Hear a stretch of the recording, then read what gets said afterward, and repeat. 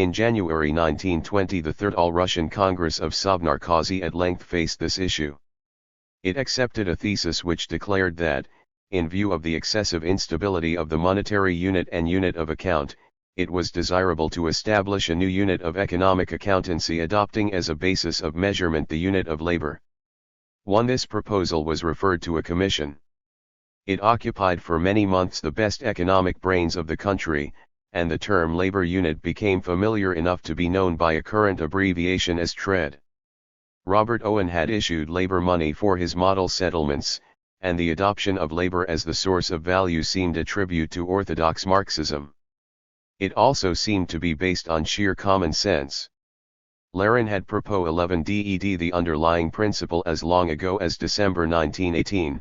Today, when the whole national economy must be regarded as one whole, the conception of comparative profit or loss becomes senseless.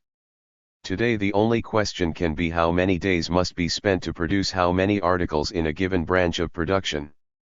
2. In a resolution of June 1920, VTSLK spoke of the importance of extending moneyless settlements with a view to the total abolition of the monetary system, a solution which is fully in harmony with the fundamental problems of the economic and industrial development of the RSFSR.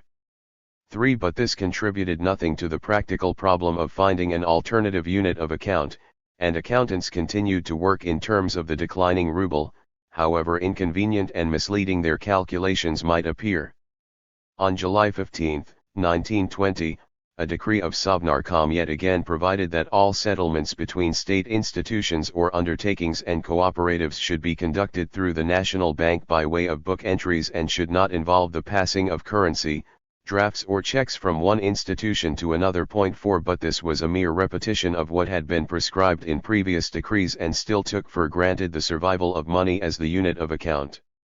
None of several schemes for replacing money by THIRD or by some other unit had won acceptance when the introduction of NEP caused the whole project to be relegated once more to the realms of academic speculation.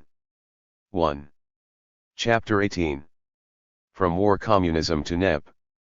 The first 8 months of the revolution had failed to effect the transition from the bourgeois to the socialist economic order. The main achievement hitherto had been to break the economic power of the feudal landowner and of the bourgeoisie rather than to lay the foundations of the economy of the future. None of the key measures of that period bore the authentic stamp of socialism, or, less still, of communism, in the Marxist sense of the term. The land was nationalized in form, a measure preached by many advanced bourgeois radicals. In fact, it was divided for purposes of cultivation into a multiplicity of small peasant holdings, the program of the social revolutionaries which Marxists had always treated as essentially petty bourgeois. In industry, a slow and somewhat reluctant beginning had been made with a policy of nationalization, but this was carried out as part of a program of state capitalism, and the necessity of learning from the capitalists was still preached. In trade and distribution nothing was done except to extend and organize the grain monopoly set up by the provisional government. In finance the banks had been nationalized, once more a measure perfectly compatible with bourgeois radicalism, but in other respects it was difficult to detect any departure from orthodox capitalist practice. Lenin more than once went out of his way to emphasize the moderation of Soviet intentions at this time. Where more drastic measures had been applied, the fault lay elsewhere. The tactics adopted by the capitalist class forced us into a desperate struggle which compelled us to smash up the old relations to a far greater extent than we at first intended. In the main the precept of the April Theses of 1917 had been observed, not the introduction of socialism as an immediate task, but immediate transition merely to control by the Soviet of workers' deputies over the social production and distribution of products. Lenin summed up the position in May 1918 in commenting on the prospective title of the RSFSR. The expression Socialist Soviet Republic indicates the intention of the Soviet power to realize the transition to socialism, not at all a recognition of the new economic dispositions as being already socialist. It was thus left to the ensuing period to take the plunge into the economic policies of socialism, and to take it under the impetus of a desperate civil war. What came to be called war communism was, as its chief contemporary historian wrote, an experiment in the first steps of the transition to socialism. The period from 1918 to the end of 1920 was in every way a testing time for the new regime, and, while it defeated with impressive ease enemies whose only program was to restore the old order, the exigencies of the Civil War threw into relief the fundamental dilemma confronting it. The economic backwardness of Russia had smoothed the path for the political triumph of the revolutionaries, since they had been opposed only by the survivals of an obsolete feudalism and by an undeveloped and still inefficient capitalism.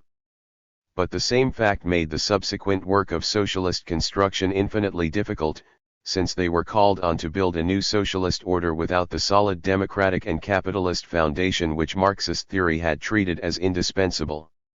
These peculiar conditions dictated, as Lenin fully realized, a certain slowness and caution in approaching the positive tasks of socialism. In theoretical terms, it was necessary to complete the bourgeois revolution before moving forward to the socialist revolution, and the uncertainties in the minds of the party leaders, including Lenin, about the precise moment of the transition reflected this underlying embarrassment. The Civil War removed all hesitations by driving the regime forward willy-nilly at breakneck speed along the socialist road. But war communism in Russia had much of the artificial and unstable character of what was sometimes called war socialism in Germany. It was the product of a special emergency, and lacked a sufficiently solid social and economic basis to ensure its full survival when the emergency was over. The victorious ending of the Civil War with the overthrow of Virgil in November 1920, and the consequent easing of tension sealed the fate of war communism. So long as the war lasted, hand-to-mouth policies were inevitable. The end of the war dictated a review of these policies in the light of longer-term considerations. This was particularly true of the requisitioning of grain, a policy whose raison d'etre lay in the continuous and inexorable need to meet today's emergency even at the expense of tomorrow's prospects. The decisive factor was the attitude of the peasants, whose loyalty to the Bolshevik regime and reluctant submission to the requisitions had been inspired mainly by fear of a white restoration and the loss of their lands.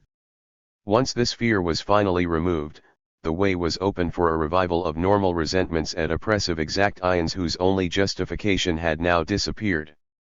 The outbreaks of peasant unrest, which had begun with the demobilization in September 1920, increased in extent and violence throughout the winter, till Lenin in March 1921 admitted that tens and hundreds of thousands of disbanded soldiers were turning to banditry. These widespread disorders were the background and the prelude to the Kronstadt Rising of March 1921, the first concerted internal revolt against the Soviet regime since the summer of 1918. The demands of the peasants had an important place in the first resolution of the Assembly of Mutineers of the Naval Squadron, to give full right of action to the peasant over all the land. And also the right to own livestock, which he must maintain and manage by his own resources, i.e. without employing hired labor, and to allow free small-scale production by individual labor. 4. The economic consequences of war communism, whose bankruptcy was revealed by these events, formed a vicious circle offering no defined starting point for analysis. A catastrophic decline in industrial production, due in part to the destruction of plant, in part to the disorganization of labor, in part to the cumbrous system of centralized administration represented by the Glavki, had been followed by a virtual breakdown of state or state-controlled distribution of commodities at fixed prices, leading to a rapid growth of illicit private trade at runaway prices and a wild currency inflation, and this in turn had prompted the refusal of the peasant, in the face of a goods famine and a worthless currency, to deliver necessary supplies of grain to the towns, so that population was progressively drained away from the industrial centers, and industrial production brought still nearer to a standstill. The antidote, familiarly known to history as NEP, was also a series of measures not conceived at a single stroke, but growing gradually out of one another. It began, by striking at the point of greatest danger, as an agriculture policy to increase the supply of food by offering fresh inducements to the peasant. It developed into a commercial policy for the promotion of trade and exchange, involving a financial policy for a stable currency, and finally, reaching the profoundest evil of all, it became an industrial policy to bring about that increase in industrial productivity which was a condition of the building up of a socialist order. The essential feature of NEP was the negation or reversal of the policies of war communism. Everyone, once the first shock of surprise was over, accepted NEP as a necessity. But it was accepted by some willingly, by others with an uneasy conscience, and the justification of NEP was a theme of prolonged argument reaching back to the beginnings of the regime and pointing forward to the economic controversies of the future.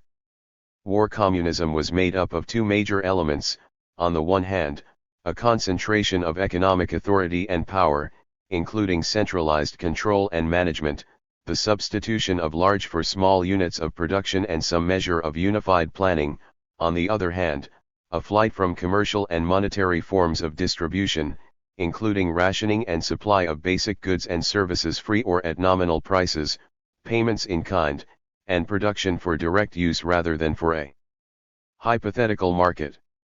Between these two elements, however, a fairly clear distinction could be drawn.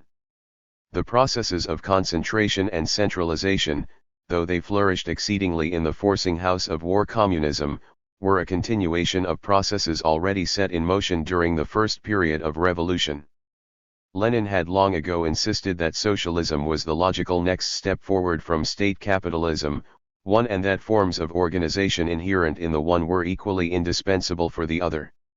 Here war communism was building on a foundation of what had gone before, and many of its achievements stood the test, only in their detailed application, and in the extended scope given to them, were its policies afterwards subject to criticism and reversal. The second element of war communism, the substitution of a natural for a market economy, had no such foundations. Far from developing logically out of the policies of the initial period of the revolution, it was a direct abandonment of those policies, an unprepared plunge into the unknown. These aspects of war communism were decisively rejected by NEP, and it was these aspects which most of all discredited war communism in the eyes of its critics. Between the two major elements of war communism there was, however, a further distinction. The policies of concentration and centralization were applied almost exclusively in industry, and it was here that the revolution had the main social basis of its support. And that the Russian economy showed some of the features of a developed capitalism.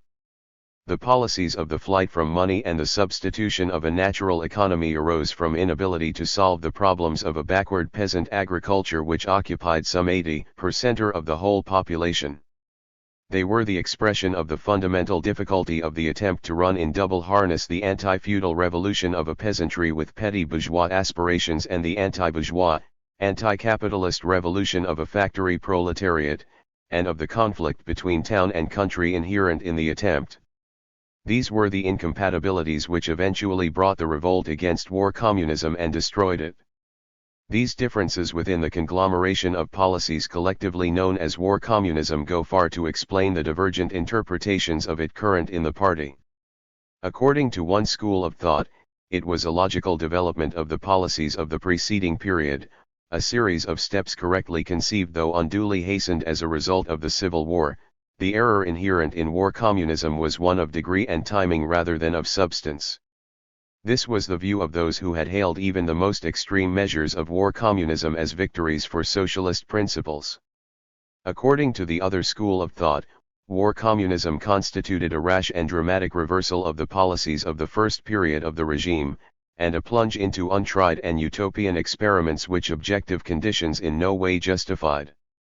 War communism was, on this view, not an advance on the road to socialism, but a forced response to the Civil War emergency.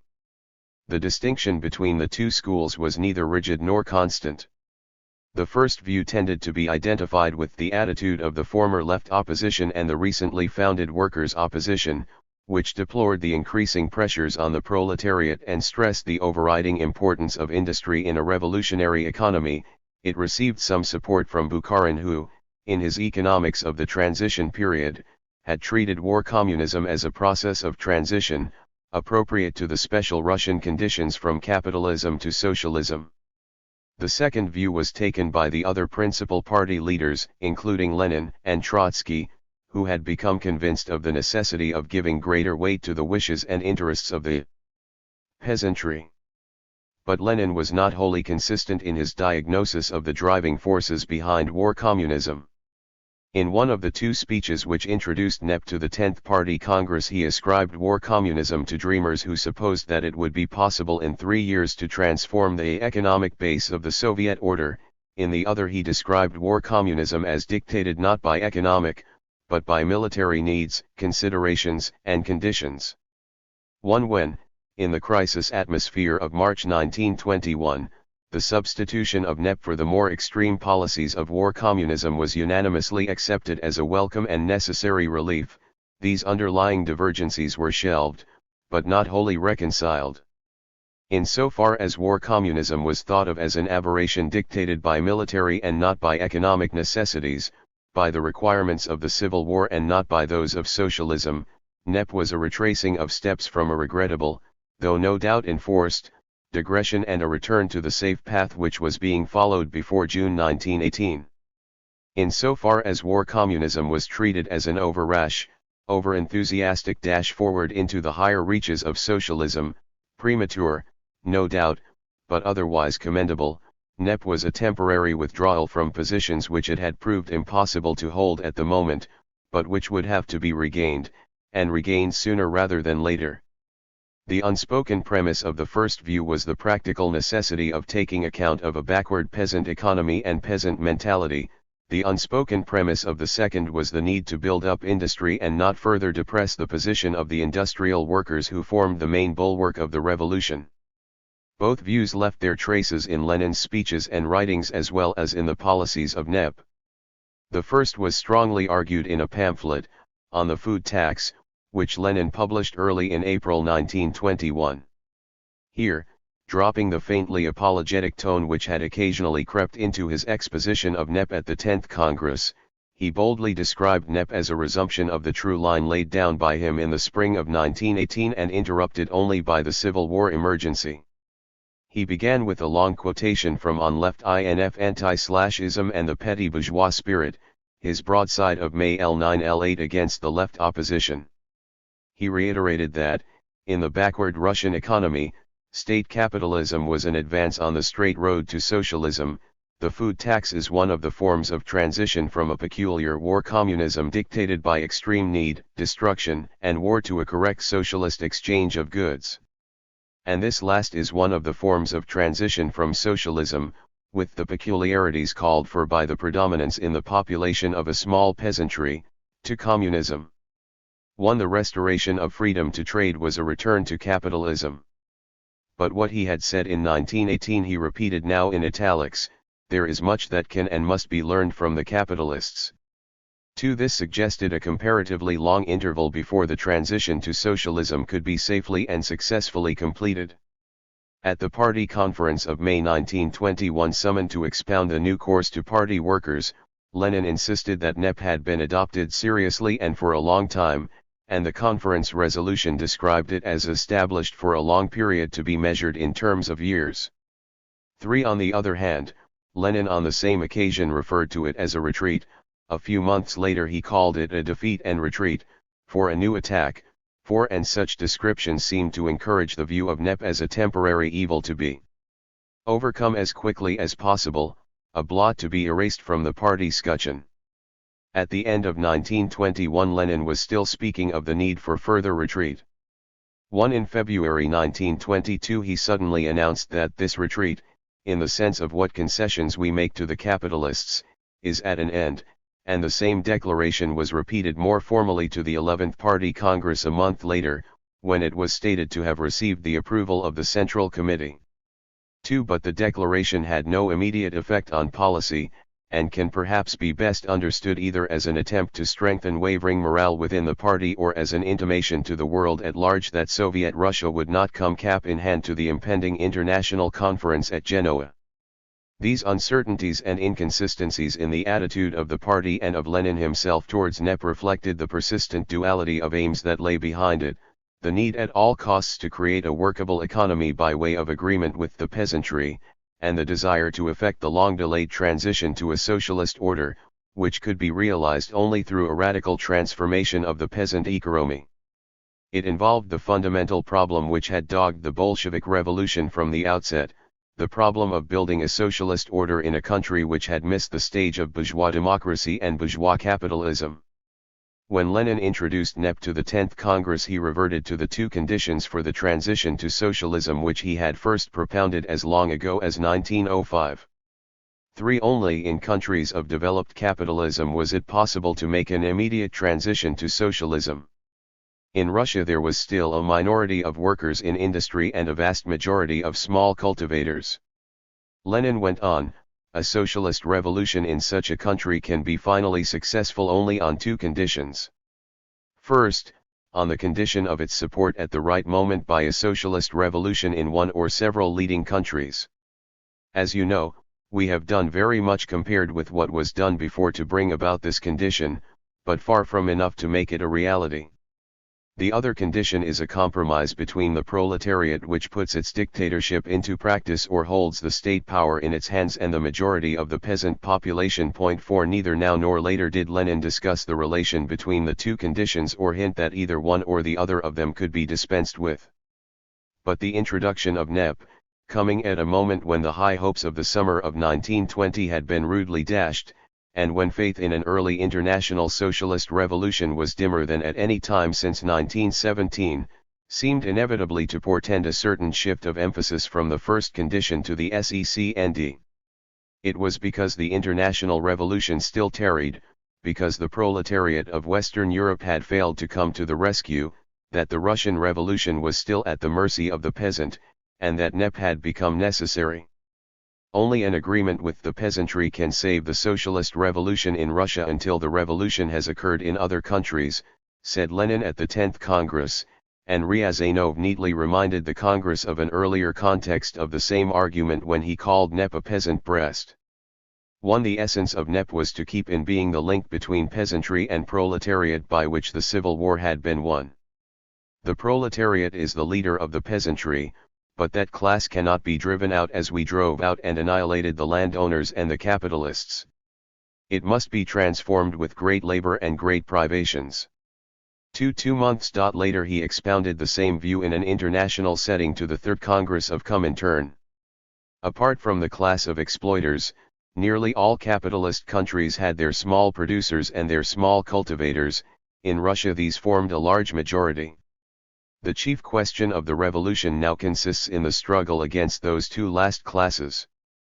These could not be dealt with by the simple measures of expropriation and expulsion which had been applied to the exploiters, other methods would be necessary. The other methods were embodied in NEP, the principle of which was the maintenance of the alliance of the proletariat with the peasantry, in order that the proletariat may keep the role of leadership and state power. The equivocal position of a peasantry, which was at one and the same time an essential ally and the object of a struggle directed to overcome it, lay at the root of many future problems. In any case, added Lenin by way of afterthought, the experiment we are making will be useful to future proletarian revolutions. 1. At the 11th Party Congress in March 1922 Lenin still reiterated the same axiom: the new economic policy is important to us above all as a test of the fact that we are really achieving the link with the peasant economy. 2. But NEP had in this respect certain obscure and still unrealized, yet vital, implications. Its inherent tendency was to relegate to the background the first of the two conditions of the transition to socialism, the condition of an international socialist revolution, which Soviet power had proved unable to realize, and to concentrate on the second condition, the winning over of the peasantry, whose fulfillment seemed to depend exclusively on the ingenuity and strength of Soviet policy. 3 years later, when the impracticability of the first condition had been still more plainly revealed, Lenin's insistence on NEP as the true road to socialism was revealed as an unavowed forerunner of the doctrine of socialism in one country. Chapter 19. NEP, the first steps. Agriculture. The initial and cardinal measure of the new economic policy, the substitution of the tax in kind for the requisitioning of surpluses, was no new conception. The tax in kind had been first introduced in the autumn of 1918, but the requisitions had continued, and the tax been abandoned. 1. In February 1920, before the Ninth Party Congress, at a moment when the Civil War already seemed over, Trotsky had proposed in the Politburo to replace requisitioning of surpluses by a tax in kind calculated on a percentage of production, and to put the exchange of goods with the peasantry on an individual rather than a collective basis. But he had been opposed by Lenin, and obtained only 4 of the 15 votes. 2 such projects were once more in the air after the final defeat of Virgil, and had been ventilated by SR and Menshevik delegates at the 10th All-Russian Congress of Soviets in December 1920. 3. Hitherto they had been dismissed as an inadmissible and impracticable derogation from Bolshevik principles, a return to free trade and petty bourgeois capitalism. But just a year after Trotsky's original initiative, on February 8, 1921, a discussion of agrarian policy in the Politburo prompted Lenin himself to put forward a recognizably similar project. A rough draft made by Lenin and submitted to a committee of the Politburo for elaboration defined it in the following terms. 1. To satisfy the desire of the non-party peasantry for the replacement of the requisition by a grain tax. 2. To reduce the level of this tax in comparison with last year's requisition. 3. To approve the principle of bringing the level of tax into relation with the effort of the cultivator in the sense of lowering the percentage of tax in proportion to an increase of effort by the cultivator. 4. To extend the freedom of the cultivator to use his surplus over and above the tax for local economic exchange, on condition of prompt and full payment of the tax. On February 17 and 26 inspired articles appeared in PRA1 advocating and explaining the suggested change. On February 24 a detailed draft, worked out by the committee on the basis of Lenin's notes, was submitted to the Central Committee of the party. After further discussion and the appointment of another drafting committee, the Central Committee approved a revised project on March 7, 1921. On the following day it was introduced by Lenin, though cautiously and not as a principal topic, in his general policy speech at the 10th Party Congress. On March 1, Lenin in a further speech formally submitted the proposal to the Congress, which unanimously approved it and appointed yet another drafting committee to prepare the text of a law, and this text was referred back to the Politburo which made further changes. On March 20 the matter was transferred for the first time from the party to the governmental machine. The decree, in the form in which it had been finally approved by the Politburo, was formally adopted by VTSIK on the following day. The guarded phraseology of the decree did not conceal the revolutionary quality of the change. The tax in kind, calculated as a percentage of crops harvested, was to be progressive in the sense of being graduated to fall more lightly on middle and poor peasants and on the farms of town workers. So far the principle of levies adjusted to capacity and to need was maintained. But Lenin's original draft was followed in giving tax rebates to peasants who increased the area of land sown or the productiveness of their land as a whole, and in other respects the changes made by the Politburo after the Party Congress and embodied in the final text of the decree were all designed to accentuate the strictly commercial character of the new policy. Collective responsibility, which had still been recognized in the Congress draft, was explicitly abolished, and the individual peasant was made responsible for discharge of the tax falling on him. A state fund was to provide consumer goods and agricultural equipment, no longer for the poorest part of the population, but solely in exchange for surpluses voluntarily delivered in excess of the amount of the tax, and freedom to trade surpluses within the limits of local economic exchange. Was made more specific by the addition of the words, both through cooperative organizations, and on markets and bazaars.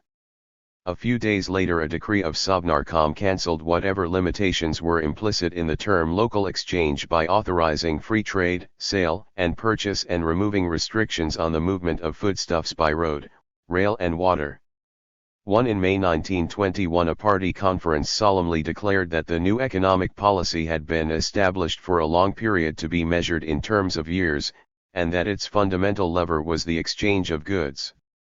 2. The introduction of NEP required not so much the creation of New institutions as the transformation of existing institutions from instruments of compulsion into instruments of the new policy of encouraging the individual initiative of the peasant. A first attempt was made with the sowing committees set up by the decision of the 8th All-Russian Congress of Soviets in December 1920. 1. A joint decree of VTSIK and Sovnarkom of May 26, 1921, declared that the functions of the committees as hitherto defined were too narrow and that, in the interests of the further development of the independence of the peasantry, the sphere of their activity should be broadened. In addition to increasing the sown area, they should concern themselves with improving methods of cultivation, assisting rural industries, and encouraging local exchanges of goods and the development of cooperatives. 2. A month later a further long decree drafted by Lenin himself placed the system of village committees, through intermediate stages of county and provincial economic conferences under the authority of the Council of Labor and Defense. 3. But this elaborate structure was never realized, and left no trace on subsequent developments.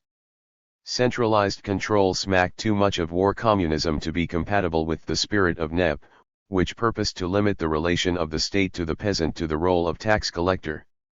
The original conception of NEP, that agricultural production could be increased by guaranteeing to the peasant freedom to dispose of his surpluses and freedom and security in the tenure of his land, was correct. But time was required to apply and develop it, and the decision of March 1921, hurriedly taken in response to a grave emergency, came too late to forestall or mitigate a great natural catastrophe. The initial calculations were made on the apparently cautious basis of the achievements of the previous year. A decree of Sovnarkom of March 28, 1921, fixed the total assessment of grain to be levied under the tax in kind on the basis of an average harvest at 240 million PUDs against an assessment of 423 million under the requisition of 1920, of which about 300 million PUDs were in fact collected. 1. The process of trade and exchange was relied on to supply a further 160 million and thus make up the estimated minimum requirement of 400 million. 2. The announcement of a change in policy scarcely came in time to affect the sowing program. It may have been due in part to the incentives held up by NEP that the sown area in the northern and central provinces increased by from 10 to 15% in 1921. These were, however, consumer provinces which did not even fully supply their own needs, and in the much more important southern and southeastern provinces the sown area actually declined by a similar percentage. 3. But what destroyed all calculations was the catastrophe of a second successive year of drought, afflicting most severely the producer provinces of the Volga Basin. The first note of warning was sounded at the end of April 1921 in an announcement by the Council of Labor and Defense of measures for the struggle against drought. 4. In July 1921 the magnitude of the disaster was disclosed by the sensational appointment of a non-party All-Russian Committee for Aid to the Hungry, followed a month later by the scarcely less sensational agreement with Hoover's American Relief Administration for famine relief from abroad. 5. In July decrees had been issued for the evacuation to Siberia of 100,000 inhabitants of the stricken regions. 6. A few days later authority was given to exempt from the tax in kind peasants suffering from major disasters to their crops. 7. At the end of the year it was officially stated that, out of 38 million deciatins of sown land in the European provinces of the RSFSR, the harvest of 1921 had totally failed over more than 14 million deciatins. 1. Instead of the estimated 240 million PUDs, the tax in kind for 1921 to 1922 realized only 150 million PUDs, or half the total collection for 1920 to 1921. 2. The horrors of the famine of 1921 which devastated the whole Volga Basin have been vividly described by many witnesses, notably by members of the foreign relief missions which ministered to the suffering. Estimates of those who perished are unreliable, more especially since hunger is more often an indirect than a direct cause of death, nor can the losses in livestock be even approximately computed. The decree constituting the All-Russian Committee estimated the number of those in need at 10 millions. 5 months later, at the 9th All-Russian Congress of Soviets in December 1921, the official estimate was 22 millions, and Kalinin gave reasons for thinking that this was at least 5 millions too low. At this time about 1.25 million people were believed to have trekked from the stricken regions into the Ukraine or into Siberia, some of them making journeys of weeks or months. The famine had been more widespread, more severe, and more serious in its effects on an already much tried and enfeebled population than the last great famine of 1891 to 1892. Kalinin estimated the total of relief supplies up to December 1921 at 1,800,000 PUDs of grain and 600,000 PUDs of other foodstuffs from home stocks, and 2,380,000 PUDs, including about 1,600,000 PUDs of grain, from abroad. 3. For the collection and distribution of these supplies a major share of credit went to ERA, the only officially sponsored foreign organization in the field. According to a contemporary article by Kamina, the support of the American government gave ERA the possibility to carry out a systematic work of assistance on a large scale and to exceed everything that was done by other organizations. 4. The crop failure and famine concentrated all attention on the next harvest, and in December 1921 a party conference and the 9th All-Russian Congress of Soviets announced the opening of the agricultural campaign of 1922, in which the whole party organization from top to bottom was called on to play its part. 1. In addition to the regular measures of admonition and organization, including the provision of seeds and other material aid, the principle of personal and collective incentives was, for the first time, freely invoked.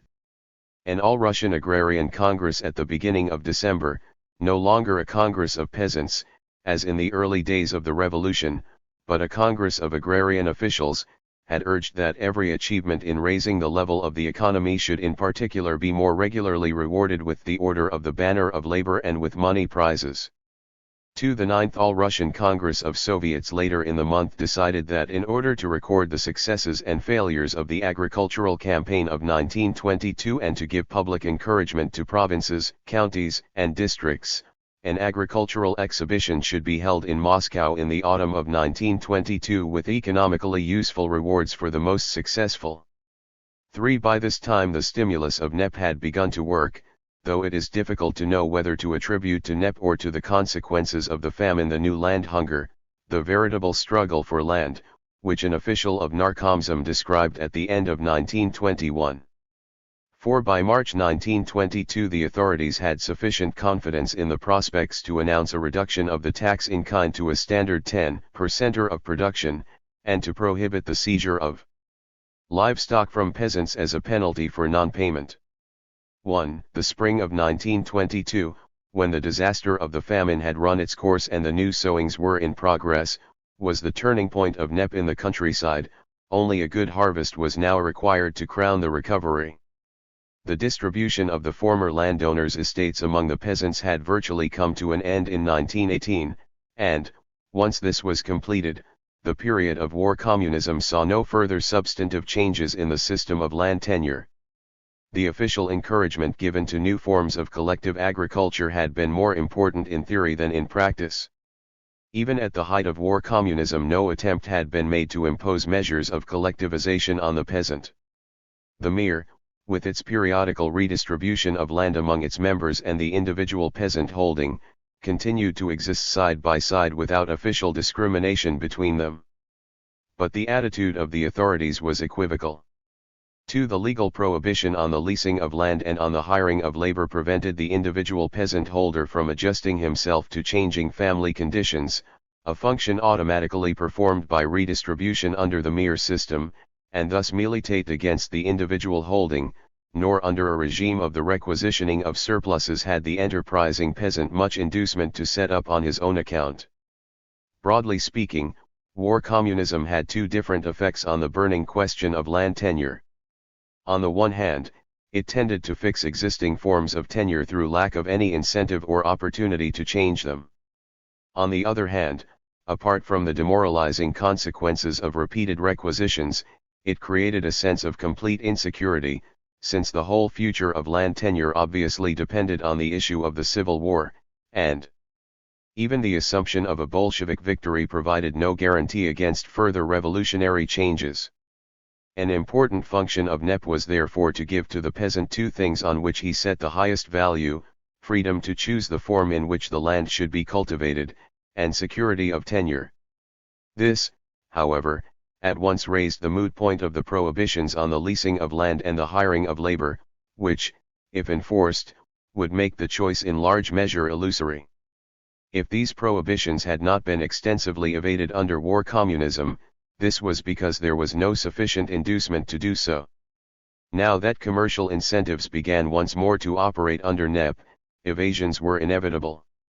In October 1921 Narkomzum reported that leasing exists surreptitiously. One and the same was certainly true of the hiring of labor. The question of land tenure was a main preoccupation of the All-Russian Agrarian Congress of December 1921, which, in order to remove any unclearness in existing legislation, enumerated the different systems of tenure in force and confirmed the right of free choice between them. The Ninth All-Russian Congress of Soviets a fortnight later took up the theme in a long and confused debate. Osinski complained that the issue was dealt with very indefinitely and obscurely in the existing law and that our peasantry has no legal guarantees for its exploitation of the land.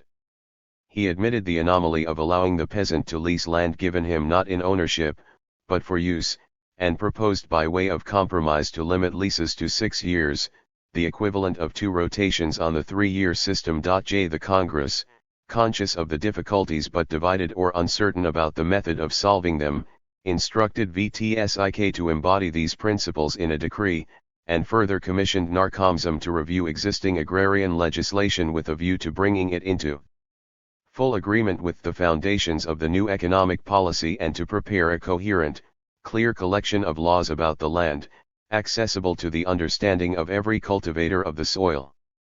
4. The decree of VTSLK in the form of a fundamental law on the exploitation of land by the workers in 37 articles appeared in May 1922. 1. The artel, the commune, the mir, the isolated holding in the form of the atrub or the kutter, or some combination of these, were equally recognized. Freedom of choice rested with the peasant concerned, subject to a not very clearly defined right of the local authorities to fix rules in cases of dispute. The maintenance of the mir with its periodical redistribution of land was not prohibited or directly discouraged. But the peasant, at any rate in theory, was free to leave it and take his land with him, and the decree helped to make this possible by permitting both the leasing of land and the hiring of labor, though professedly by way of exception to meet particular needs. Households that had been temporarily weakened by natural disasters or loss of labor power could lease part of their land for a maximum period of 2 rotations. Labor could be hired provided members of the household also worked on an equal footing with the hired workers. Thus the effect of NEP was to put an end to what was left of the equalizing tendencies of the revolutionary period. It recognized, so far as was compatible with the theory of the public ownership of land, the right of the peasant to treat his holding as his own, to increase it, to cultivate it with the help of hired labor or to lease it to others. His obligations to the state were those of a taxpayer. The state in return offered him, for the first time since the revolution, security of tenure to develop his holding and to crop it for his own and the common good. The introduction of NEP did not theoretically affect the official encouragement given to current voluntary forms of collective cultivation, such as the sovkhozy, the agricultural commune or the artel. In one of his early speeches in defense of NEP, Lenin repeated that the future development of agriculture depended on the prospect that the least profitable, most backward, small and scattered peasant farms should gradually amalgamate and organize large-scale agriculture in common, and he added significantly, that is how socialists have always imagined all this. 2. The only change in principle was that the new commercial principles applied to state industry under NEP 1 were extended to the sovkhozy, which were now called on to show a profit from their operations. All Soviet farms were to be considered vested in the People's Commissariat of Agriculture, assigned farms being leased by a legal contract to the institution exploiting them, which paid rent in kind to the commissariat. Two later instructions were drawn up permitting the leasing of sovkhazy to certain favored categories of private persons. 3. On the analogy of what was being done in industry, the sovkhazy of each province were grouped together in a provincial trust, and the edifice was crowned by a state farm syndicate attached to Narkomzum. Active support was still accorded to producers' cooperatives, whether in the form of agricultural communes or of artels. 4. But as NEP gradually reopened normal channels of exchange between country and town, the impetus which had originally created the system of assigned farms died away, and other sovkhazy eked out an unanured and precarious existence. The new emphasis on individual enterprise was clearly inimical to state-organized forms of collective cultivation. The mood of acquiescence and relief in which NEP had been received by the party in March 1921 could not be expected to last. A change so radical and so contrary to the hopes and expectations of an advance into socialism which had been confidently shared by the whole party, a change which looked at first sight like a capitulation not only to capitalism, but to the pessimistic views long expressed by the SRS and Mensheviks, a change which shifted the emphasis of policy from the industrial proletariat, the bearer and spearhead of the revolution, to the backward and mainly petty bourgeois peasantry, was bound to arouse apprehension and resentment. 1. Since the new attitude to the peasant was the foundation of NEP, it was the new policy in agriculture which bore the brunt of the first attacks. A new and critical spirit spread in party circles, and found expression along two different lines. The first criticism of NEP in agriculture related to its effect on the social structure of the peasantry. For 3 years Soviet agrarian policy had had a consistently leveling effect. It had sought with some success both to level up and to level down. 2. Its hostility to the kulak had been the counterpart of its desire to extend the holdings and improve the status of the poor peasant. Now it appeared that the aim of NEP was to rehabilitate and encourage the kulak at the expense of the poorer peasants. Lel L. When he introduced NEP admitted the fact, and had no answer to the critics but the plea of necessity. We must not shut our eyes to the fact that the replacement of requisitioning by the tax means that the kulak element under the system will grow far more than hitherto. It will grow in places where it could not grow before. 3. The free play of the market was bound to increase the differentiation between the successful and well-to-do and the unsuccessful and poor, and to open the possibility for the former to exploit the latter. This was the price to be paid, whether under the Stolypin reform or under NEP, for the extension of capitalism to the countryside. In the terrible famine conditions of 1921 the kulak was slow to emerge. In the stricken areas the only difference that mattered was the difference between survival and starvation. But in other areas the symptoms were more obvious. At the party conference of December 1921 Preobrazhensky drew attention to the danger of a development of the kulak farmer type of economy. 1. In March 1922 he submitted to the Central Committee, in preparation for the 11th Party Congress, an elaborate set of theses which constituted the first serious treatment of the question. The stratum of the peasantry which had preserved its economic stability throughout the Civil War and strengthened itself in the period of the most acute dependence of the town on the country was establishing its predominance under NEP in the form of intensive small-scale farming with regular or occasional hired labor or in the form of a strengthening of large-scale general farming in Siberia and other borderlands with regular hired labor. At the other end of the scale, in consequence of the decrease in draft animals, the draining off of workers for the front in the imperialist and civil wars and repeated bad harvests, the stratum of peasants without horses, without plowed land, without cows, has increased. Thus the general picture of a reversal of earlier tendencies was beginning to take shape. The leveling of class contradictions in the country has been stopped. The process of differentiation has begun anew and grown stronger, and is strongest of all where the revival of the peasant economy is most successful and the area under the plough is being increased. In the midst of the immense decline of the peasant economy as a whole and the general impoverishment of the countryside, the emergence of an agricultural bourgeoisie is going on. Preobrazhensky's long review of existing evils ended with a return to the old ideals of Bolshevik theory, to develop the sovkhazy, to support and extend proletarian agriculture on holdings allocated to factories, to encourage the development of agricultural collectives and to bring them within the orbit of a planned economy as the basic form of the transformation of a peasant economy into a socialist economy. He followed a fashionable will-o'-the-wisp of the moment by suggesting the introduction of foreign capital and foreign workers to create great agricultural factories and to apply modern technical methods of large-scale cultivation. 2. Lenin read Preobrazhensky's theses with unconcealed impatience as one of those theoretical exercises in long-term planning which seemed to have little relation to the practical possibilities of the moment. He dismissed them in a highly critical note to the Politburo as unsuitable. He proposed that the forthcoming Congress should confine itself to the setting up of a commission which would be instructed not to fall into a repetition of commonplaces, but to study exclusively and in detail local practical experience. The Party Central Committee accepted Lenin's views.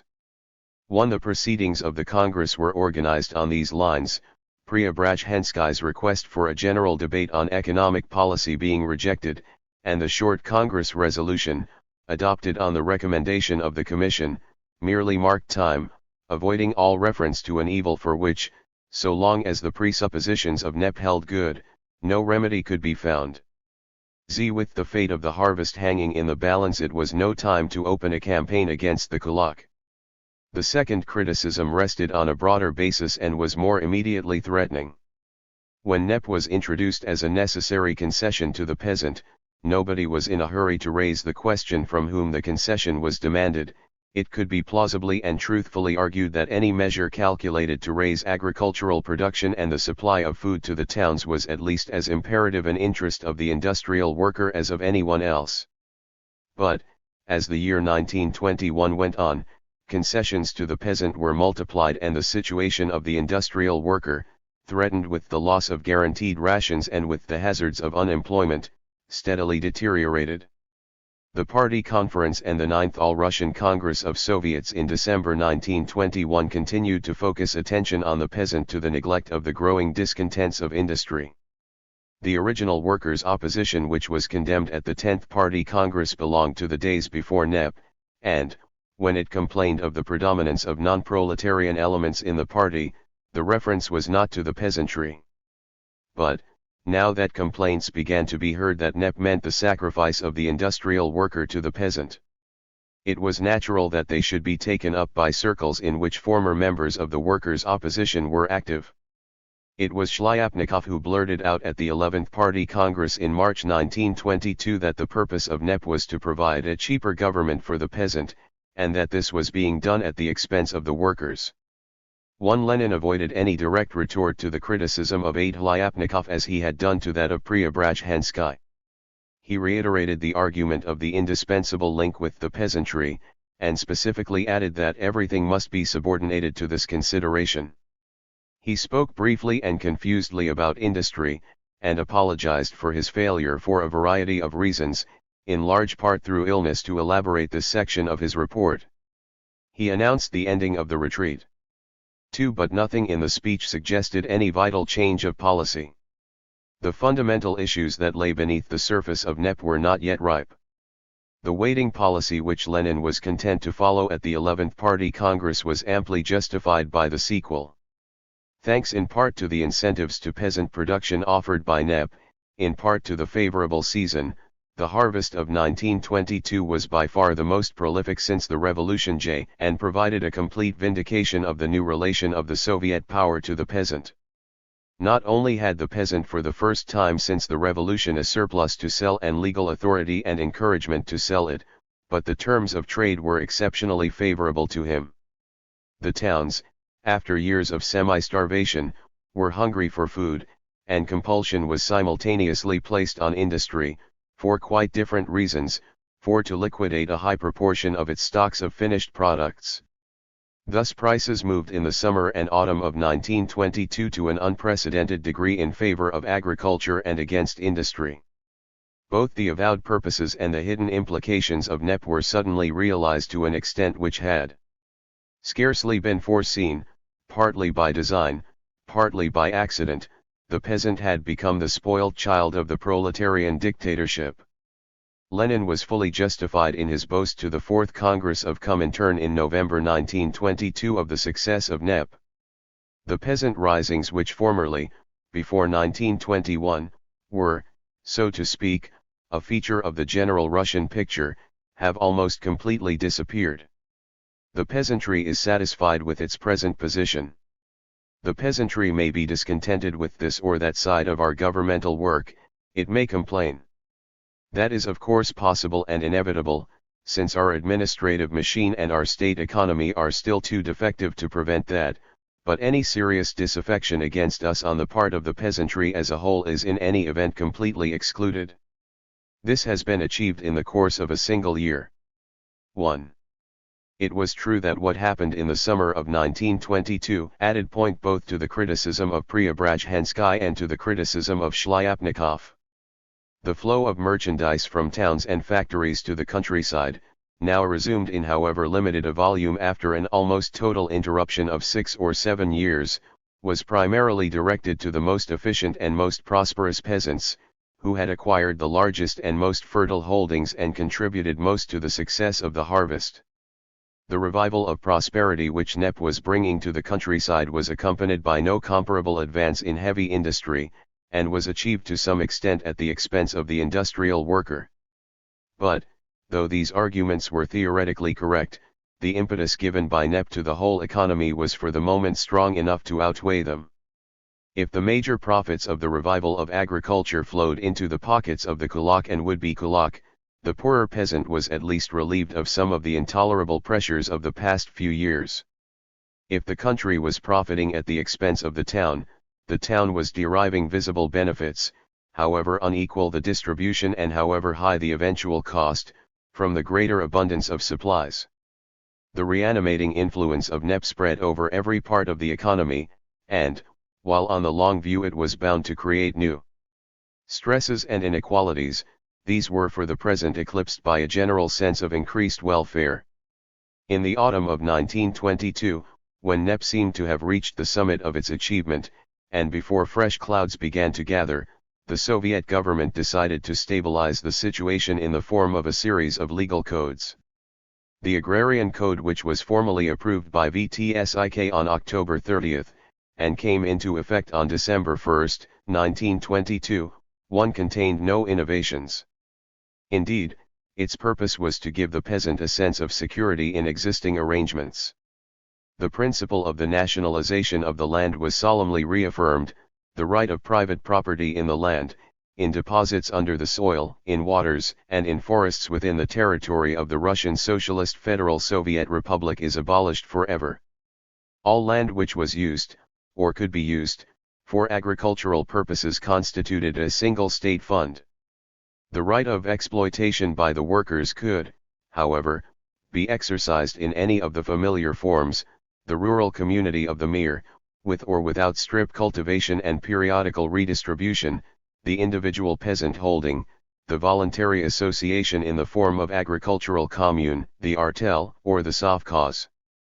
The right of the dissentient individual or minority to leave the community with an appropriate allocation of land was recognized, subject to provisions to prevent excessive fragmentation of holdings.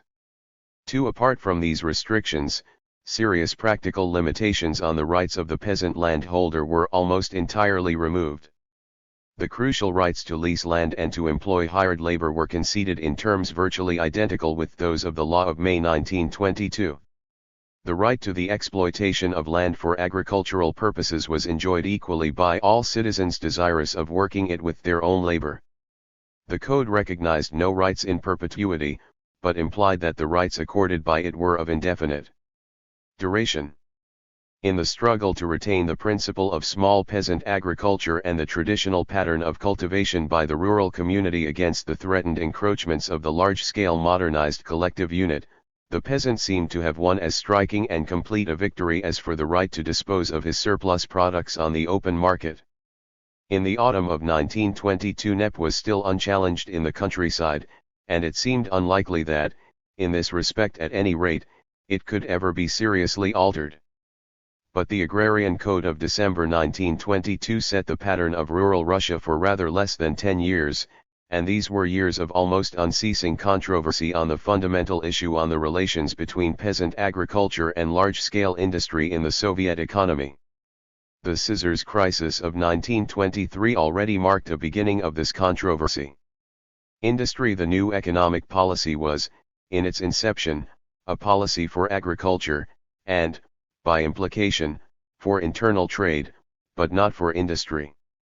The problems of industry were not discussed by the Party Congress which adopted it, and the resolution on the replacement of the requisition by a tax in kind referred to industry only in the context that the revival of transport and industry would permit the Soviet power to receive the products of agriculture in the normal way, i.e. by exchange for the products of factories and of home industries. 2 months later Lenin, in the article which was his fullest exposition of NEP, for the first time faced the practical issue. Want and destruction have gone so far that we cannot at once restore large-scale, factory, state, socialist production. That means that it is indispensable in a certain measure to help the restoration of small industry too, which does not require machines, does not require either state-owned or large stocks of raw material, fuel, and food, and can immediately render some aid to the peasant economy and raise its productive powers. But this relegation of large-scale industry to a secondary role also had its difficulties. In a draft which was written a few weeks later in the middle of May 1921 and subsequently appeared as a resolution of VTSIK, the question was more discreetly left open: let experience show how far we shall succeed in setting this exchange in motion by increasing the production and deliveries of the state products of large socialist undertakings, how far we shall succeed in encouraging and developing small local industry. When, however, this draft was submitted to the Fourth All-Russian Congress of Councils of National Economy and the Fourth All-Russian Trade Union Congress, both of them bodies reflecting the interests of large-scale nationalized industry, doubts came quickly to the surface. One speaker thought that the peasant would supply his needs mainly from home industries so that the link between town and country would be broken, and Milyutin reported at the end of the debate that dozens of notes sent up to the platform had expressed anxiety lest this new turn in the direction of free competition, of encouraging small industry, may destroy the fundamental basis of our big industry. At the Fourth All-Russian Congress of Trade Unions, Lazovsky urged that the trade unions should take part in the regulation of small industry, and Schmidt foresaw in the new conditions a danger that the working class would be inclined to drift away from its fundamental work towards small industry. The party conference at the end of May 1921 gave Lenin an opportunity to turn the edge of criticism with his customary skill. If the predominant place of large-scale industry in any socialist society had not been emphasized, this was because it was a universally accepted postulate. He invoked what was now his favorite deus ex machina, the plan of electrification. We have a quite precisely calculated plan, calculated with the help of the work of the best Russian specialists and men of learning, which gives us an exact notion how and with what resources, taking account of Russia's natural peculiarities, we can, must and shall put this foundation of large-scale industry under our economy. Without this it is not possible to speak of a really socialist basis of our economic life. But large-scale industry could not be revived without more abundant supplies of food and raw material. These could not be obtained except by process of exchange. To encourage the development of small industry was to get this process started. In order seriously and systematically to pass over to the revival of this large-scale industry, we need a revival of small industry. The resolution of the conference put the desiderata of industrial policy in what was from this point of view the logical order. First came support of small and medium undertakings, private and cooperative. Secondly, permission to lease state enterprises to private persons, cooperatives, artels, and associations. Thirdly, a partial review of the programs of big industry in the direction of strengthening the production of objects of popular consumption and everyday peasant use. And lastly, a broadening of the independence and initiative of every large-scale enterprise in the matter of disposing of its financial and material resources. This was the order to be followed in Soviet enactments. The initial steps of NEP in industry were 2 decrees issued by Sovnarkom on May 17, 1921. The first announced the intention of the government to take necessary measures to develop rural and small industries, whether in the form of private enterprises or of cooperatives, and to avoid the excessive regulation and excessive formalism which crush the economic initiative of individuals or groups of the population. 3. The second cancelled several previous decrees limiting the scope and powers of producers' cooperatives, and put an end to the operation of the decree of November 29, 1920, nationalizing all industrial enterprises, while stipulating that nationalizations effected before May 17, 1921, were not annulled. 1. Throughout the summer of 1921 a series of decrees marked the almost ostentatious encouragement now given to industrial cooperatives. They enjoyed the rights of juridical persons, they could employ hired workers in numbers not exceeding 20% of their membership, and were not subject to control by the People's Commissariat of Workers and Peasants' Inspection, thus escaping from the disability of state institutions. On the other hand, they were entitled to obtain long and short-term credits from the cooperative section of Narkomfin.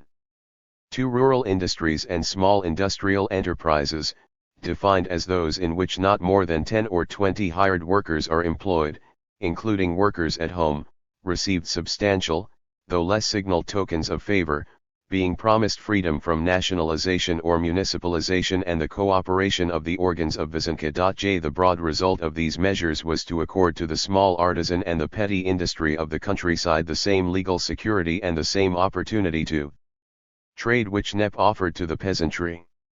The second step laid down in the resolution of the Party Conference of May 1921 was the return to private management and control, by way of leasing, of industrial enterprises which had already been nationalized and taken over, but which the state in the new conditions could not profitably retain.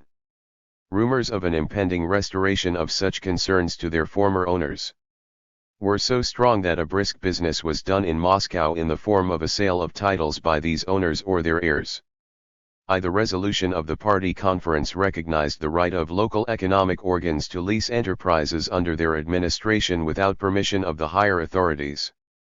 Local authorities hastened to act on this recommendation without awaiting the formal promulgation of a Soviet decree.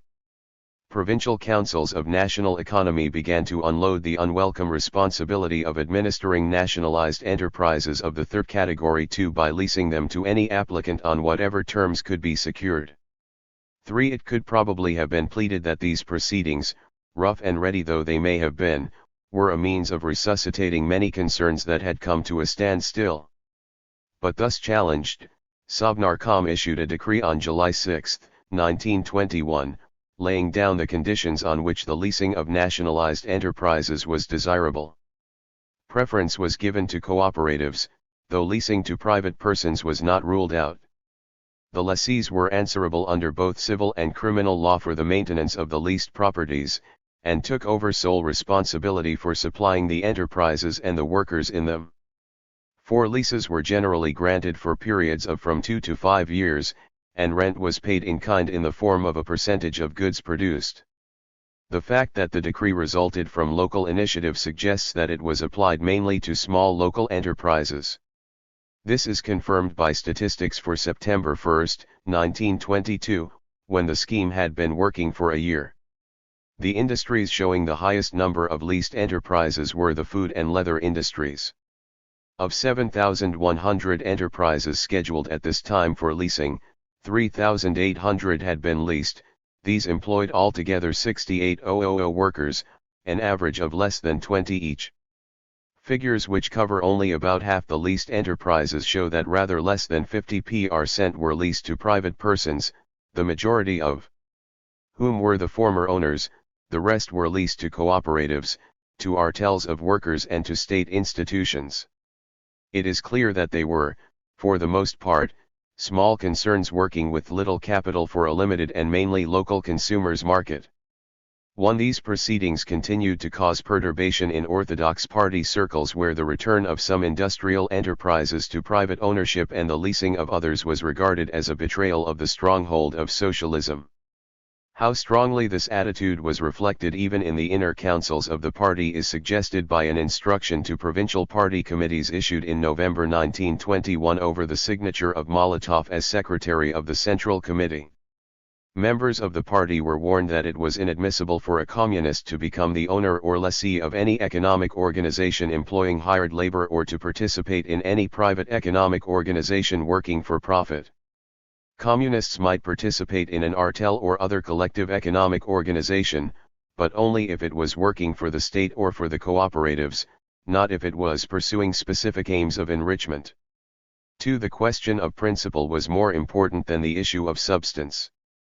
Kamina stated, at the 10th All-Russian Congress of Soviets in December 1922, that state industry, including transport, employed 3 million workers, as against 70,000 employed in private and leased industries. A census of 165,000 so-called industrial enterprises taken in March 1923 showed that 88.5% of them were in private ownership or leased to private persons, state-run enterprises accounting for only 8.5% and cooperative enterprises for 3%.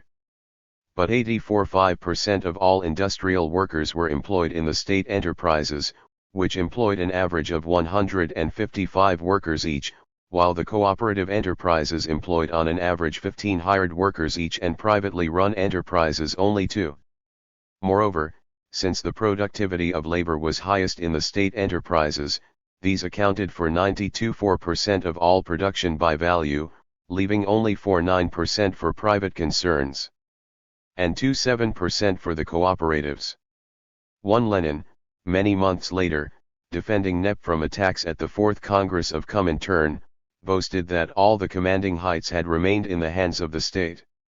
2 The defense was cogent and well-founded. The main importance of the new industrial policy resided not in the recognition of private ownership or private management in a mass of small enterprises which for the most part never had been, and could not at this time have been, effectively nationalized, but in the change of attitude towards the administration of large-scale nationalized industry.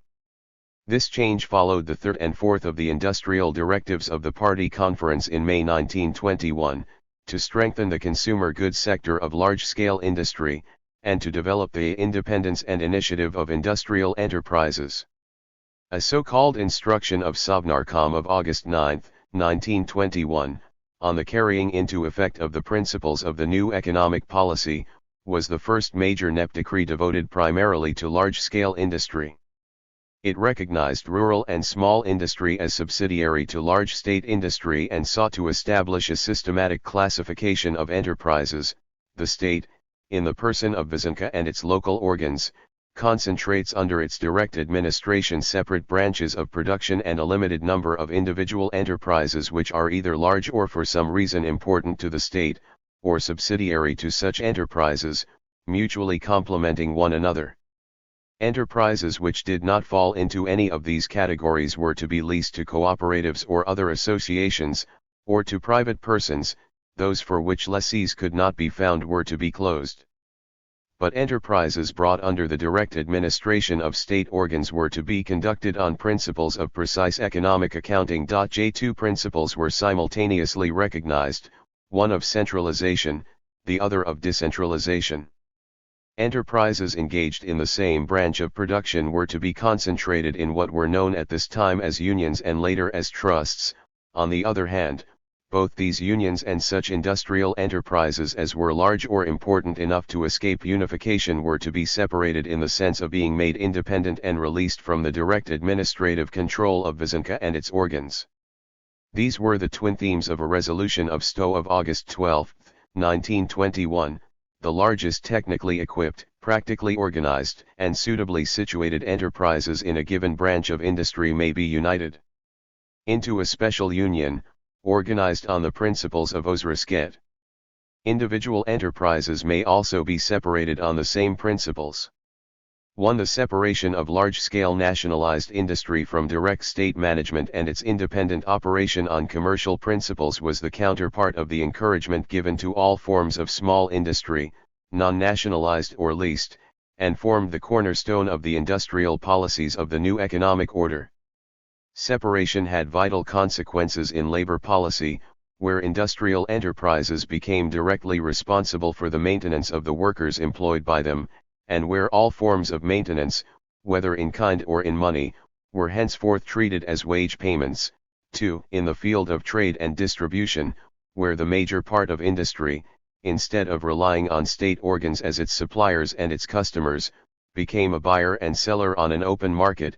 3. And in financial policy, where industry received credit, no longer from the Treasury on a basis of budget estimates, but from a state bank, and later from other banking institutions, on a basis of profitability. 4. The introduction of Ozrisket, which Lenin described as a transition to commercial principles, was an inescapable corollary of NEP. It was impossible to combine private capitalist agriculture with state industry in the same economy unless the state sector accepted the conditions of the market. 5. The function of Ozrisket was, in the first place, to ensure that state enterprises should cease to be a burden on the state, and, secondly, to enable the authorities to determine what enterprises deserved to retain the privilege of state ownership and administration. But in the autumn of 1921 the tools available were scarcely delicate enough for this exacting task. In its report to the Ninth All-Russian Congress of Soviets in December 1921, Vasenko reminded the Congress that some of the most elementary decisions about the definition of profit had still to be taken. There are so far no guiding instructions to explain what is meant by profit and whether it should be accounted for in full, or whether any deduction should be made from it in order to provide capital for the enterprise, how to deal with profit represented in the form of unrealized products remaining in the enterprise, etc. 1. Nor were these simple or purely formal questions. Nearly 2 years later a competent writer in a publication of Stowe pointed out that different trusts were computing their costs of production and therefore their profits in very different ways. 2. The formation of trusts was a method of carrying out the transition of industry to Ozrisket and of enabling industry to face the stresses which the change brought with it. In one sense it was a policy of self-help. Industry, and especially heavy industry whose needs had been a first priority while the Civil War lasted, now had to bear the main brunt of the concessions to the peasant and the return to a market economy. Yet, if large-scale industry was no longer the favorite child of the proletarian state, it must organize to meet the new and unfamiliar stresses of open competition. In another and more immediate sense, the trusts were an answer to the problem of rationalization. It had long been apparent that an immense amount of waste both of material and of labor could be eliminated by the closing down of inefficient units and the concentration of production on the most efficient.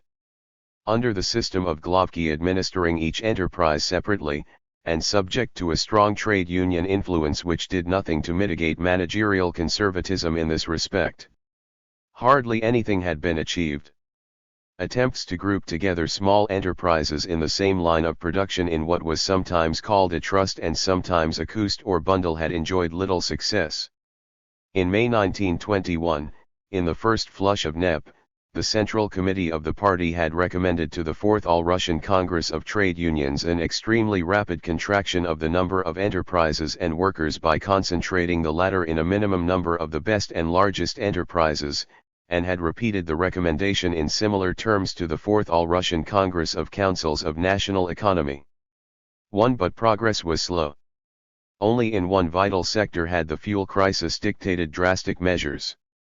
In the summer of 1920 a technical commission inspected the coal mines of the Donets Basin, recently delivered from the ravages of successive military campaigns, and found 959 pits in operation, including 338 so-called peasants' pits working without machinery. The labor armies of the last period of war communism had been extensively used in the Donets mines, and this no doubt made concentration relatively easy. By July 1, 1921, the number of pits working had been reduced to 687. 2. The new industrial policy, by favoring everywhere the formation of trusts, made possible a wider application of this principle. The two first trusts, one of linen mills, the other of timber working concerns of the White Sea region, were brought into existence by decrees of Stowe in August 1921, with statutes which obliged them to keep profit and loss accounts and permitted them to buy supplies, and sell products, on the open market. 3 These were held up as models for imitation, and from October 1921 the formation of trusts proceeded rapidly. At the 9th All-Russian Congress of Soviets in December, Bogdanov, the new president of Vyazhinka, announced that 15 major trusts had been created. 4 In September 1921 a further commission had been dispatched by Sto to the Don. As the results of its work, only 288 pits were retained by the state and combined into a new trust, Donegol. The remaining 400 were leased or abandoned. 1 In the summer of 1922 the other coal-producing regions and the oil-producing areas were formed into trusts on the same pattern. These industries were the most thoroughly trustified and concentrated. But the same processes of rationalization were applied to light industry. Out of more than 1,000 enterprises in the leather industry formerly administered by Glavkaz, 124 were taken over and combined into a group of leather trusts, the remainder being leased or abandoned, but these 124 accounted for from 70 to 88% of the total output of the industry in their respective branches. 2 By the end of August 1922, when the trust building process was virtually complete, 421 trusts had been formed, including over 50 each in the textile, metallurgical and food industries, over 40 in the leather industry, 35 in the chemical industry and 20 in the electrical industry. The average number of enterprises grouped in each trust was about 10. The 380 trusts of which detailed statistics were available employed 840,000 workers, of whom 525,000 were in textile and metallurgical trusts. These figures did not include the great coal and oil trusts. 3 The largest of the trusts was the Ivanovo-Voznesensk Textile Trust, employing 54,000 workers, 4 and the Gimza and Yugostal Metallurgical Trusts employing 48,000 and 41,000 respectively. There were 21 trusts employing over 10,000 workers each. 5 The state trust had become the main form of organization for factory industry in the Soviet republics. The transition to Ozrisket lagged at first behind the process of trustification. A decree of October 27, 1921, drew a distinction between 2 categories of state enterprise, those which no longer received supplies or subsidies from the state in any form, and those still dependent on state support, the most common and important form of which was the direct supply of rations to the workers from Nerkomprod. The first category, which was soon to include a majority of state enterprises, was at liberty to dispose of its products on the market without restriction. The second category, mainly confined to the essential sectors of heavy industry, might be allowed under special arrangements to dispose of up to 50% of its products on the market, though it was bound in all cases to give preference to state institutions, and then to cooperatives, over private buyers. 1 Permission to dispose of a proportion of products on the market was readily accorded, and the practice received the specific blessing of the Party Conference of December 1921. 2 On March 21, 1922, a far-reaching step was taken. The fuel industry was placed on a commercial footing. This meant that industrial undertakings no longer received fuel supplies from the state, but were obliged to purchase them from the Chief Fuel Administration. On the other hand, workers in the fuel industry no longer received food from state organs. 3 This drastic order was apparently subject to some exceptions. The decree itself provided for a continuation of free deliveries of fuel to the Railway Administration, and provision was later made for the continued supply of food to the miners of the Donets Basin. 4 But over the greater part of the industrial field the transition to commercial principles was substantially complete before the end of 1922. It was in the autumn of 1922 that the drawing up of the new civil code brought about the first serious attempt to define the legal status of the new trusts. They differed from the L-Tate industrial enterprises, or groups of such enterprises, under war communism, in being independent of direct administration by an organ of government and was not obliged to cover any losses incurred. Profits accrued to the state after certain statutory deductions. A sum was now assigned to every trust as its fixed capital, and amortization calculated as a percentage of capital was to be charged against the profits of each year. 1/4 of profits earned went to the trust, 22% to a welfare fund to improve the conditions of the workers, 3% for distribution in bonuses to managers, employees, and workers. The trusts had complete liberty to buy and sell on the open market, and were required to give preference to state organs as customers or suppliers only if the prices offered or asked were equally favorable. The element of profit-making implicit in Osrisket was emphasized throughout. What had been at first conceived as an instrument of rationalization and a criterion of value was being developed as a new incentive to industrial production. In agriculture, NEP quickly provided the indispensable stimulus to production which launched Soviet Russia on the path of economic rehabilitation. In industry, achievements were slower, less direct, and dangerously one-sided. Its initial aim was to offer the peasant a quick and sufficient return for his products, and its advance lay along the line of the party resolution of May 1921. In conformity with this outlook, it stimulated first and foremost those small rural and local industries which produced directly for the peasant, which called for little or no capital investment to supply or renew plant, and whose products could be rapidly exchanged for those of agriculture. In the field of factory industry, it encouraged consumer industries, whose products could be quickly mobilized for exchange, as against capital goods industries whose benefits to the economy were more remote. All these purposes were served by the return to private enterprise and a free market, which in the primitive conditions of the Russian economy could reflect only immediate and elementary consumer demand to the exclusion of any long-term capital requirements. Almost everywhere industrial production reached its lowest level in 1920, registering a total of 16% of the 1912 figure. But the recovery from that level was very uneven. The output of small industry, rural and artisan, which stood in 1920 at just over a quarter of the output of 1912, had risen in 1921 to 3% and in 1922 to 4%. Large-scale factory industry, on the other hand, which in 1920 had fallen to % of the 1912 level of production, recovered in 1921 only to 17% and in 1922 to 20%. Within large-scale industry, by far the best results were shown by the light consumer industries which catered directly for the peasant.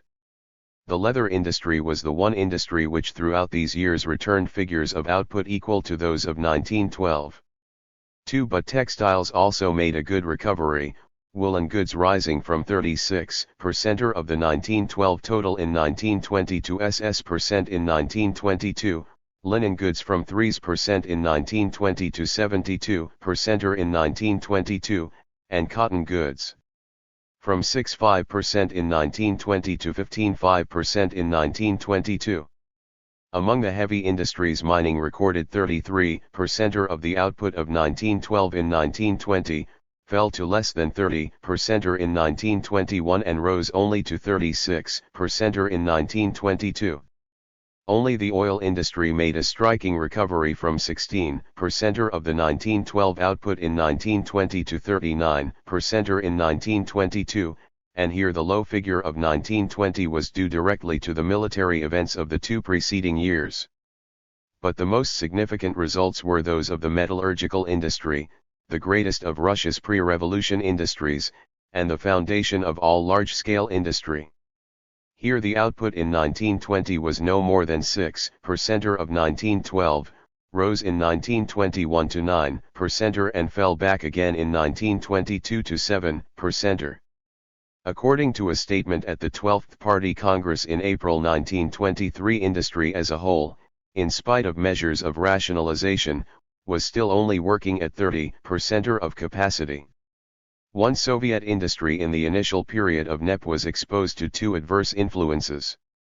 In the first place, NEP at the outset meant a policy not only of concessions to the peasantry, but of concessions at the expense of the proletariat, or at any rate of concessions which left no room for corresponding favors to industry.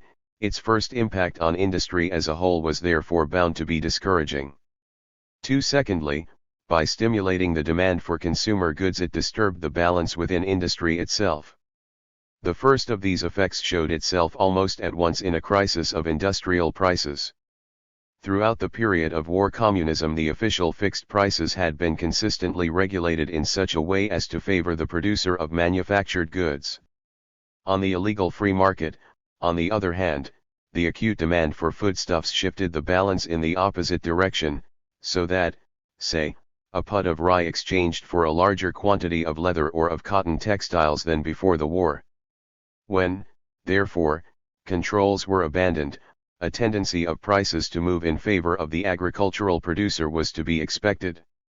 That this movement not only occurred, but occurred in a more violent and extreme form than anyone had foreseen, was due to special conditions both in country and in town. In the country, the exact ions of war communism had denuded the peasant of all reserves, and the catastrophic harvest of 1921 prevented many parts of the country from reaping the advantages of NEP, so that effective demand for industrial goods proved unexpectedly low, whereas the demand of the towns for depleted supplies of foodstuffs was even more acute than before. The peasant had been placed by NEP in a position, for the first time for many years, to sell his surplus production, after meeting the requirements of his family and of the tax collector, at his own price. Those peasants who, in the winter of 1921 to 1922, had surpluses to sell were conscious of their strength and not unwilling to recoup themselves for what they had suffered at the hands of the cities under war communism. The situation of industry was more complex. The freedom of trade and loosening of state controls under NEP, which stimulated and encouraged the peasant, meant something quite different for large-scale industry which found itself suddenly thrown on its own resources and on the tender mercies of Ozrisket. From the autumn of 1921 onwards, more and more enterprises were cut off from state credits and state supplies of raw materials and food, and told to shift for themselves. The prospect was bleak, even for the strongest. After 7 years of neglect, equipment had run down to its lowest point, and renewals could scarcely be postponed much longer. Financial resources were nil, and credit was almost unobtainable. Resources had to be found to cover running costs, and to provide in cash or kind the wages of the workers, now for the most part deprived of direct state supplies. Assets were virtually confined to stocks of raw material, which could only be replaced at open market prices, and stocks of finished products. In a majority of enterprises the latter were in fact the only liquid assets. Hence the urgent need for working capital, created by the cessation of state support, could be met only by selling stocks of finished products on an extensive scale. The process of liquidation was a sufficiently conspicuous phenomenon by the end of 1921 to have acquired the cant name Razbazaravanie. This forced attempt to liquidate stocks on an obstinate and inelastic market produced the natural result, a collapse in prices of manufactured goods. As a result of NEP, state industry no longer operated under a single authority but was divided into separate economic units having almost no connection with one another, and unrestricted competition between these units, which in obedience to the new commercial spirit underbid each other in the effort to dispose of their goods, aggravated the collapse. To its extent was partially and momentarily masked by the continuing currency inflation, but became apparent from a comparison between industrial and agricultural prices, the latter being simultaneously driven up by the prevailing scarcity. For example, on January 1, 1921, an arshin of cotton cloth was worth 4 pounds of rye flour, a box of matches 0.23 pound, and a pound of sugar 11.55 pound. During the first 4 months of 1921 the value of these goods in terms of flour declined by more than 50%, or the corresponding figures for May 1, 1921, being 168 pound, 009 pound and 507 pound respectively. J index numbers based on 12 agricultural and 12 industrial products showed that the value of agricultural products rose from 104 on January 1, 1922 to 113 on May 1, 1922, while the value of industrial products fell during the same period from 92 to 65. For thus the disparity between the values of agricultural and industrial products which reached its extreme point in May 1922 was caused to a minor extent by the rise in agricultural values and to a major extent by the fall in industrial values.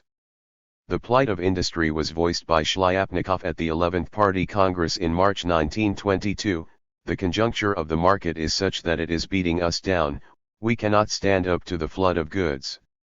We need money at once, and in the search for it we create such an anarchic competition, even on the market for metal products, that we have nothing to pay the wages with, so low are the prices for our products falling. 1. According to one current calculation, cotton cloth was selling in May 1922 at considerably less than half its cost of production. 2. And the textile industry was financially in a stronger position than many others. It was the period, as a Soviet economist afterwards wrote, of the dictatorship of rye and the dissipation of our state industrial capital. 3. These results may have been consonant with the immediate purpose of NEP, which was to offer the peasant a tolerable return for his labor. But they were a disaster for Soviet industry, whose leaders and directors were bound to react strongly to them. The response was remarkably similar to that evoked by such situations in more normal forms of capitalism. In March 1922, when the collapse had gone far and Lenin was proclaiming that the retreat was at an end, began the formation of syndicates whose function was to combine and monopolize the whole-selling machinery of a single industry. During the next 3 months the trusts in all the leading industries united to form syndicates of this pattern, covering from 70 to 100% of the production of the industry concerned. For the increased bargaining power acquired by industry through these organizations was the main factor which stayed the persistent fall in industrial prices and, after May 1922, turned the movement in the opposite direction. The president of Vysenka frankly described the syndicates as having been created to defend in the first instance the commercial interests of the trusts, and claimed that they had fulfilled their function in particular cases and done away with competition, thus allowing prices to be raised for a whole range of products. 1. By August 1922 the loss had so far been made good that industrial and agricultural prices stood in approximately the same relation to each other as in 1913.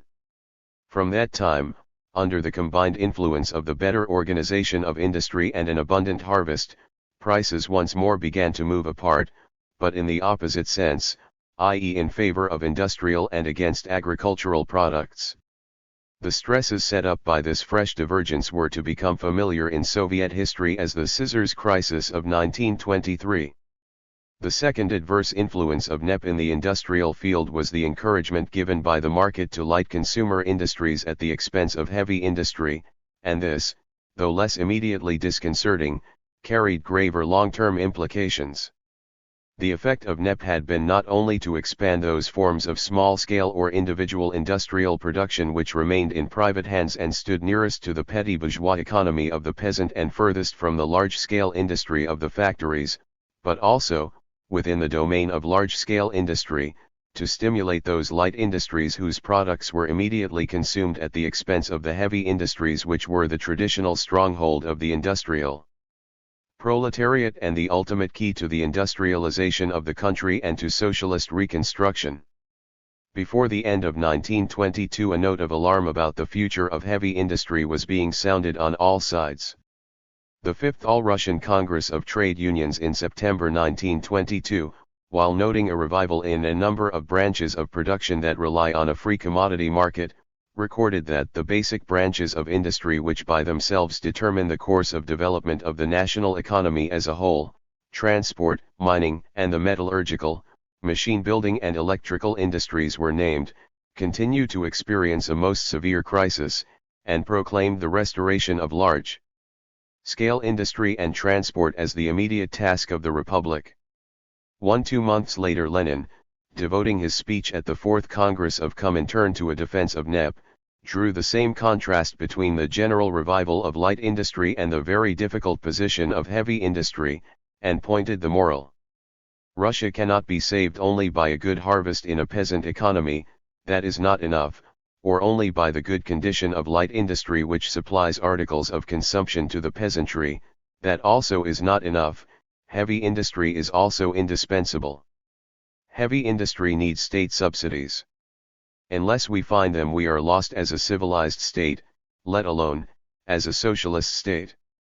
Lenin's last public utterance on economic affairs had put in the simplest and most unequivocal terms the fundamental problem created by the first 2 years of NEP. The implications of these anxieties were too uncomfortable and too far-reaching to be readily accepted. In the autumn of 1922, the malaise of heavy industry expressed itself in a series of complaints against the niggardly credit policy of the State Bank. Bogdanov, the president of Vysenka, in an attack on Narkomfin in VTSIK, alleged that the mines of the Donets Basin were so starved of credits that they had been compelled to dismiss miners in default of cash to pay their wages. And the shortage of credit was a main theme of his report on industry to the 10th All-Russian Congress of Soviets in December. 4 official spokesmen at the Congress still professed a rather easy optimism. Kamenev firmly declared that the time for political disputes on matters of principle is over, and that the question of the new economic policy has ceased to be a question of principle, has ceased to be contentious, has ceased to require explanation, and, though he admitted a little later that NEP struggles against state industry, he was confident that the Soviet power was strong enough to keep NEP well in hand. One Sokhonikov, the People's Commissar for Finance, reiterated an unwavering faith in Ozrisket. Industry could no longer be carried on the budget, the state could no longer be responsible for paying the wages of industrial workers or for providing them with rations. The relation of the state to industry could only be that of a customer paying the full price for what it bought. Thus a complete divorce had been effected between the state and industry, which, whether it sells on the market or to the state, must sell on conditions which permit it not only to produce, but to replace its capital. Sokhonikov even developed the argument that, since industry depended on the purchasing power of the peasant, the best way of supporting industry was to support the peasant. Lenin opposed Sokhonikov in the name of heavy industry, and another delegate called industry the stepchild of Narkomfin. 3. But no relief was possible under the current interpretation of NEP. In restoring a market economy, NEP had restored the interdependence of the various elements of the economy on the familiar lines of the capitalist order. Direct state intervention to support heavy industry was contrary to the new principles. The controversies which were to determine the fate of industry and the course of industrial production were to be fought out in the fields of commercial and financial policy. Labor and the trade unions. The effects of NEP in labor policy, like its implications for industry as a whole, were not at once revealed, but gradually became apparent through the summer and autumn of 1921, and finally took shape in the spring of 1922. Under war communism, labor, like other factors of production, had been treated as an obligatory state service, the rendering and rewarding of which were not governed by commercial considerations. This attitude had to be radically revised under a system where some industrial enterprises employing labor were once more under private ownership and management, and those which remained in state ownership and control were enjoined to conduct their business on commercial principles. If the goods produced either by private or by state-owned industry were to be treated as market commodities, the logical conclusion was that labor power was also once more a market commodity. The return to a free market under NEP meant also the return to a free labor market, and, though this conclusion was not immediately drawn, it seemed to underlie the changed attitude towards labor. The bulwark of war communist.m which fell most quickly was the compulsory mobilization of labor. The reaction against this had set in at the end of the Civil War with the demobilization of the armies, and already found expression in the trade union resolution of the 10th Party Congress in March 1921. It had arisen independently of the main considerations leading to the adoption of NEP, though it was an important part of the general malaise that had made the change of front necessary. The first decree after the Congress abolished Glavkomtrud and its local organs, transferring its functions to Narkomtrud, but this measure, while it dismantled the machinery of compulsion, kept the compulsory powers in being and had in fact been prepared before the Congress. A few days later an elaborate decree appeared regulating the functions of the comradely courts of discipline. On April 6, 1921, a further decree removed the main restrictions on the movement of workers from one job to another, thus paving the way for the return to a labor market. 4. But this negative measure took effect slowly, and seems at first to have had no widespread effect on conditions of employment in state enterprises. Even the labor armies, though now transferred to THIRD, 5 were not dissolved for some time. In June 1921, labor service was prescribed for the beet harvest in the event of sufficient voluntary labor not being available. 6. In July 1921 a detailed decree regulated the calling up of peasants for forestry work. 1. The turning point came with a decree of November 3, 1921, which strictly limited the categories of persons liable to be called up for labor service and the purposes for which such service would be employed. 2. Even then a further decree of February 9, 1922, was required before the ghost of labor conscription as practiced under war communism was finally laid, and the procedures of hiring and dismissal substituted as the normal methods of obtaining workers and of moving them from place to place. 3. A more difficult issue was that of the remuneration of labor. Under war communism, where labor was a state service, wage payments could be regarded in either of two ways: they were a necessary outlay from public funds to keep the worker fit and efficient, or they were a social right of the worker balancing his social obligation to work for the community, but not specifically linked with the particular work on which he was employed. Both these conceptions fitted in with the growing practice of wage payments in kind, a practice dictated by the collapse of the currency rather than by theoretical considerations, and not readily to be abandoned.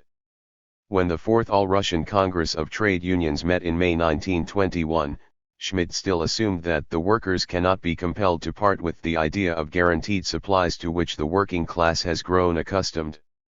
The Congress by a large majority adopted a resolution arguing that the coming of NEP had made a policy of support for heavy industry all the more imperative, and that this required a further replacement of the monetary form of supplying the needs of the working class by supplies from the state in kind.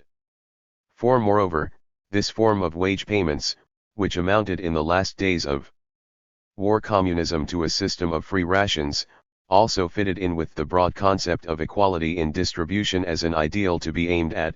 The trade union resolution of the 10th Party Congress still rather surprisingly paid tribute to the continued strength of egalitarian sentiment by observing that, while for a variety of reasons differences in wages corresponding to qualifications must be temporarily maintained, wages policy nonetheless must be built up on the greatest possible equality between wage rates.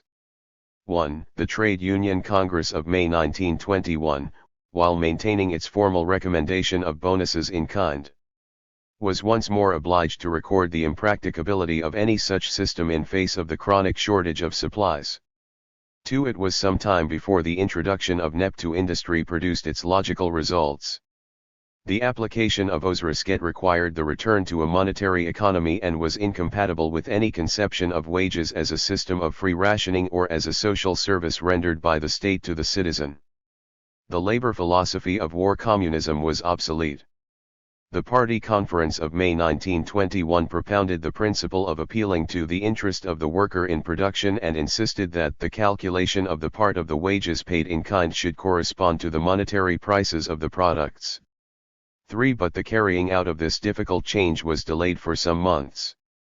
A decree of September 10, 1921, broke new ground by describing the wage system as a fundamental factor in the development of industry. Wages were now primarily a matter of the relation between the worker and the undertaking in which he worked. The decree demanded the removal from the undertaking of everything which is not connected with production and has the character of social maintenance. This was henceforth to be the affair of the state in its capacity as a public authority. It was emphasized that this change would permit the reward of different forms of labor according to their value. Any thought of egalitarianism must be excluded. Wages were linked to productivity. Engineers and skilled workers must no longer be employed on unskilled tasks because the wage system recognized no differentiation. 4. After November 1921 the distribution of rations gratis or at nominal prices was replaced by the distribution of food to workers, calculated at market prices, in part payment of wages. 1. This continued for more than a year longer. 2. Thus, From the autumn of 1921, when the wage system was being step by step re-established and when surplus labor was being dismissed under the compelling discipline of Ausrisket, the hiring of labor by voluntary contract between worker or trade union on the one side and employer on the other came to be the recognized typical form of employment, the only survival of the old system being the fixing by the state of an obligatory minimum wage. With the growth of the industrial trusts in the autumn of 1921 came the return to collective labor agreements concluded by the trade union on behalf of its members. The first important collective labor contract of the NEP period was concluded between Severoles, the first large state trust, and the Union of Timber Workers in November 1921. For the change from payments in kind to a monetary wage system was too unpopular to be introduced except by slow stages. The worker, unconcerned with theory, was alive to the consequences of receiving, in the place of his guaranteed ration, payment in a currency of uncertain and constantly declining purchasing power. The release from the hardships of compulsory labor mobilization, which might have seemed a quid pro quo for this material loss, proved largely illusory, for this crude form of labor discipline was quickly replaced by the old economic whip of capitalism.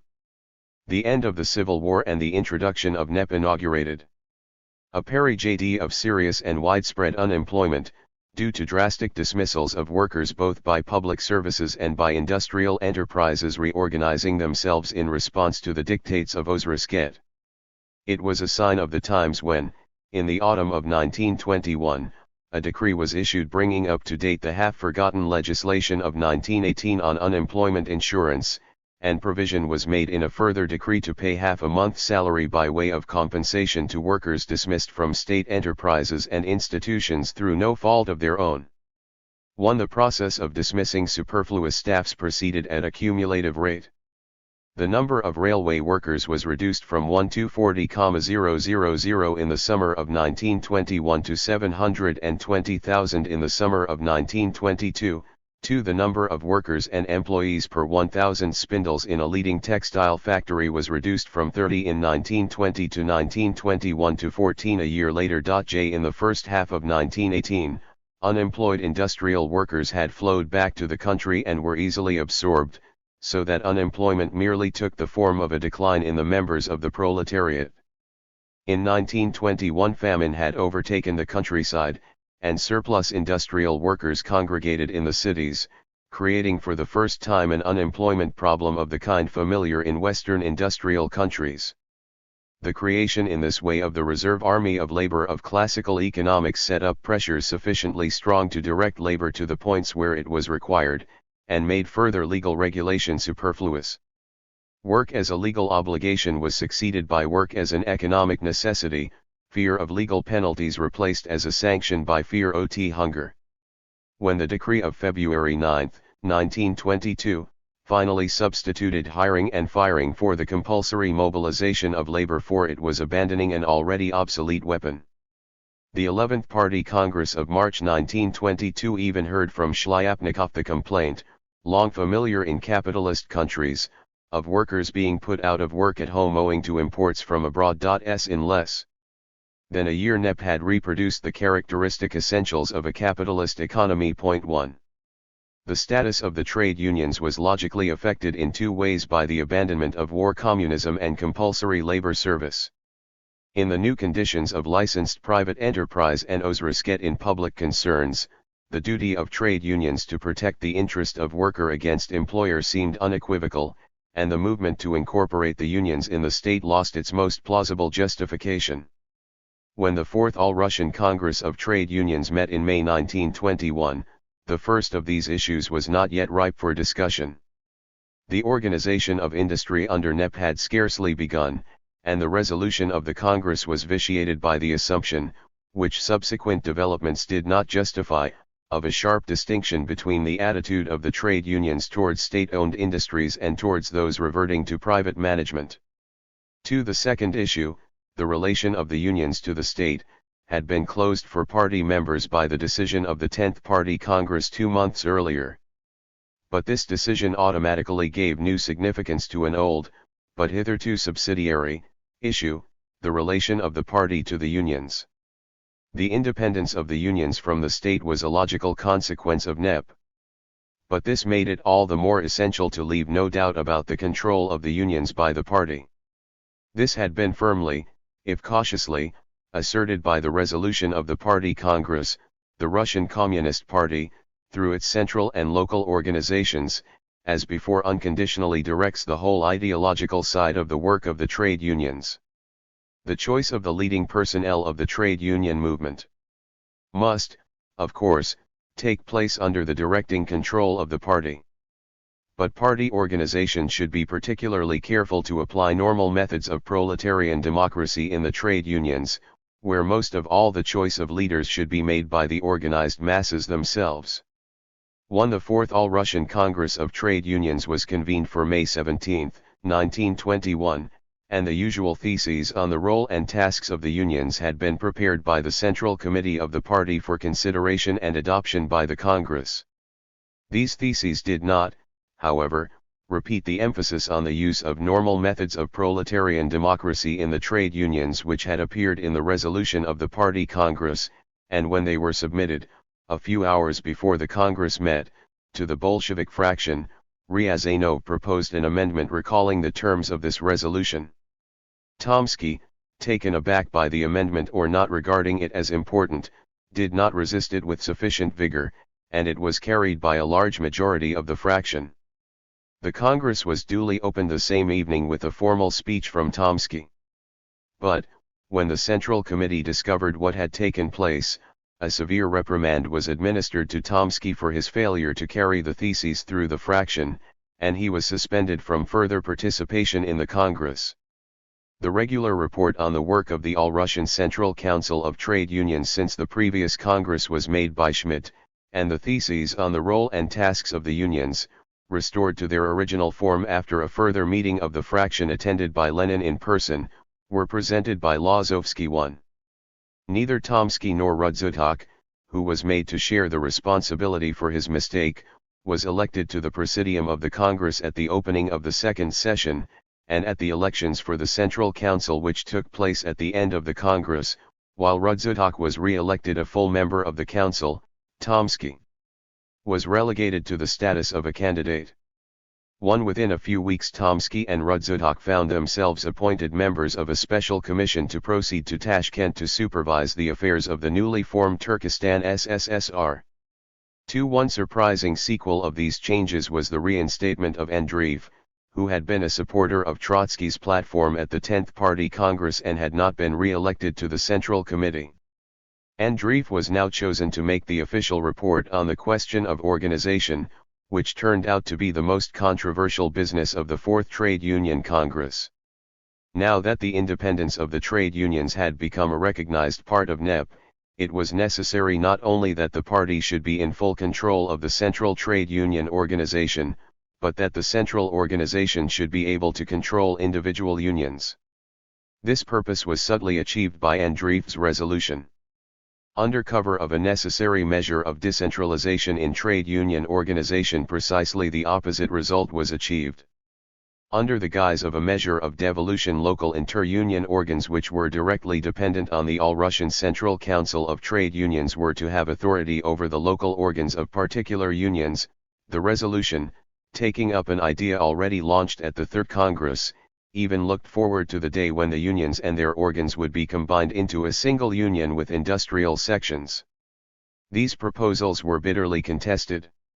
One delegate said that the question at stake was whether the industrial unions should continue to exist, and another declared that the result of the resolution would be to set up a trade union commissariat with local sections.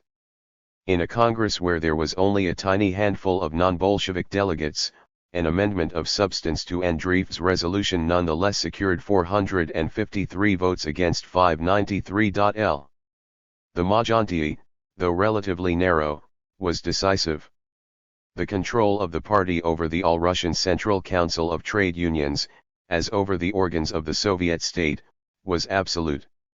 Once the control of the Central Council over the unions was firmly established, a process in which the resolution of the Fourth Trade Union Congress was an outstanding landmark, the fusion of party, state, and unions in a single complex of power was well advanced.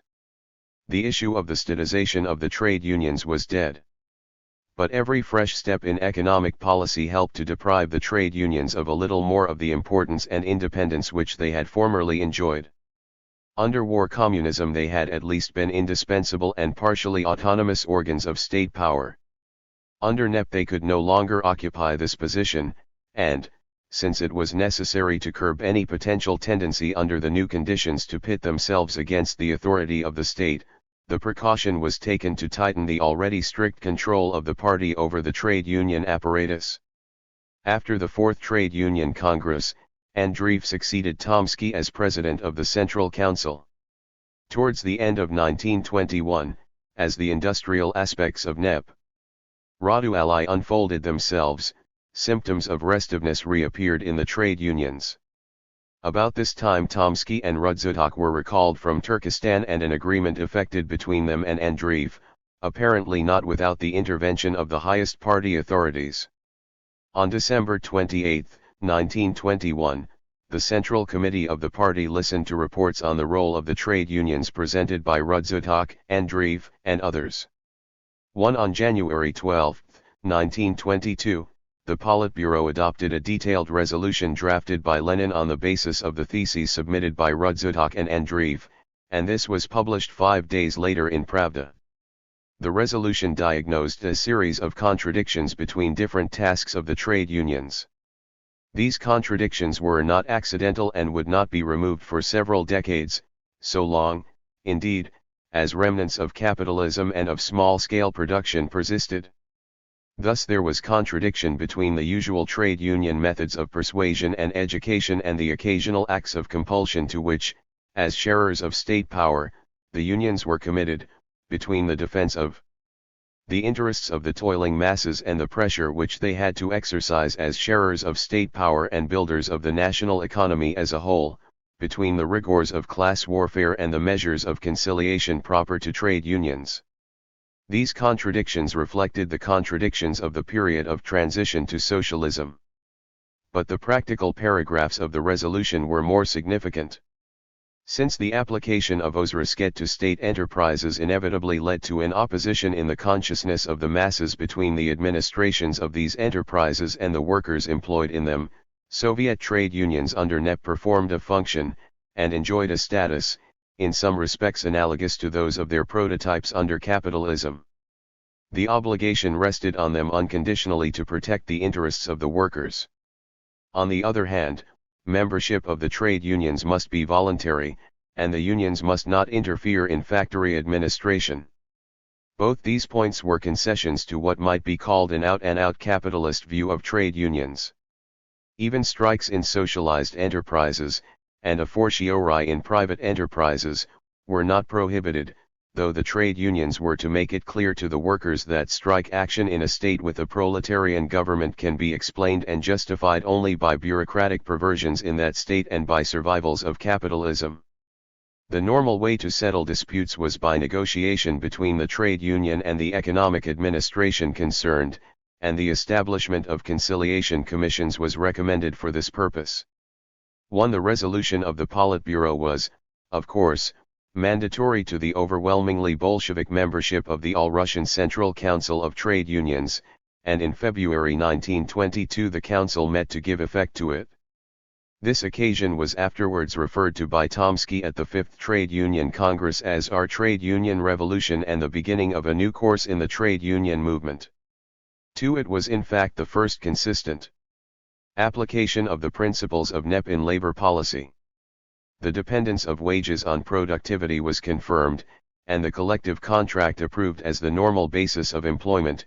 8 months later it was recorded that the immense majority of workers in state or private enterprises come under the regime of collective contracts. It was the business of the trade unions to secure for the workers wages as far as possible above the state minimum, and so bring home the benefits of unionization to thousands of unorganized workers in small, predominantly rural, industries. The admissibility of strikes was cautiously reaffirmed, and arrangements made to set up the proposed conciliation Com 1 SS1 ONS. Membership of the trade unions was to become voluntary and individual. This was a corollary of the withdrawal of the state subsidies of the period of war communism, the unions being now once more dependent on members' dues. A month later the 11th Party Congress formally adopted the resolution of the Politburo, and, by way of making party control secure, laid it down in a further resolution that only party members of several years' standing could be elected to leading posts in the trade union organization, the length of qualification required being graded to the importance of the post. The fate of the trade unions was an excellent illustration of the way in which NEP, by conceding a measure of economic freedom, provoked a strengthening of direct political control by the party over individuals or organs which might be tempted to abuse this conditional freedom. A month after the Party Congress, the withdrawal of state functions from the trade unions, which was implicit in NEP and in the party resolution, was carried a step further by a decree transferring the administration of social insurance against sickness and unemployment from the trade unions to Narkomtrud. The Fifth All-Russian Congress of Trade Unions, which met in September 1922, was marked by the complete public reinstatement of Tomsky. Andreev made the report on the work of the Central Council since the previous Congress. But Tomsky delivered the main speech of the Congress under the title Results of the New Trade Union Policy and Current Tasks of the Trade Union Movement, and Tomsky and Rudzutak headed the list of those elected by the Congress to the Central Council. The development of NEP was now reaching its peak, and little was required but to repeat and underline what had been said by the Politburo in January, by the Central Council of the Unions in February, and by the Party Congress in March. Only on 2 points was it thought prudent to sound a note of caution. For all their insistence on securing the best terms for the workers, the trade unions could not, in the words of the resolution proposed by Tomsky, abandon the establishment of a guaranteed level of production, and must be constantly concerned to raise the productivity of labor. The other difficult issue was that of strikes. According to Andreev, 102 strikes involving 43,000 workers had occurred in the past year. The number was trivial in comparison with what occurred in capitalist countries, but must be reduced. The resolution of the Congress declared that every potential strike must be treated as a strictly individual case in relation to the significance of the sector of the economy concerned and the dependence on it of the whole economic life. Tomsky specifically said that a strike of railway workers, for example, would be intolerable from the point of view of the general tasks of the working class. The resolution went on to point out that it was the duty of the unions to undertake the speedy liquidation of any strike which broke out spontaneously or against the wish of the organs of the unions. While the Congress was in session, discussions were already proceeding on the drafting of a new state labor code which was to replace the outmoded labor code of 1918 and give effect to the principles established by NEP. Its character was explained by Schmidt who, as People's Commissar for Labor, piloted it through VTSLK at the end of October 1922. The Code of 1918 had been constructed mainly on the basis of universal labor service. The Code of 1922 was based, in accordance with the spirit of NEP, on voluntary agreement. In 1918 the state had sought to fix and limit wages and conditions of employment. Now the function of the state was merely to fix a minimum wage which could be, and normally was, exceeded, and to insist on certain minimum conditions. The collective contract concluded by the trade union became the usual, though not an obligatory, form of engagement. Engagement must in principle pass through the labor exchanges, though fairly wide exceptions to this rule were admitted for responsible posts requiring specialist or political qualifications. The trade unions retained a monopoly of the protection of labor and of the interests of the workers. Elections of factory committees were to be conducted in accordance with the rules of the trade union concerned and had to be confirmed by it. Tomsky welcomed the code on behalf of the trade unions. State regulation of wages, he declared, obviously does not work and is absolutely inappropriate to the conditions of the new economic policy, and the trade unions were praised as private organizations defending the interests of the workers. It was, however, also in the spirit of NEP that the rights of employers, public or private, should not be overlooked. The functions of the unions included the encouragement of production. The obligations placed on factory committees included collaboration in the normal process of production in state undertakings, and participation through the intermediary of the appropriate trade unions in the regulation and organization of the national economy. The failure of the worker to reach the required norm of production might be penalized by deductions from wages, which must not, however, fall below 2/3 of the standard rate. A long list of grounds on which the worker was liable to dismissal without compensation for failure to fulfill his contract was the one point in the code which aroused serious criticism in VTSIK. One speaker described it with some show of reason as a trump card in the hands of private employers. 1 Lenin, in his speech at the session of VTSIK which adopted the code, one of his last public utterances and his last appearance at VTSIK, was far from echoing the official optimism of Schmidt and Tomsky. We have to count with the fact that in comparison with all the states in which mad capitalist competition is now in progress, in which there are millions and tens of millions of unemployed, in which the capitalists are organizing with all their might powerful capitalist alliances, organizing a campaign against the working class, in comparison with them we are less cultured, our resources are less developed than any, we know less than any how to work. But I think that, just because we do not conceal these things in fine phrases and official panegyrics, but confess them openly, just because we are conscious of this and are not afraid to say from the platform that more energy is required to correct this than in any other state, we shall succeed in catching up the other states with a rapidity of which they have not yet dreamed. 2. Labor and trade union policy was an integral part of the whole problem of the efficiency of national economy. Whatever forms might seem to be dictated by the logic of NEP, to stimulate industrial production was still the basic need of the Soviet economy, a need all the more vital now that industry was placed at a disadvantage by the privileges which NEP had accorded to the agricultural sector, and labor policy must somehow or other and at all costs help to meet this requirement. Trade and distribution, the corollary of the substitution of taxation in kind for requisitioning as a method of extracting surplus agricultural products from the producers, was a return to private trade. The reduced quantities of grain which would now be collected by the state made the maintenance of the system of state rationing impossible. And the new incentive offered to the peasant was the right to sell the residue of his crop for whatever he could get on an open market instead of being compelled to sell to the state at a fixed price. This conclusion, however shocking at first sight to party stalwarts, too could not be evaded. Lenin, in commending the new policy to the party congress, admitted that the slogan of free trade will be unavoidable, since it answers to the economic conditions of the existence of small-scale production. The decree in which the new policy was embodied was, however, couched in terms of barter rather than of trade properly so called, all stocks of foodstuffs, raw material, and fodder remaining in the hands of the cultivators after they have discharged the tax are at their exclusive disposal, and can be used by them to supplement and strengthen their own economy, or to raise their personal consumption, or to exchange for the products of factory or rural industry or of agricultural production. Exchange is permitted within the limits of local circulation of goods both through cooperative organizations and in markets and bazaars. Moreover, the granting of this incentive to the peasant implied a similar facility for the industrial worker who would be his partner in the exchange. The process of barter had to be extended to what the peasant wanted to buy as well as to what he had to sell. A fortnight later a further decree authorized the workers in industrial enterprises to set aside a fund for exchange out of output, the goods thus reserved being exchanged for the agricultural products of the peasant. Workers' cooperatives were to be set up to organize this exchange.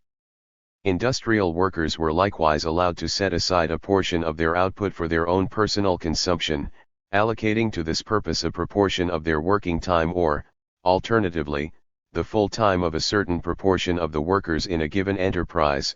In effect, this was perhaps mainly an attempt to legalize and control an illicit traffic which had already assumed alarming dimensions under war communism.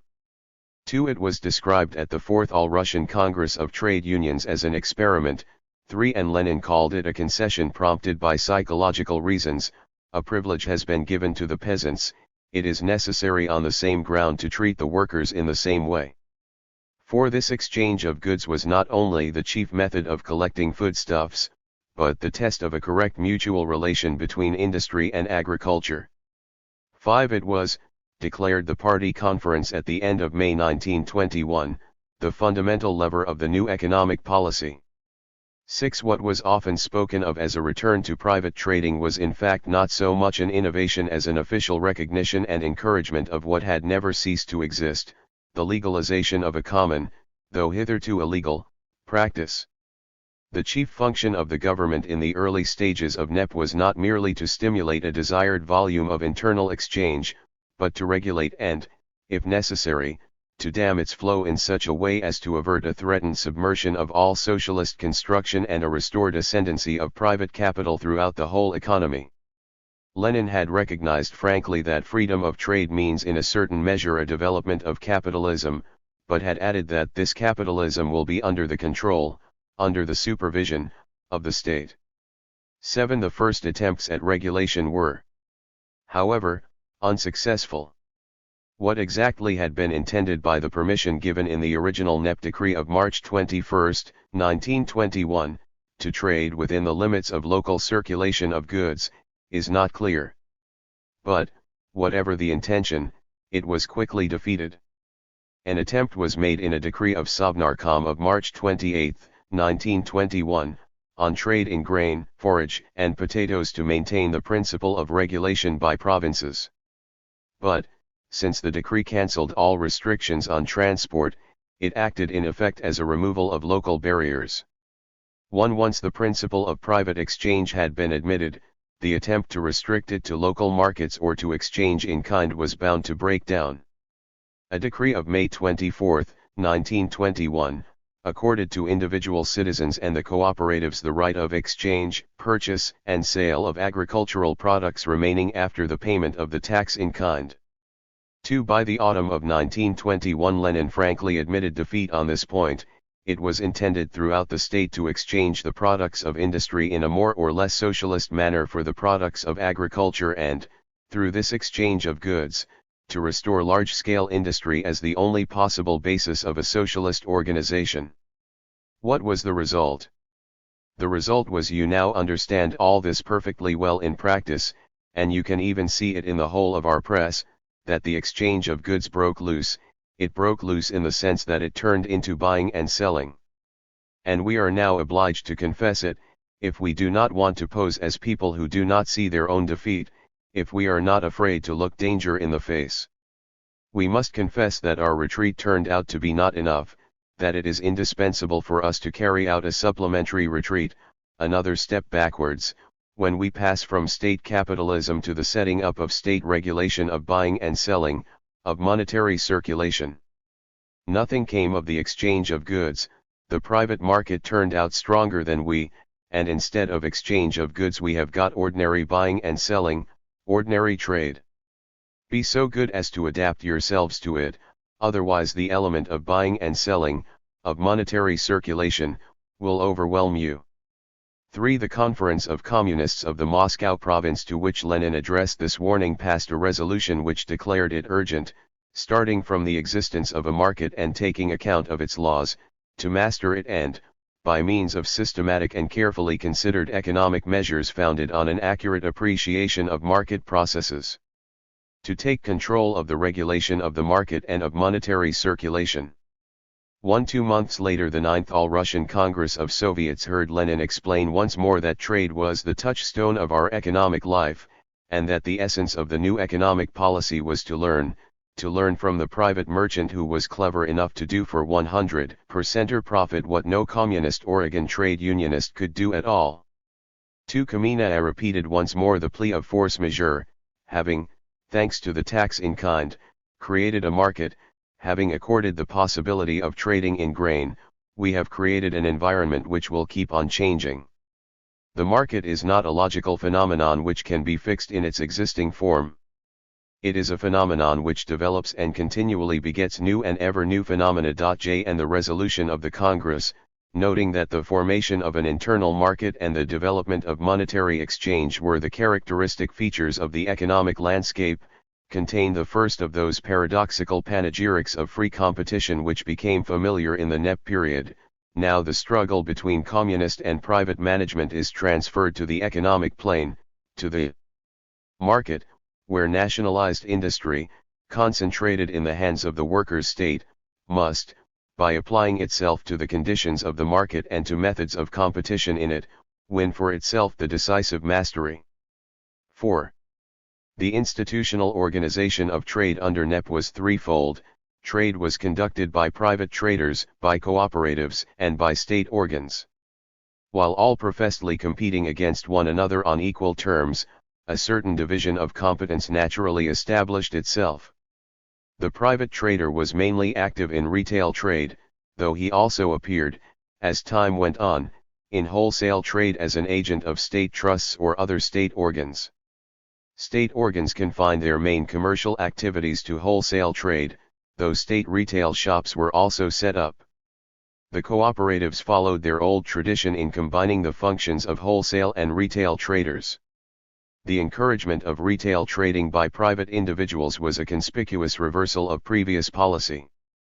A decree of July 1921 made it possible for any person over 16 to obtain a license to carry on trade in shops, public places, markets, or bazaars in any product or article other than goods manufactured from raw materials supplied by the state. The aim of the restriction was presumably to exclude the products of nationalized industries from private trade. 1 Here, 2. The first result was to legalize and extend what already existed rather than to create anything new. Private trading had never ceased to be carried on surreptitiously or in semi-legal markets, of which the Sukharevka in Moscow was merely the most famous. This petty private trading now came out into the open. The itinerant peddler or the small hucksterer selling his wares in more or less organized markets or bazaars was the characteristic figure of private trade in the first year of NEP, but, far from being the creation of NEP, he was the heir of the bagman of war communism and scarcely distinguishable from him except by the official recognition which he had now secured. Once, however, private trade was officially tolerated and encouraged, this primitive pattern could not survive. It was bound to be driven out as soon as sufficient capital and sufficient enterprise had been mustered to organize more developed and more efficient forms of trade. By the middle of 1922 this new process was already well on the way, and the State Universal Store, an emanation of Vysenka, with branches in all the principal cities, was soon only the largest of a growing number of retail shops. In 1922 two famous Russian fairs were revived for the first time since 1917, the Irbit Fair in Siberia in the spring, and the Nizhny Novgorod Fair in the late summer. The vast mass of small retail trade remained almost entirely in private hands. It was only in the larger enterprises that state organs obtained an important footing.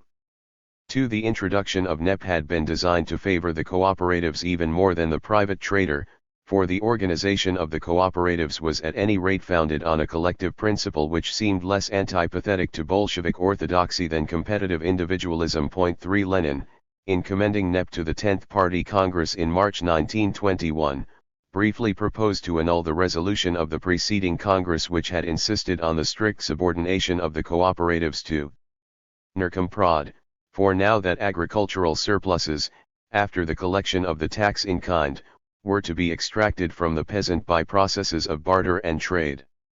The consumers' cooperatives had an important part to play.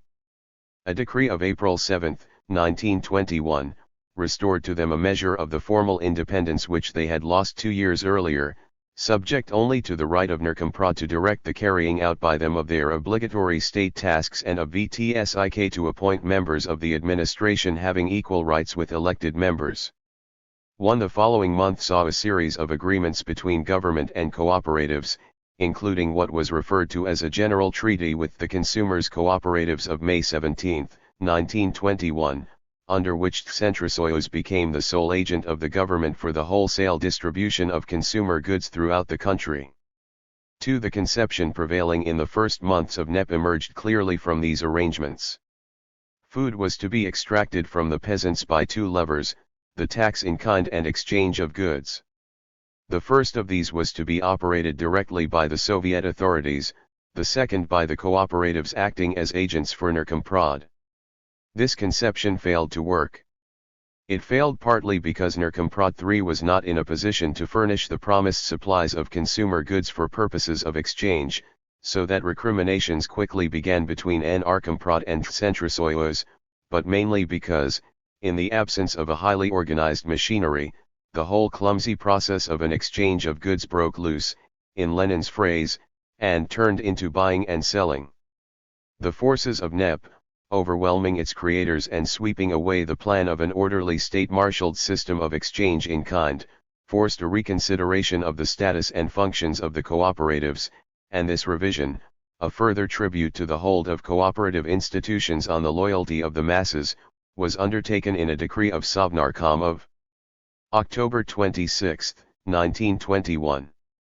All property belonging to the cooperatives which had been nationalized or municipalized was to be returned to them, the right to buy and sell without the intervention of any government authority was recognized, Soviet industrial organs, including trusts, glavki and sections of Vysenka, were instructed to offer their goods in the first instance to Centrosoyuz or to the appropriate local cooperative institution, and only in the event of refusal were free to offer them, on not more favorable terms, on the open market.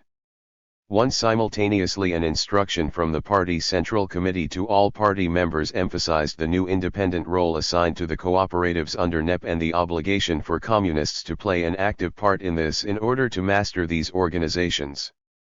2. This decree continued in theory to govern the status of consumers' cooperatives and the relations between Centrosoyuz and the Soviet government throughout the ensuing period. In practice, disputes and complaints were constant. Negotiations dragged on interminably with Vysenka for the return of nationalized property claimed by the cooperatives. Government departments and trusts continually bypassed the cooperatives and preferred to sell to private traders. Nevertheless, such figures as are available appear to show that in the first half of 1922 the cooperatives were still drawing more than 3/4 of their supplies from state organs, including the trusts. Nor, however obstructive individual departments or institutions might be, could either party or government afford to dispense with the cooperatives. A party conference in August 1922 passed a long resolution on the attitude to be adopted to the cooperatives. It considered that the principle of obligatory membership ought not to transform consumers' cooperatives merely into the technical apparatus for the exchange of goods and distribution by the state. The intervention of private trade as the intermediary between state-controlled industry and the peasant was a contradiction. The task of the cooperatives was to drive private capital out of trade, and by this measure to forge a solid link between the peasant economy and socialist industry. This optimistic assessment of the role of the cooperatives was not realized. The relation between state and cooperatives remained uneasy and unstable. The Soviet government, or some of its organs, were too mistrustful and jealous of the cooperatives to work wholeheartedly with them. In wholesale trade, the cooperatives themselves often found it difficult to meet the private trader in open competition, even in competition for the favor of trusts and official selling organs. In retail trade, their long tradition of popularity among consumers enabled them to retain their position. Lenin, in one of the very last articles written by him at the beginning of 1923, stressed the exceptional importance of the cooperatives under NEP. 2. At the 12th Party Congress in April 1923, Kinhuk wrote the existence of nearly 25,000 consumers' cooperative societies and 30,000 cooperative shops. 3. The introduction of NEP created a vacuum in the organs of state, since it had not hitherto been admitted that the conduct or administration of internal trade was any part of the task of the Soviet government. Foreign trade with capitalist countries stood in a class by itself and was managed by a special organization. The original People's Commissariat of Trade and Industry had never concerned itself with internal trade, and the organs of Nerkomprod and Vysenka which controlled supplies to the population were organs not of trade, but of distribution. When NEP began, the idea, if it ever existed, that trade could be left exclusively to cooperatives and private individuals was quickly dissipated. A central trading section was set up in Vysenka, which, in addition to its incursion into retail trade through gum, had under its control wholesale trading establishments attached to the provincial Sovnarkozy. Narkomprod and several other commissariats also set up trading sections to deal in commodities with which they were concerned. One more important were the industrial trusts, which were the major producers of manufactured goods. These, having been instructed to act on commercial principles, sought to organize the sale of their products sometimes through the cooperatives and sometimes through private traders.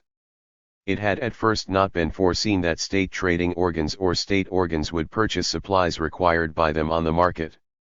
But, as the system of centralized supplies of raw materials and goods gradually broke down, permission was accorded to them to buy on the open market, first by way of exception, and later, by the decree of October 4, 1921, as a regular practice, though they were instructed to give preference to the cooperatives as suppliers. But none of these institutions was well equipped either by tradition or by experience to embark on the complicated processes of trade. Once the policies of exchange of goods and supplies in kind receded into the background, and buying and selling began in earnest, an urgent need arose of men thoroughly at home in the habits, procedures, and expedients of the market, men ready to find buyers and sellers at the right moment, to advise on prices, and in general to act as brokers and go-betweens for principals who were ill at ease in this unfamiliar world. The gap was filled by the more ambitious and more successful grade of nepmen, some of them once reputable, or not so reputable, businessmen emerging from the underworld where they had lived since the Revolution, others newcomers to the scene who quickly adapted themselves to the new tricks of the trade. The strength of the nepman was his success in making himself indispensable to state trading institutions and to the great industrial trusts. In the words of a semi-official account, the characteristic trait of contemporary private wholesale trade lies in the powerful infiltration of private capital into state trading organs and in their mutual interpenetration. The nepman traveled with mandates from state institutions and claimed and obtained privileged treatment everywhere. Their profits were doubtless large enough to enable them to resort to direct and indirect forms of corruption. They found their way into the cooperatives, some of which apparently became mere faids for private trading concerns. Thus private capital envelopes the state organs from all sides, feeding on them and living at their expense. The comparatively harmless phenomenon, noted by a speaker at the 9th All-Russian Congress of Soviets in December 1921, of the petty capitalism of speculators, bagmen, and money-lenders, which is now celebrating its resurrection in the form of café chantants, delicatessen shops and pastry cooks, too soon developed into the picture of Moscow under NEP as a luxury city for private agents of the new state capitalism, which was criticized by many foreign visitors during 1922 and 1923. It was part of the price which had to be paid in following Lenin's injunction to learn to trade. It was in the autumn of 1922, when the first phase of NEP was complete, that the Soviet government, simultaneously with its agrarian and labor codes, decided to introduce a civil code. Lenin described it as an embodiment of that policy which we have firmly established and in regard to which we can have no vacillations, and an attempt to preserve the boundary between what is legitimate satisfaction of the individual citizen under the present economic system of exchange and what represents an abuse of NEP. The rapporteur who presented the code to VTSIK for enactment described its aim as being to give guarantees that those conquests, those commanding heights, which it keeps for itself even under the concessions of the new economic policy, shall remain inviolable in the hands of the workers and peasants state, and at the same time to give the possibility for private initiative to develop within the limits permitted by the interests of the workers and peasants state. But, now that lapse of time had brought forgetfulness of the fearful crisis which necessitated the introduction of NEP, and some of its less agreeable implications had become notorious, complaints against it, though rarely articulate in high places, began to be widely heard. A spokesman of Narkomfin in VTSIK referred indignantly to talk in country districts that the center has gone too far to the right, that there is no need to spare speculators and marauders, that they are outside Soviet law, whereas in fact these speculators were precisely the traders whom NEP seeks to protect. The same delegate went on, the rumors current even in Moscow that the position of NEP is not secure have some foundation in the fact that nowadays, though we talk a lot about revolutionary legality, respect for the laws does not extend far enough. The Civil Code set the stamp on the new cult of legality, the main purpose of which was to defend and consolidate the achievements of NEP. As has already been pointed out, the RSFSR had entered the NEP period without any official machinery for the conduct or regulation of internal trade. The philosophy of NEP, while it encouraged state institutions to engage in trade, insisted that trade should be conducted on market principles without state interference. It was therefore as inimical as the practice of war communism had been, though for a different reason, to the creation of any supervisory organ. Complete official detachment could not, indeed, be maintained. Once the clumsy attempts to establish the exchange of goods by barter gave way everywhere to monetary transactions, the demand was bound to be heard for an attempt to control prices.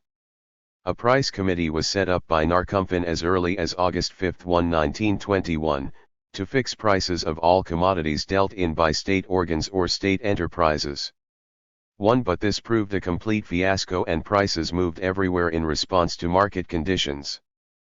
From the autumn of 1921 onwards the policy of Narkomfin was directed towards the re-establishment of a stable currency and a balanced budget, and was opposed to any form of interference with the free market economy of NEP.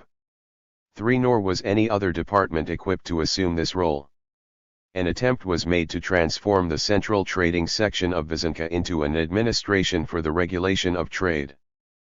But this extension of the functions of an organ rightly regarded as representing the industrial sector of the economy was unlikely to be accepted by other organs concerned in trade policy. In May 1922 Sovnarkom created, and attached to STO, a commission for internal trade with powers to draft decrees on trade for confirmation by Sovnarkom or STO, and to make regulations on its own authority within the limits of existing decrees. The powers of the Commission do not, however, seem to have been very widely or effectively exercised. In spite of the warning given by the Razbazaravania crisis of the consequences of unregulated commerce, the development of internal trade, at any rate till the autumn of 1923, was governed almost exclusively by the competing forces of the market. It was not till May 1924 that the Commission for Internal Trade was amalgamated with what was left of Narkomprod to form a People's Commissariat of Trade. 6. The new economic policy was launched without any thought of its financial implications. The original project of barter in local markets seemed to offer nothing incompatible with the movement towards a moneyless economy or with the long-continued process of monetary inflation. Only Preobrazhensky, who had so often hymned the virtues of inflation, had some inkling of what would happen. His speech at the 10th Party Congress which adopted NEP was a mixture of penetrating common sense and far-fetched fantasy. He warned the Congress that it was impossible to trade with the ruble rate which fluctuates on the market not only in the course of days, but in the course of hours, but the only concrete solution which he offered was a new currency based on silver.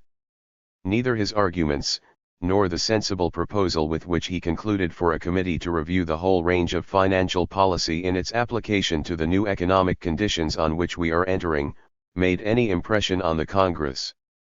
The lesson would be learned not from theory but from experience, and the moment was not yet ripe.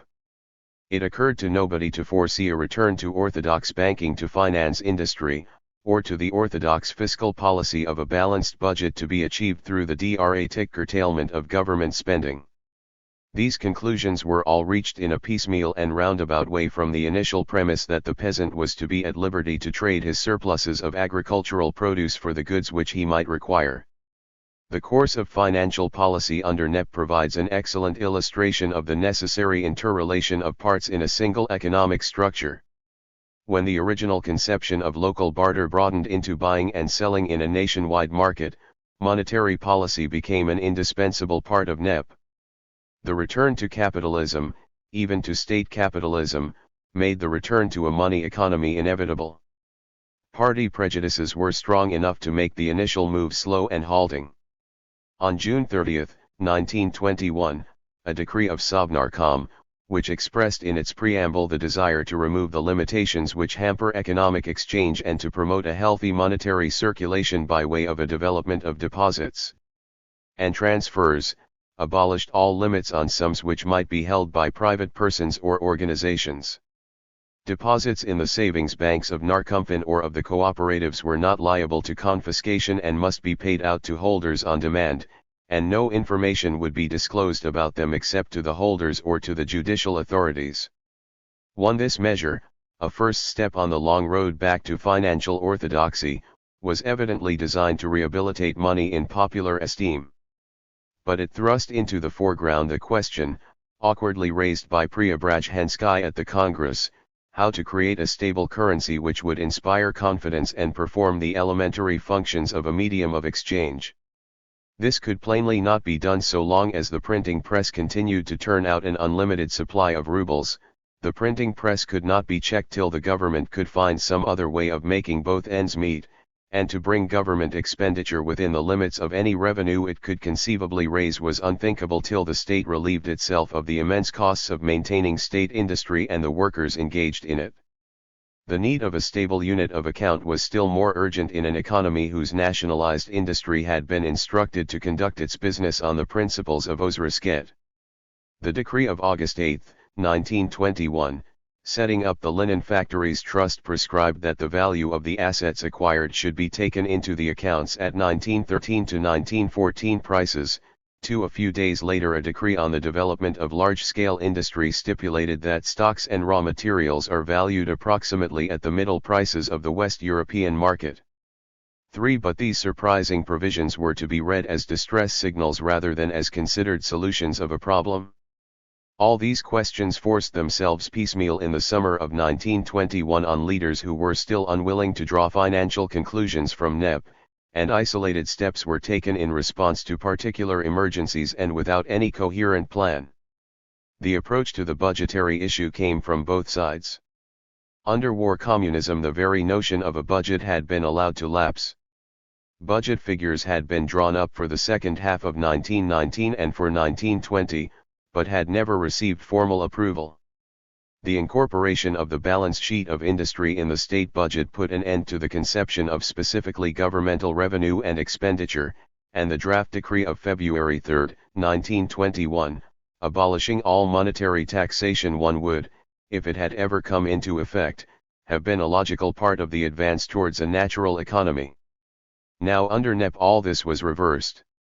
The unloading of industry from the state budget started in July and August 1921, when the leasing of enterprises began and enterprises retained by the state were instructed to pass over to Ozrisket.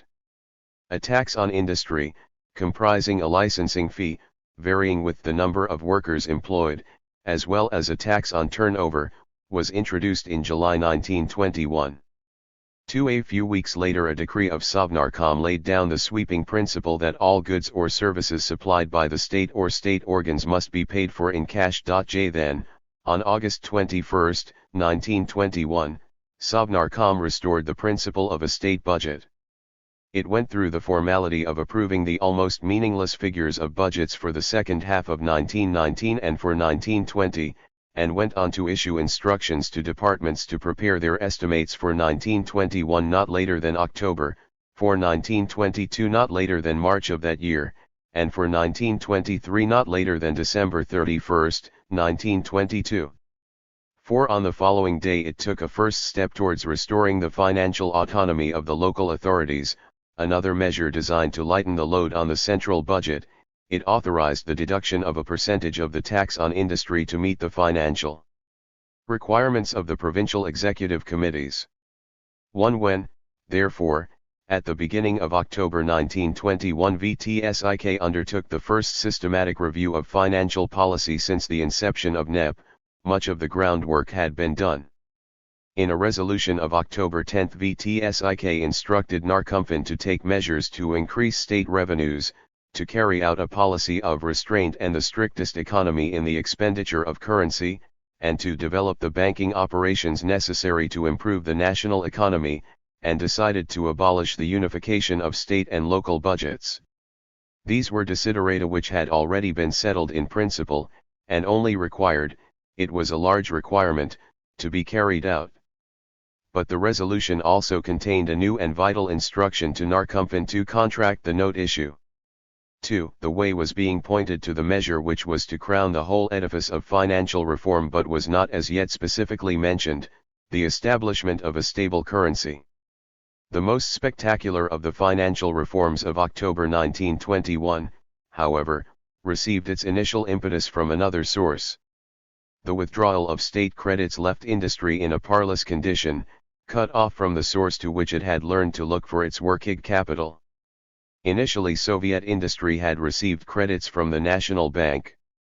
Then commercial credit had been replaced by advances from the state budget, and the National Bank had logically terminated its existence in January 1920. When NEP was introduced, no credit institution of any kind existed in Soviet Russia other than the cooperative section of Narkomfin, which continued to give a more or less formal support to what was left of the credit cooperatives. Now that trade was to be restored, and industry was no longer to be financed by treasury advances, some credit institution had to be resuscitated. On October 12, 1921, as a sequel to its general financial resolution, VTSLK confirmed a draft resolution of Sovnarkom for the creation of a state bank, and on the following day formally approved its statutes. The bank was instituted for the purpose of promoting by credit and other banking operations the development of industry, agriculture, and exchange of goods, and was itself to operate on the principles of Ozrisket. Its initial capital of 2,000 milliards of rubles was furnished by the state, and the members of its administration were appointed by Narkomfin, the appointment of the president being confirmed by Sovnarkom. 1. The new state bank of the RSFSR2 opened its doors on November 16, 1921. The beginnings were not encouraging. Its resources, being at the outset confined to its foundation capital, were limited and its rates exorbitant. In addition to interest, it safeguarded itself against currency depreciation by charging on its advances an insurance percentage calculated at 8% per month for government institutions, 10% for cooperatives and 12% for private concerns. 3. It is not surprising that its help was neither prompt nor generous enough to assuage the credit hunger of large-scale industry or to avert the Razbazaravania crisis of the ensuing winter. The bank itself was faced with the difficulty of operating in terms of a rapidly falling currency, which progressively depreciated its capital and frustrated any credit policy. Just as the stabilization of the currency was impracticable till the budgetary situation had been cleared up, so the necessary credit system could not be made to work till the currency had been stabilized. The financial reforms projected in October 1921 and crowned by the creation of the State Bank were all interdependent parts of a single policy. By the autumn of 1921, therefore, it had become transparently clear that a stabilized currency and a balanced budget were the fundamental items in any financial reform and essential conditions of NEP itself. The introduction of NEP had been followed in the summer of 1921 by a temporary pause in the now chronic general rise of prices, so that from July 1921 onwards, for the first time since the October Revolution, prices rose at a less rapid rate than the volume of currency in circulation, and a certain slowing up occurred in the work of the printing press. 1. A commission was appointed to advise on currency policy. On November 3, 1921, it was decided to inaugurate in the following year a new currency issue, of which 1 ruble would be equivalent to 10,000 rubles of previous issues. The new notes were described no longer as settlement notes but as money notes, a return to the usage of the pre-revolutionary period and presumably an attempt to restore prestige and respectability to the word money. 2. On November 5, 1921, Sovnarkom took 2 important decisions about the forthcoming budget for 1922. It was to be drawn up for 9 months only, so that in the future the budget year would begin on October 1, and it was to be drawn up in pre-war rubles. 3. An instruction of the same date from Narkomfin fixed the rate of conversion of current rubles into pre-war rubles at 60,000 Soviet rubles for 1 pre-war ruble.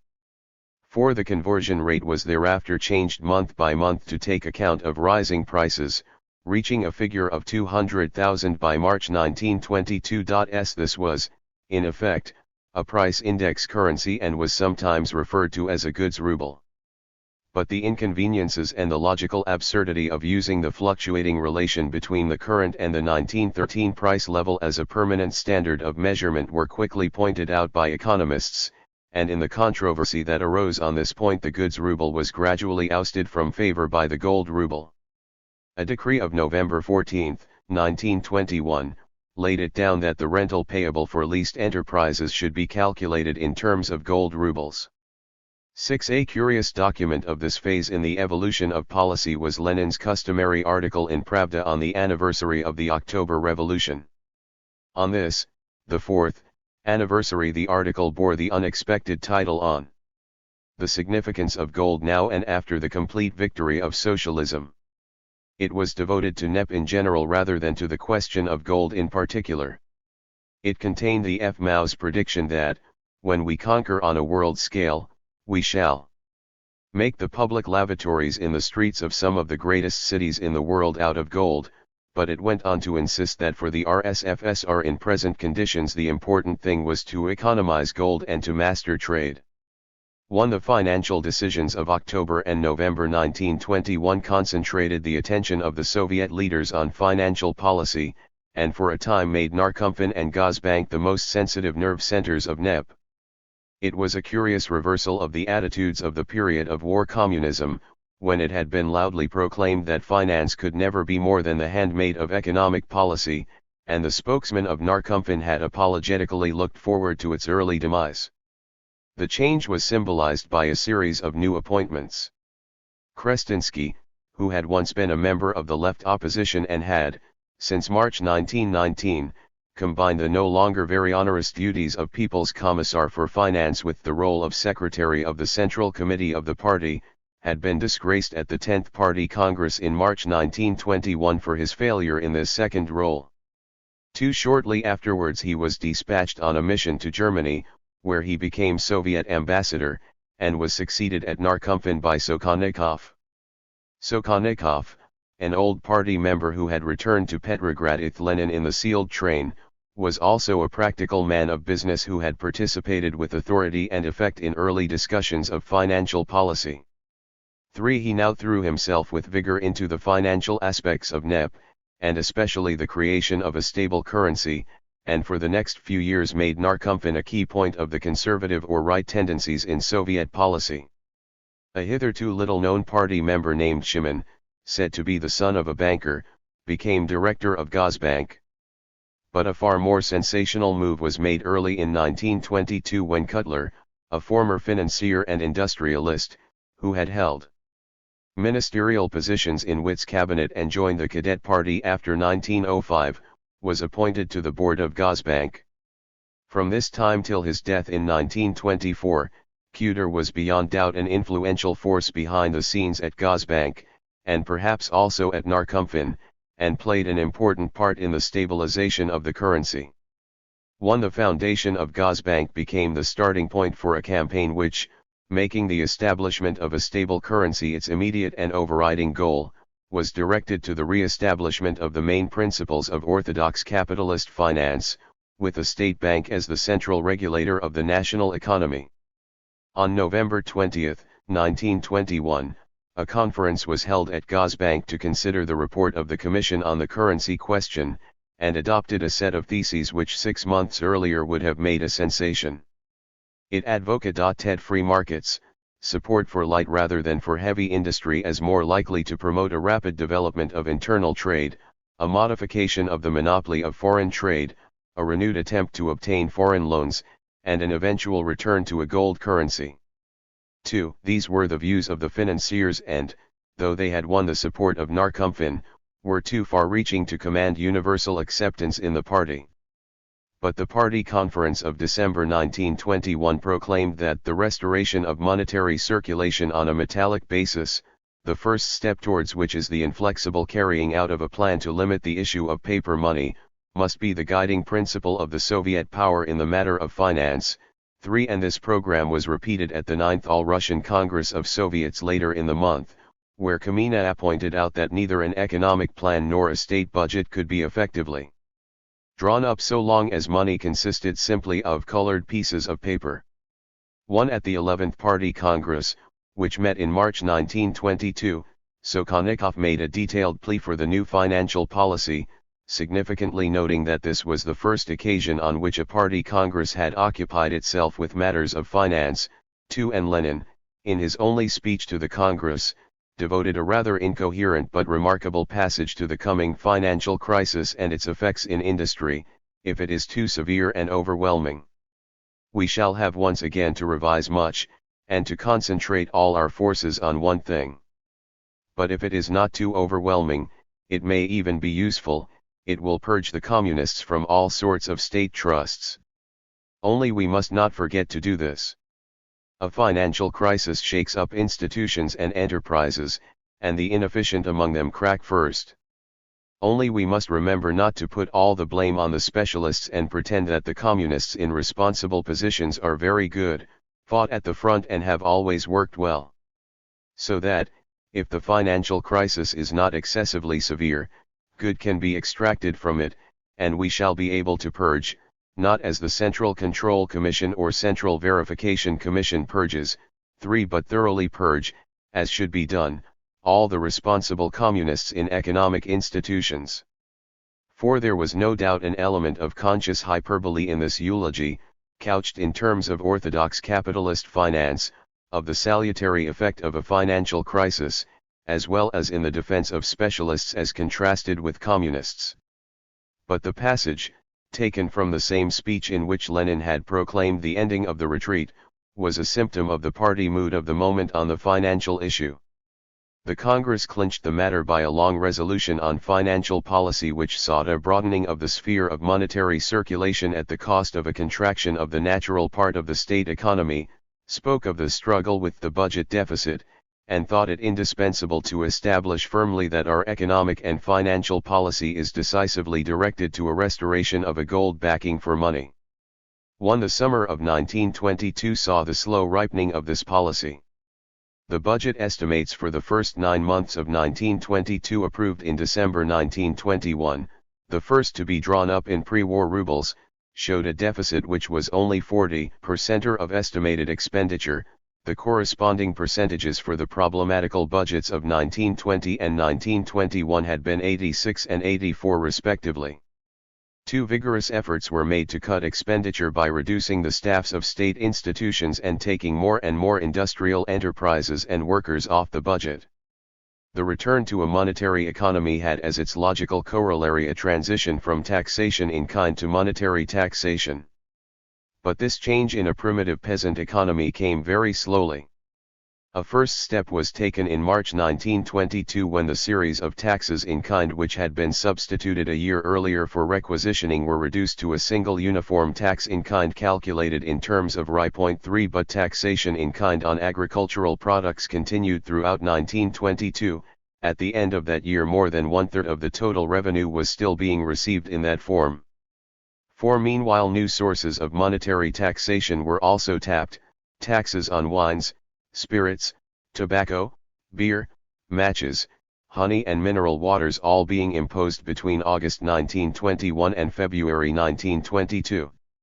In January 1922 the decision to draw up the budget in pre-war rubles was supplemented by a decree prescribing the assessment of all taxes in pre-war rubles, payment to be made at the current rate of exchange. In February 1922 there followed a poll tax earmarked for the relief of the victims of the famine. And in the autumn of 1922 a much more important experiment in an income tax designed to catch the earnings of the so-called free professions, as well as nepmen and highly paid employees of state institutions or industrial trusts, those whom Sokhonikov referred to as elements of the urban bourgeoisie and the urban bourgeois and technical intelligentsia, which forms the top layer of our trust organizations. Thanks to all these expedients the yield from monetary taxation became for the first time a serious item in the budget. Of all governmental receipts in the first 9 months of I-922, only IO% were derived from monetary taxation and 60% from the note issue. but some encouragement could be derived from the monthly figures, which showed that the proportion derived from monetary taxation had risen between January and September from 8 to 14%, while the proportion derived from the note issue fell from 90 to 56% by the last quarter of 1922. Sokhonikov was able to announce that 1/3 of the revenue was being derived from monetary taxation, less than 1/3 from the note issue and the remainder from taxation in kind. In the summer of I-922 another tentative step was taken towards the re-establishment of orthodox public finance. The Soviet government invited subscriptions to its first state loan to a total amount of 10 million PUDs of rye. Bonds of the value of IOO-PUDs were to bear no interest, but were put on the market at 95 and were repayable at PAR between December I-922, and January 3 I-1923. Payment and repayment were to be made in currency at the market rate of rye. The loan was to be guaranteed by a deposit of gold specie in the state treasury to the value of IO million rubles. The persistence of prejudice against state loans, and skepticism of the ability of the Soviet government to float one with success, were reflected at the session of VTSIK which approved the loan. Sokhonikov quoted the precedent of the French Revolution to prove that past defaults did not preclude the possibility of raising loans. In October 1922 Sokhonikov was able to announce the success of the loan, 85% of the total amount offered for subscription having been taken up, though the main inducement was apparently the right to tender the bonds at PAR in payment of the tax in kind.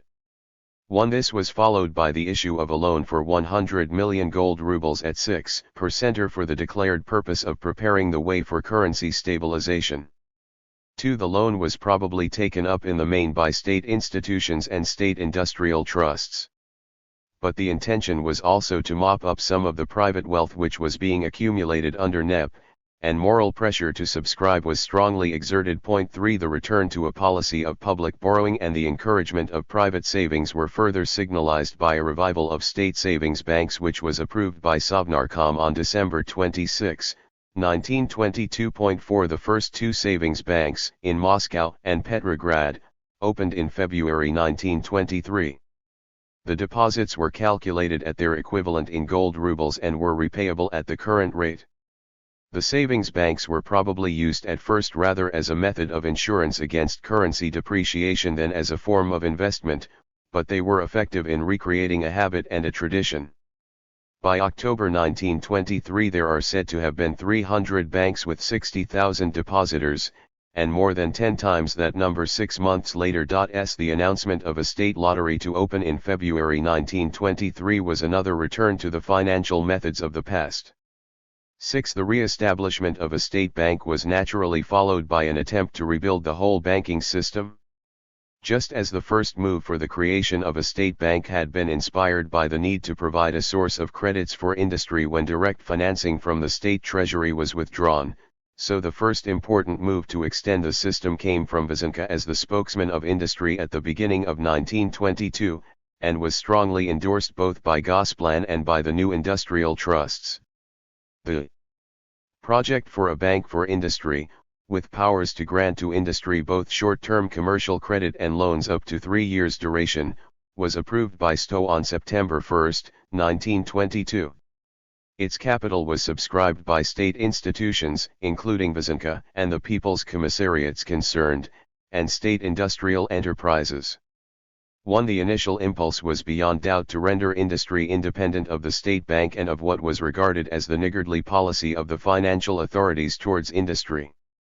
But Prombank was never really strong enough to escape from the leading strings of the State Bank and Narkomfin, and took its place as a unit in a closely knit banking system.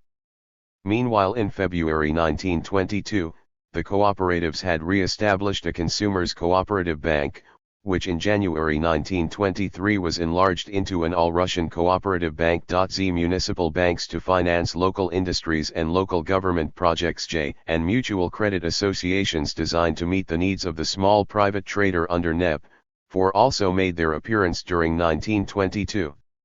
The financial progress of NEP continued to be marked by a rapid growth in the influence of Gazbank, the temple of the new financial orthodoxy. The price index by which Narkomfin calculated the conversion of the current into the pre-war ruble fell before the critical scrutiny of the financiers. In March 1922 the system was abolished, and replaced in the following month by a gold ruble system based on the rate at which Gazbank purchased gold, the rate of conversion being announced monthly no longer by Narkomfin, but by Gazbank. All state revenue and expenditure was henceforth to be calculated not in pre-war, but in gold, rubles. 5. The prestige of gold as the basis of money, and of Gazbank as its custodian, was correspondingly enhanced, and one more step taken along the path that led to currency reform. After the brief slowing up of the inflationary process in the summer of 1921, the still uncurbed forces of economic disequilibrium once more took charge, and all attempts to reduce the rate of the note emission were abandoned as hopeless. From a figure of 3,500 milliards on September 1, 1921, the total of ruble notes in circulation rose by January 1, 1922 to 17,500 milliards, by May 1, 1922, to 130,000 milliards, and by the end of the year 1922 to just short of 2 million milliards. 1. The solution of a currency issue backed by gold and under the supervision of a state bank, in close imitation of Western models, seemed to commend itself with irresistible force. The argument was heard that the development of foreign trade required a stable monetary unit. 2. On July 25, 1922, Sovnarkom authorized Gazbank to issue banknotes in a new monetary unit to be called the chervonets, 1 chervonets being equivalent to 10 gold rubles. The issue was to be covered as to 25% by precious metals and American Samoa to 75% by short-term obligations and other liquid assets. 3. After more detailed provisions had been laid down in a further decree of October 11, 1922, 4. The first chervonets notes appeared towards the end of November.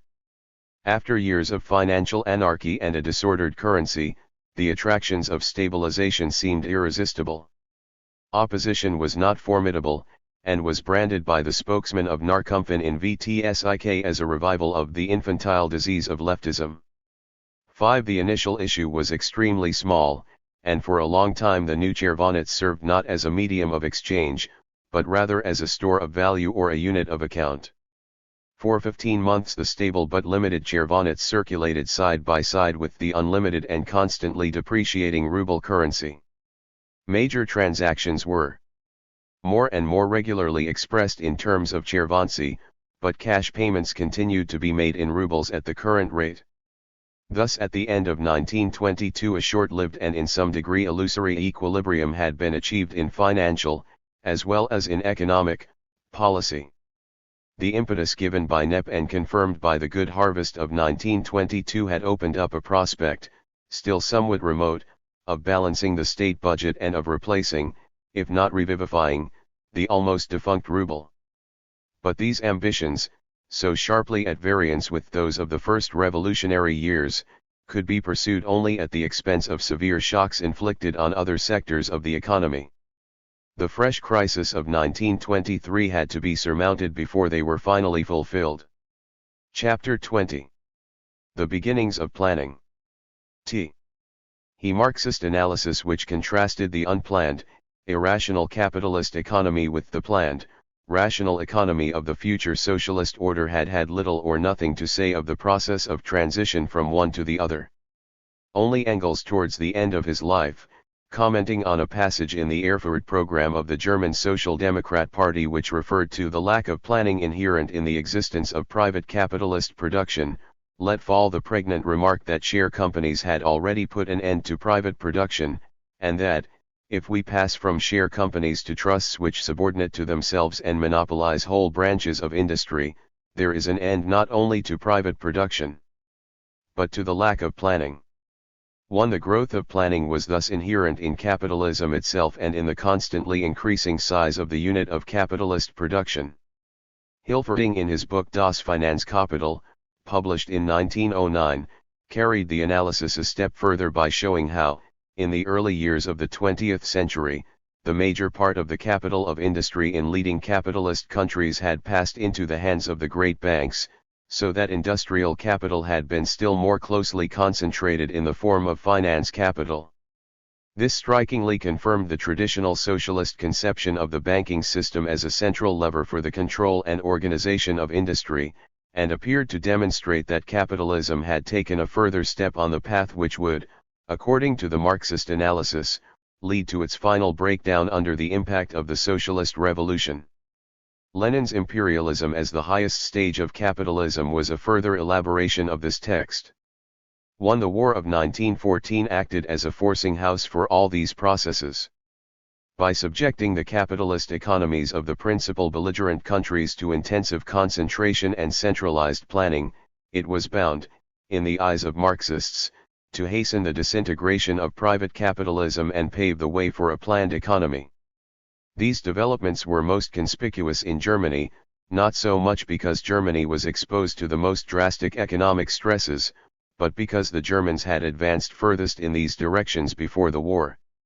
During 1915 Lenin, then still a prominent Menshevik living in Stockholm, wrote a noteworthy series of articles for the Petrograd journal Vestnik Evropy on the German war economy.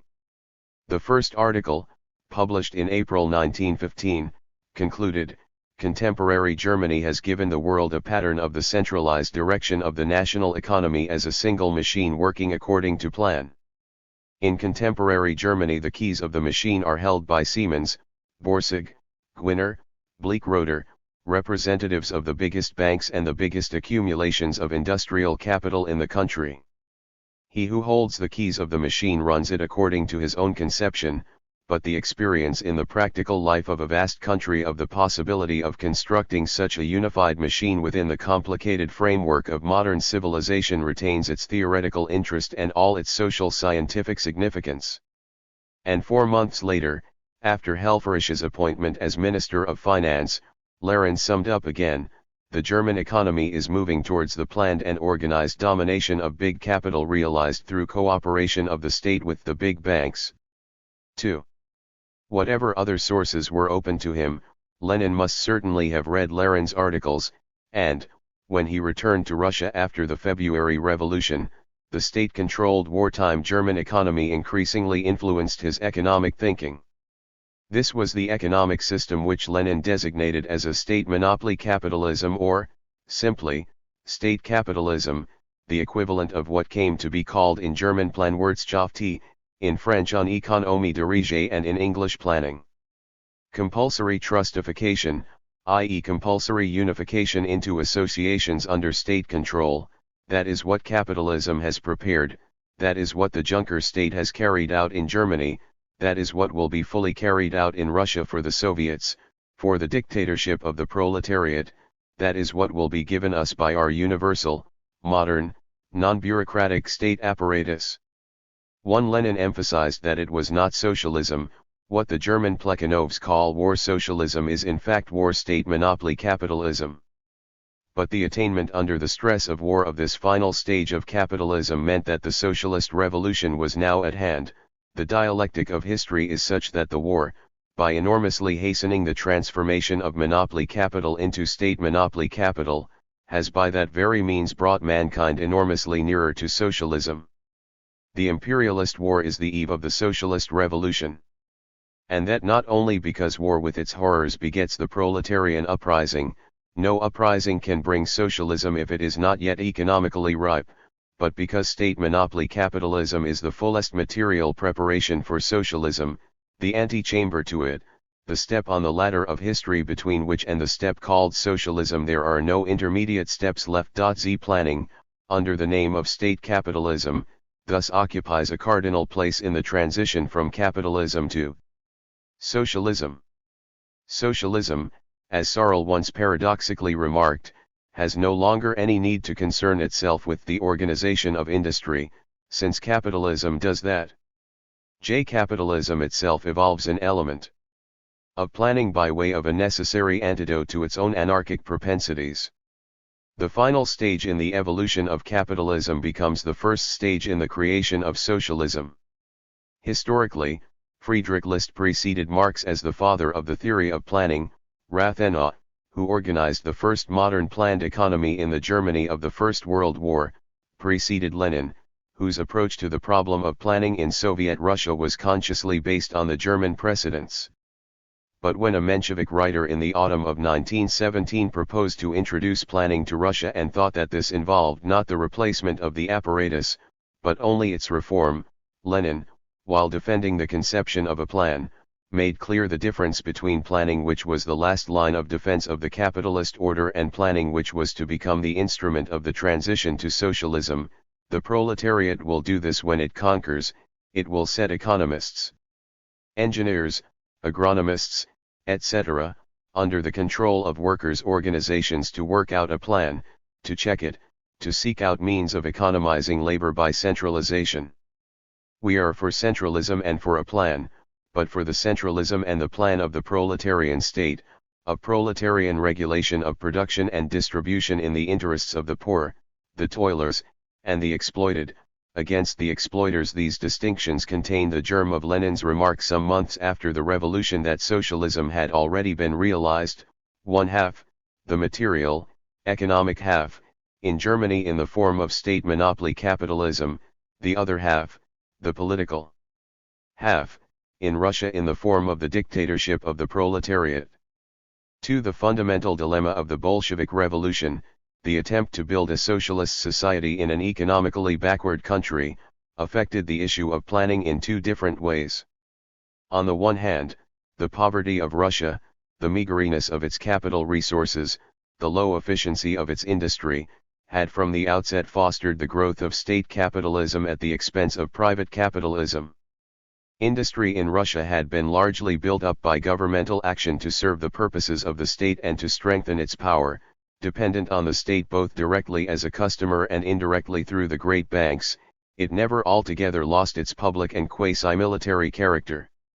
The vested interests of private enterprise, which were so formidable a source of opposition to planning in the Western countries, scarcely existed in Russia, and the higher degree of concentration prevailing in the major industries made state intervention technically easy. If, during the First World War, planning made no great progress in Russia, this was due to the lack of ability and initiative conspicuously displayed by the Russian public services rather than to the unripeness of the economy for centralized direction. On the other hand, the absence of any widespread development of private capitalist enterprise in Russia, while it facilitated some of the approaches to planning, faced Soviet planners with several grave drawbacks. It compelled them to operate in conditions of extreme material scarcity, which associated the regime of planning with acute hardship and privation. It deprived them of the resources in trained personnel and organization which efficient planning demanded. Even the limited number of Russian bourgeois specialists of all kinds, economic and technical, boycotted the regime in its early years and were boycotted by it, and it was not until a qualified reconciliation was effected in 1920 and 1921 that serious planning became a possibility at all. Most important of all, the backwardness of the Russian economy was summed up in the predominance of primitive peasant agriculture, an economic form more recalcitrant than any other to planning. Hence planning in Russia inevitably began from an attempt to introduce a new balance into the economy through the development of industry, and became an incident in the age-long struggle between town and country. Towards the end of his last published article in the spring of 1923, Lenin wrote of the need to change over, figuratively speaking, from one horse to the other, namely from the starveling, peasant, muzhik horse, to the horse of heavy machine industry, and called this the general plan of our work, of our policy, of our tactics, of our strategy. Russian conditions made this from the outset, and for many years to come, the essential theme of Soviet planning. The principle of planning inherent in the Marxist conception of a socialist economy had received Lenin's cautious blessing on the eve of the October Revolution. The first tentative approach to a concrete application of the principle followed the conclusion of the Brest-Litovsk Treaty, when it seemed for the moment as though the way were open for economic reconstruction. It was at this time that Lenin began to grasp the magnitude and novelty of the task. We have knowledge of socialism, but as for knowledge of organization on a scale of millions, knowledge of the organization and distribution of commodities, that we have not. This the old Bolshevik leaders did not teach us. Nothing has been written about this yet in Bolshevik textbooks, and there is nothing in Menshevik textbooks either. A few weeks later he added a longer explanation, all that we knew, all that had been precisely indicated to us by the best experts, the most powerful brains, of capitalist society who had foreseen its development, was that a transformation must, by historical necessity, take place along a certain broad line, that private ownership of the means of production had been condemned by history, that it would break, that the exploiters would inevitably be expropriated. This was established with scientific exactitude. We knew it when we raised in our hands the banner of socialism, when we declared ourselves socialists, when we founded socialist parties and when we set out to transform society. We knew it when we seized power in order to embark on socialist reorganization. But the forms of the transformation and the rapidity of the development of the concrete reorganization we see, and for the direction of the commissariats engaged in the day-to-day execution of economic policy.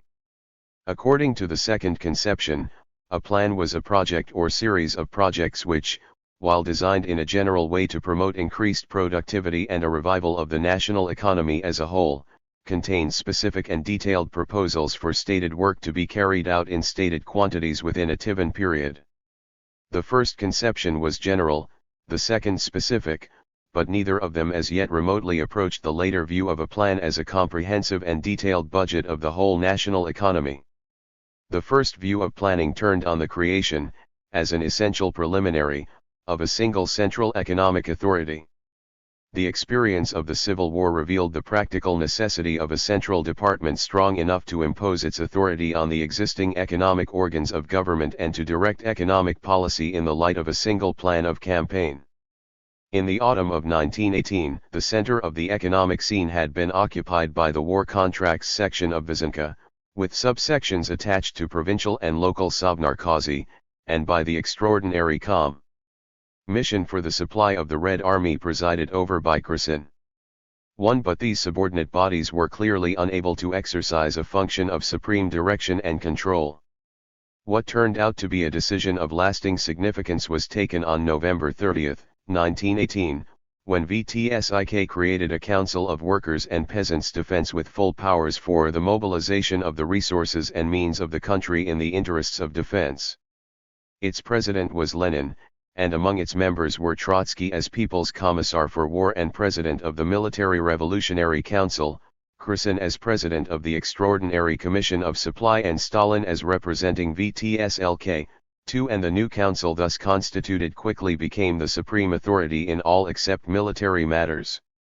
So long as the Civil War continued, it had the status of an ad hoc body concerned with a passing emergency, did not obviously trench on the permanent attributions of Vysenka, and was unconcerned with planning except in the day-to-day sense of the term. This state of affairs continued throughout the year 1919. The Third All-Russian Congress of Councils of National Economy in January 1920 passed the usual routine resolution in favor of a single economic plan and of the coordination of the production programs of all branches of industry in accordance with the material resources of the Republic, and even decided to set up under Vysenka a permanent Central Commission of Production. But when the Civil War seemed to be over in the spring of 1920, the issue of planning arose for the first time in an acute form in the shape of open rivalry between Vysenka and the Council of Workers' and Peasants' Defense. The Ninth Party Congress of March 1920 first brought Trotsky on the scene as a protagonist of planning. Being much concerned at the time with the mobilization for industry of the labor released by the ending of the Civil War, he was charged with the report to the Congress on current tasks of economic construction. The resolution which he presented contained a section, not originally drafted by him but inserted during the discussion of the draft in the Central Committee, advocating the introduction of a single economic plan designed for the coming historical period. The project differed from previous vague aspirations by enumerating a series of consistent basic tasks which condition one another as falling within the scope of the plan. Trotsky, in his report, argued that the mobilization of labor could make sense only if we have an apparatus for the correct allocation of labor power on the basis of a single economic plan embracing the whole country and all branches of the economy, and that the main purpose of the plan must be not to yield immediate benefits, but to prepare conditions for the production of the means of production. He went on, we have as yet no single economic plan to replace the elementary work of the laws of competition. This is the origin of the difficulties of Vysenka. There is a certain economic plan. This plan is dictated by the views of our economic tasks taken at the center, but in practice is carried out on the spot to the extent of only 5 to 10%. Trotsky's military duties had associated him closely with the Council of Workers' and Peasants' Defense, and Rykov and Milyutin rightly saw in these new and radical proposals a threat to the ambitions of Vysenka. Rykov attacked Trotsky's plan as an abstract composition remote from life, and added that, if we have to construct machines in order to equip our whole industry, tens of years will be needed. But Rykov in turn incurred a sharp rebuff from Lenin and was told that the attempt of Vysenka to organize itself in some kind of separate block of economic commissariats had provoked a negative attitude in the party Central Committee. The resolution of the Congress instructed the party Central Committee to work out in the near future a scheme for an organizational link between Vysenka and the other commissariats directly concerned with the economy, for the purpose of guaranteeing complete unity in the carrying out of the economic plan confirmed by the Party Congress. 2. The resolution disposed of the pretensions of Vysenka by firmly putting it on a level with other commissariats and implied that the organizational link would be found elsewhere.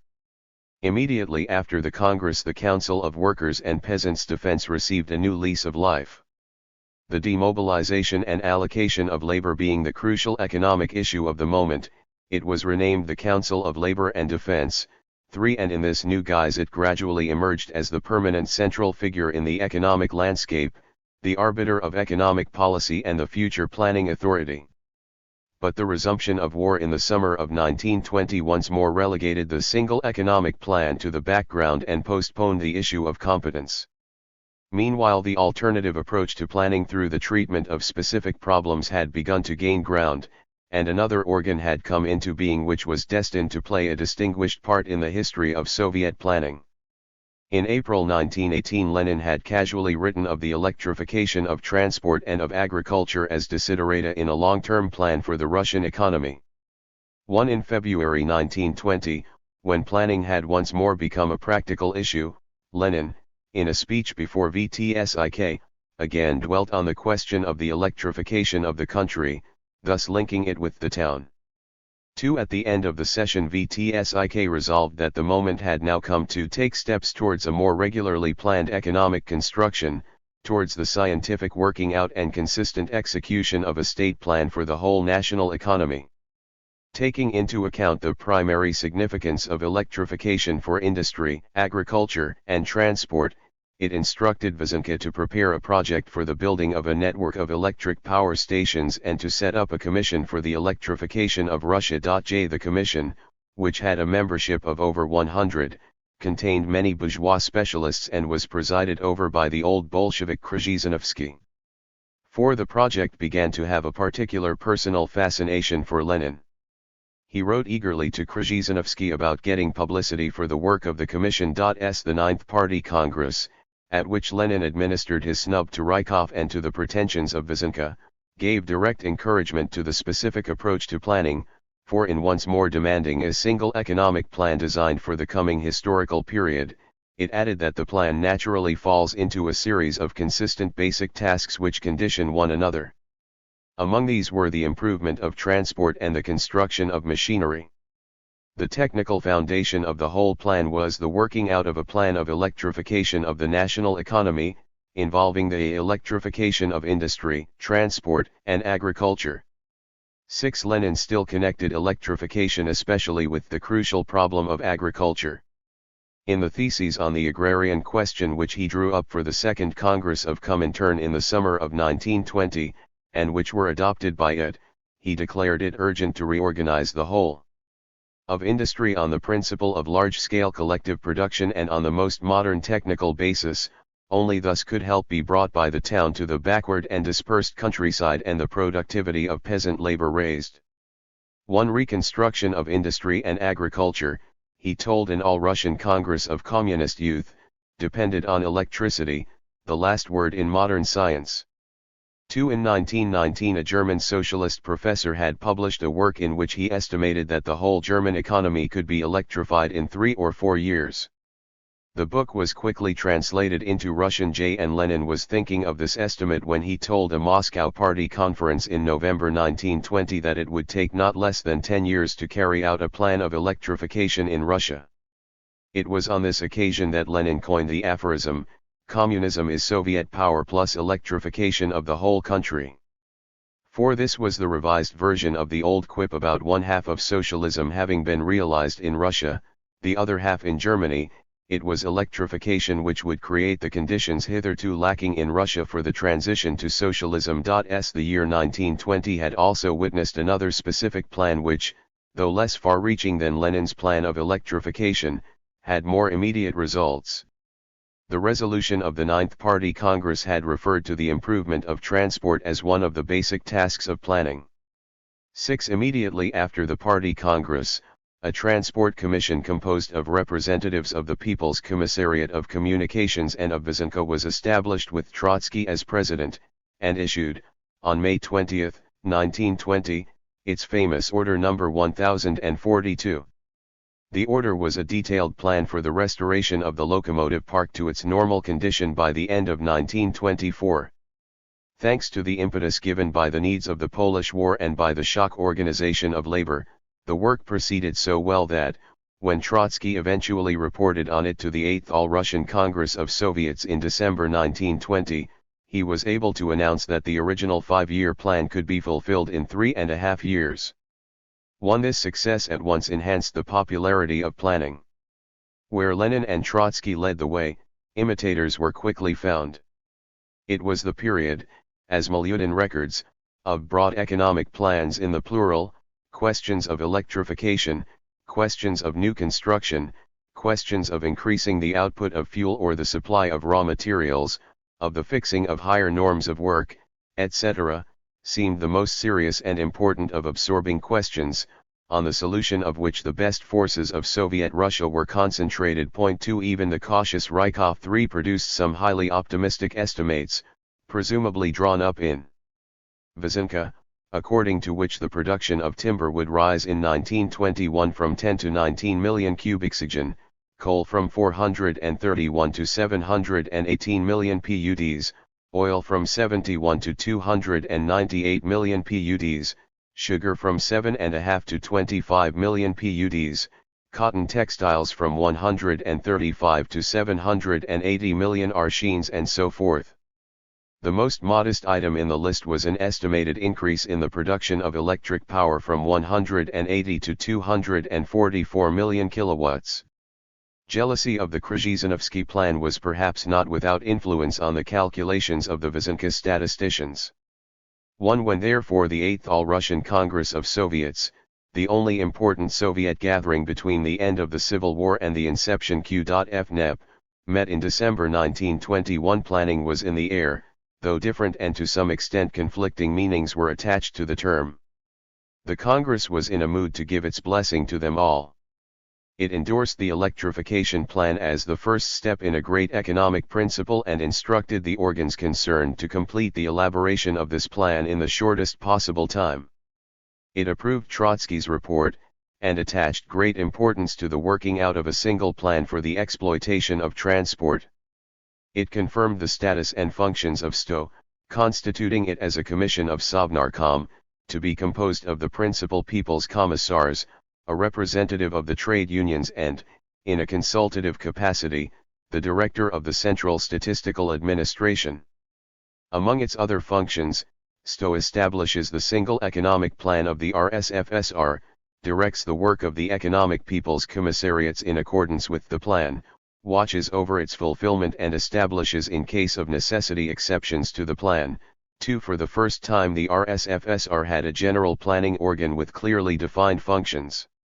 Lenin himself was so deeply committed to the scheme for electrification that he displayed a certain lukewarmness towards the conception of a general plan. At the Congress he repeated the quip that communism is Soviet power plus electrification, and added another, the electrification plan was our second party program. On the other hand, he went out of his way to attack a pamphlet by a well-known old Bolshevik named Gusev, which propounded a far-reaching plan for the creation of a Council of Labor and Defense, including the transfer to it of many prominent party workers, among whom we find the names of Trotsky and Rykov. While Lenin seems to have supposed that he had clipped the wings of Sto by insisting on its formal status as a mere commission of Sovnarkom, the fact that Lenin, as president of Sovnarkom, was its president and Trotsky, Rykov, and the other principal People's Commissars its members, put its position as the supreme economic organ beyond challenge, and the existence of such an organ opened up far wider possibilities of comprehensive planning than had existed under Vysenka. Lenin, however, remained mistrustful.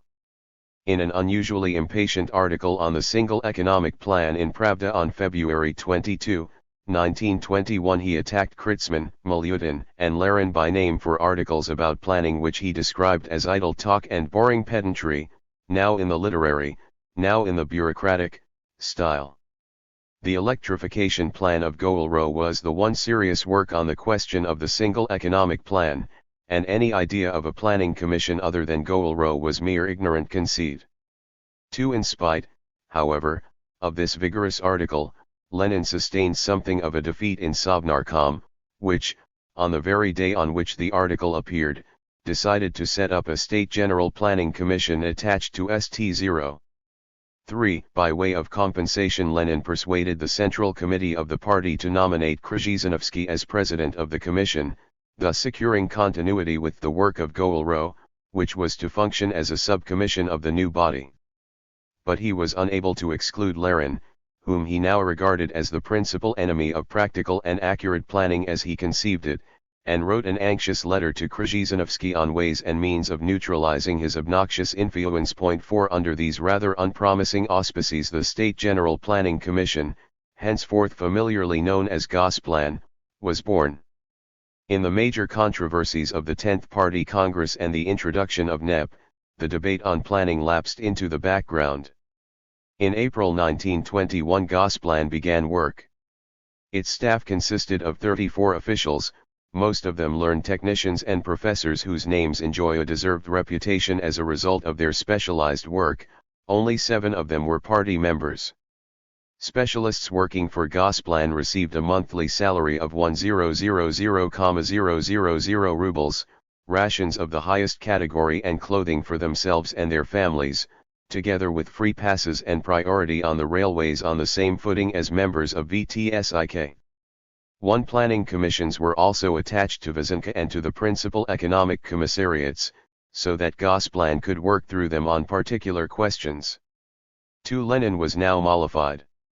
He told Khryzhyanovsky that, just as he had formerly thrust the noses of communist know-alls, who chattered about the plan in general, into the electrification plan, he was now prepared to thrust the noses of workers in Goulro into questions of current economic plans. In May 1921 he was writing again to Khryzhyanovsky on the details of the work and expressing the hope that Gosplan would work out at any rate in time for the harvest the foundations of a general state economic plan for the coming period, a year or two, though grumblings were still heard about bureaucratic utopias. But it was Trotsky who emerged at this time as the most influential advocate of planning. On August 7, 1921, when NEP was being applied for the first time to industry, Trotsky circulated a memorandum to the party Central Committee, protesting against the contradictory zigzags of recent policy and demanding the establishment of a central economic authority and an autonomous Gosplan reorganized on the basis of large-scale industry. The sequel, 2 days later, was a decree which, while not conceding formal autonomy to Gosplan, authorized it not only to institute a single economic plan embracing the whole of Russia, but to harmonize the plans of the economic departments, including the commissariats, and superintend the operation of the plan in general and in the actual details. Meanwhile Goulro settled down comfortably as a department of Gosplan. In October 1921 an all-Russian Electro-Technical Congress with 1,000 delegates met in Moscow, and gave its blessing to the work of Goulro. 2 months later Lenin announced to the 9th All-Russian Congress of Soviets that 221 electrical stations had been opened during the past 2 years with a capacity of 12,000 kilowatts, and that 2 large new stations, one on the outskirts of Moscow and the other of Petrograd, would be opened early in 1922. For these achievements notwithstanding, the logical consequence of NEP was to relegate planning to a secondary place. The 9th All-Russian Congress of Soviets in December 1921, while it approved the progress made and promised in the work of electrification, and discussed a fuel plan of which Smilga was placed in charge, was silent about the single economic plan. 6. Nor was the omission repaired at the 11th Party Congress in the following March. But it was at this Congress that Lenin announced the ending of the retreat inaugurated by NEP. It was fundamental that Soviet planning must be directed to increasing the role of industry in the national economy. In this sense it was an instrument in the struggle of the industrial proletariat against peasant predominance, of socialism against petty capitalism. Since NEP marked a retreat into capitalism and a concession to the peasant, any reaction against it, or belief that it had gone far enough, was likely to be expressed in a renewed emphasis on the importance of planning. This new antithesis began to emerge in 1922 with the development of the industrial CNS-1S. In terms of the Soviet bureaucracy, it expressed itself in a keen rivalry between Gosplan, now the chief champion of Industry, and Narkomfin, the most influential of the departments interested in carrying NEP to its logical conclusion. Among secondary leaders, the most ardent supporters of war communism, Preobrazhensky, Lerin and Kritzman, now raised their voices against the weakening of the planned economy under NEP. As early as March 1922 Lerin attributed the industrial crisis to this factor. 2. In the inner circles of the party leadership there was greater reluctance to assume clear-cut positions. But Trotsky continued to insist more and more vigorously on the vital need for a central plan and the development of industry. The campaign to strengthen Gosplan continued intermittently throughout 1922, and on June 8 a further decree redefined its functions and powers. The functions included the drawing up both of a long-term plan and of an immediate plan of production, and Gosplan was to be consulted on drafts of important economic and financial decrees submitted to Sovnarkom or STO by the commissariats concerned. 3. But in general any substantial extension of the powers of Gosplan was resisted by Lenin both before his first stroke in May of that year and after his return to work in the autumn, and found no other supporters in the Politburo. In the autumn Trotsky's attack crystallized into 2 specific proposals, that Gosplan should be given legislative powers, and that a deputy president of Sovnarkom should become president of Gosplan. On December 27, 1922, Lenin dictated from his sickbed a memorandum to the Politburo in which he declared himself converted to the first proposal, but resisted the second. He accepted Trotsky's general view of the necessity for comprehensive planning, but still held that the head of Gosplan should be an educated technician, and defended the combination of Khrushchevsky as president with Pyatakov as his deputy. 1. But, with Lenin now finally withdrawn from the scene, Trotsky was completely isolated in the top rank of the party hierarchy. His request to publish Lenin's memorandum was rejected by the Politburo, and the reform of Gosplan once more shelved. 2. The section devoted to planning in the resolution on industry adopted by the 12th Party Congress of April 1923 summed up the position which had now been reached, and bore clear traces of the uneasy truce between the rival leaders on fundamental issues of economic policy. Every statement which might be taken to represent Trotsky's positive attitude was qualified by a corresponding expression of the caution and skepticism of his colleagues in the Politburo. While the aim was a real socialist economic plan, embracing all branches of industry in their relations to one another and the mutual relations between industry as a whole and agriculture, this could only be realized as a result of prolonged preparatory economic experiment, so that the immediate program was one of general direction and, to a large extent, preparatory. The views of Trotsky on Gosplan were recorded in a paragraph of the resolution which could only have been drafted by him. It is perfectly clear that the fundamental planning of the economy cannot be achieved within industry itself, that is by the isolated efforts of the administrative organ controlling it, Vysenka, but must form the task of a separate planning organ standing above the organization of industry and linking it with finance, transport, etc. Such an organ, in virtue of its position, is Gosplan. But this was followed by a refusal to accord any special administrative rights to Gosplan, which, where compulsory powers were required, must still act through the commissariats or through STO or Sovnarkom. 1. The independent and authoritative planning organ of Trotsky's ambitions still eluded him. More significant than this compromise resolution were the restatements of the two positions made by Zinoviev and Trotsky respectively at the Congress, though the statements were made independently at different stages of the proceedings and any direct clash of opinion was studiously avoided. Zinoviev in his initial report on the work of the Central Committee, ignoring the substantial change in Lenin's attitude to planning during the past 2 years and the views expressed in his unpublished memorandum of December 1922, quoted Lenin's article of February 1921 on the single economic plan in which, attacking the planning fantasies of Kritzman, Milyutin, and Lerin, he had described the electrification plan as the one serious contribution to planning and Goelro as the only effective planning organ.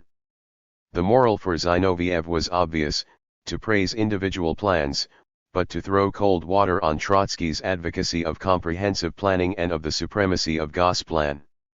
1. Trotsky went deeper. Under capitalism there were individual plans for particular enterprises and industries, but no general plan for the economy. This was replaced by the market, the free play of forces, competition, demand, supply, crises, etc. etc. It was because socialism meant the overcoming of the market and market phenomena that planning was the essence of socialism. The current industrial crisis called imperatively for planning. If we condemned heavy industry to the free play of the market, it would run on the rocks. He attempted, it was the most delicate point in the speech, to define his attitude to NEP. He too picked up a catchword of Lenin of 2 years ago, but in order, not to exalt its authority, but to qualify it. Lenin had said that NEP had been introduced seriously and for a long time. NEP, Trotsky now repeated, had been established seriously and for a long time, but not forever. It had been adopted in order on its own foundation and to a large extent by using its own method to overcome it. In other words, our successes on the basis of the new economic policy automatically bring us nearer to its liquidation.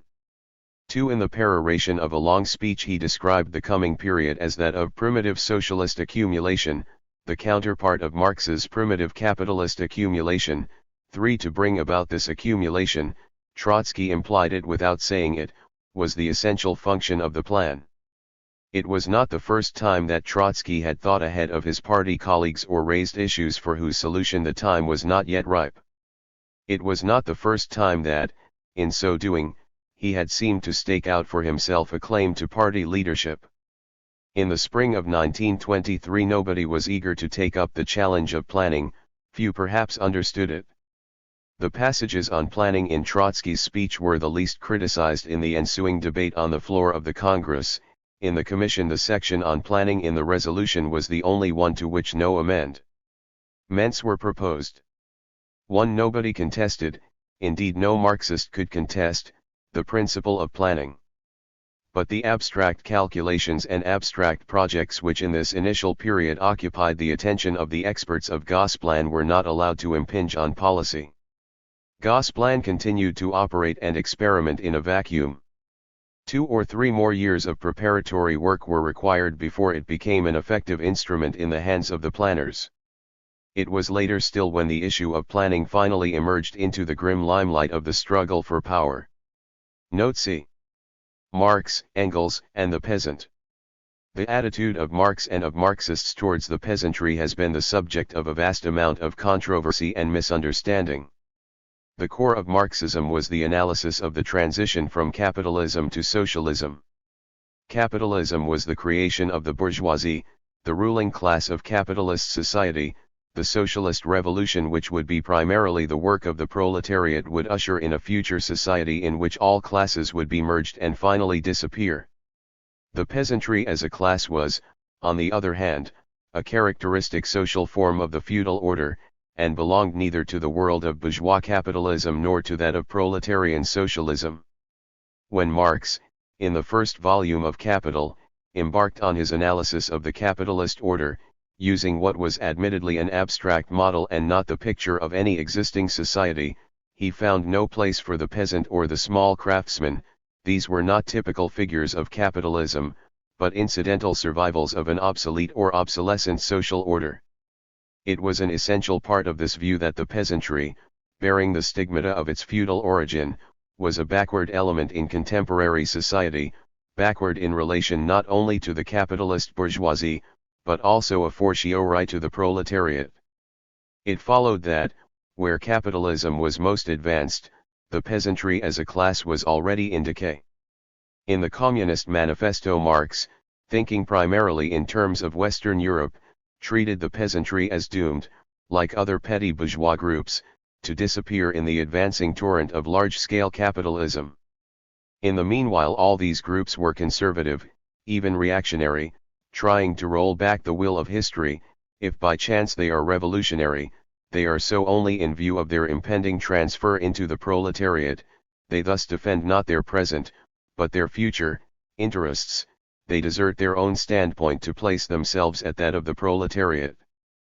Flocon had warned Engels that 11 million small French farmers were passionate property owners and sworn enemies of anything that smacked of communism.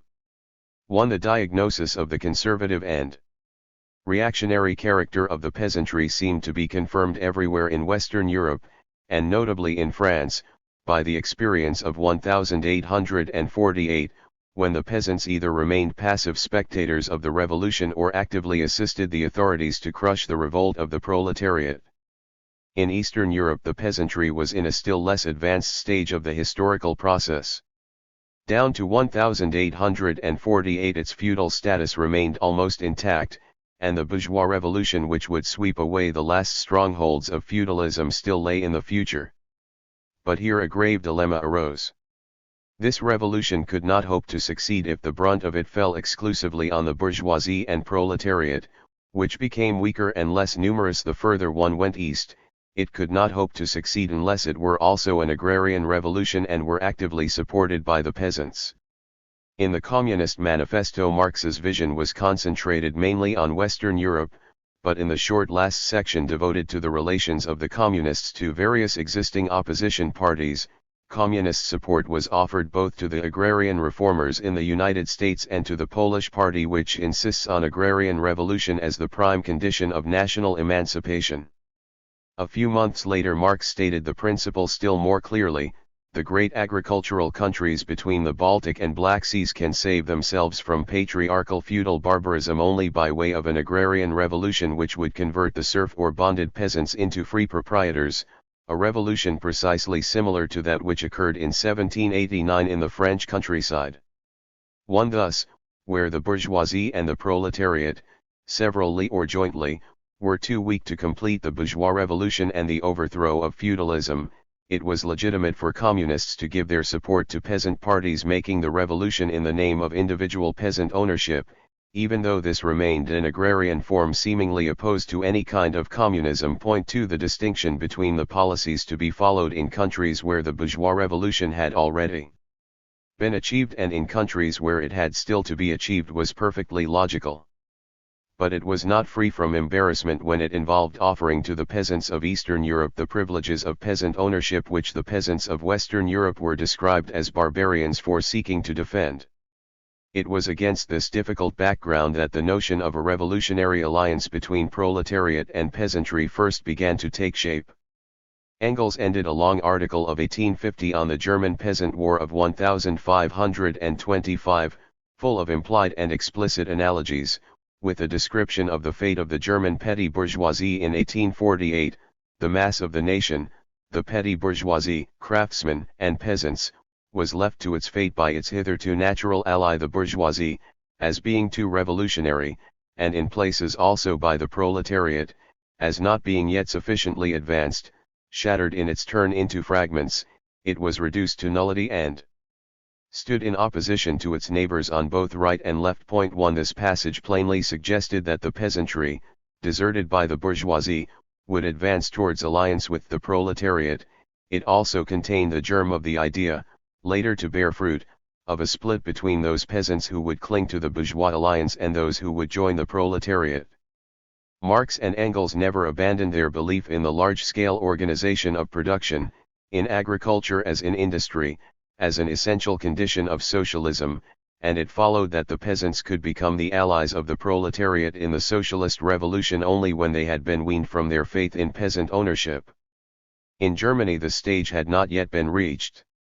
A much-quoted passage of a letter to Engels of 1856, in which Marx wrote that everything in Germany turned on being able to back the proletarian revolution by some second edition of the Peasant War, shows that he still reckoned Germany among the predominantly peasant countries of Eastern Europe, where the bourgeois revolution against the feudal order had not yet been completed, and where the proletarian minority might thus lend temporary tactical support to a program of peasant proprietorship. Marx and Engels passed the remainder of their lives after 1850 in the one country where the peasant question had lost its acuteness with the process of wholesale industrialization and the conversion of what was left of the peasantry into a rural proletariat. Nor did practical possibilities of revolution in Europe arise to compel them to reconsider the tactical issue. The 2 decades which separated the final extinction of the conflagration of 1848 from the Paris Commune registered no change in their attitude to the peasant, nor did the heroism of the Paris Commune inspire the peasant rising which alone might have saved it from defeat. But the impulse to a reconsideration of the peasant question in the last decade of Marx's life came from a more remote and unexpected source, Russia. It was towards the end of the 1860s that Marx and Engels became interested in Russian affairs, and learned the language in order to read Russian economic literature. The moment was an important turning point in Russian history. In the 1850s a new current of thought, for the Narodniks were a group of intellectuals rather than an organized party, had arisen in Russia, combining the belief of the Slavophiles in the peculiar destiny of Russia and her role as a bringer of light to Europe with Western socialist doctrines, mainly of a somewhat utopian brand. The most concrete item in the Narodnik Creed was the conviction that the Russian peasant commune with its system of communal ownership was essentially socialist and capable of forming the basis of a future socialist order, so that Russia might indeed lead the rest of Europe on the road to socialism. The emancipation of the serfs in 1861 did not destroy this belief. This measure was inspired by the impulse to modernize the Russian economy after the disasters of the Crimean War and, like the English enclosures, by the need to create a reserve labor army for the industrialization of the country. It broke up the feudal relation of master landowner and peasant serf and went far to open the countryside to the infiltration of capitalism. But, since it did not formally disrupt the peasant commune, its significance was not fully understood and it had little effect on Narodnik doctrine. The activities of the Narodniks, reinforced by terrorist groups professing Narodnik doctrine, reached their height in the 1870s. The first Russian translation of the first volume of Capital, which appeared as early as 1872, was the work of a Narodnik named Danielson. The struggle against Bakunin drew Marx and Engels further into the field of Russian controversies. In 1875, replying to an attack by the Rusyan Narodnik Tikakav, Engels published an article on social relations in Russia in which he pointed out, acutely enough, that the emancipation had dealt the strongest blow at communal property, and that communal property in Russia has long outlived the time of its prosperity, and according to all appearances is approaching its dissolution. But he added some further considerations which opened a long controversy.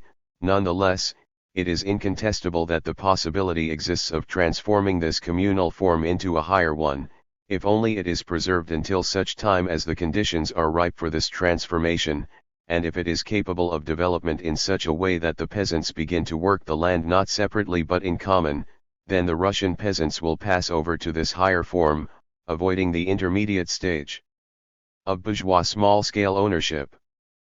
But this can occur only in the event of the victorious proletarian revolution breaking out in Western Europe before the final collapse of this common property, a revolution which will assure to the Russian peasant the essential conditions for such a transfer, and in particular the material means needful to carry out the revolution in his whole system of agriculture which is necessarily bound up with it. 1. The qualifications were important. It was not suggested that Russia could by her own efforts bypass the stage of bourgeois capitalism and reach socialism by the direct path, transforming the communal institutions of her feudal past into the communal institutions of her socialist future. What was suggested was that the proletariat of the advanced countries, having victoriously achieved their own revolution, would be able to carry backward Russia with them into socialism without Russia having herself had to tread the capitalist path, and there was nothing illogical about this conception once Europe was regarded as a unit. Marx himself made no public pronouncement at this time. But that he endorsed Engels's view was shown 2 years later in a letter addressed to a Russian journal in reply to an article criticizing him as anti-Russian.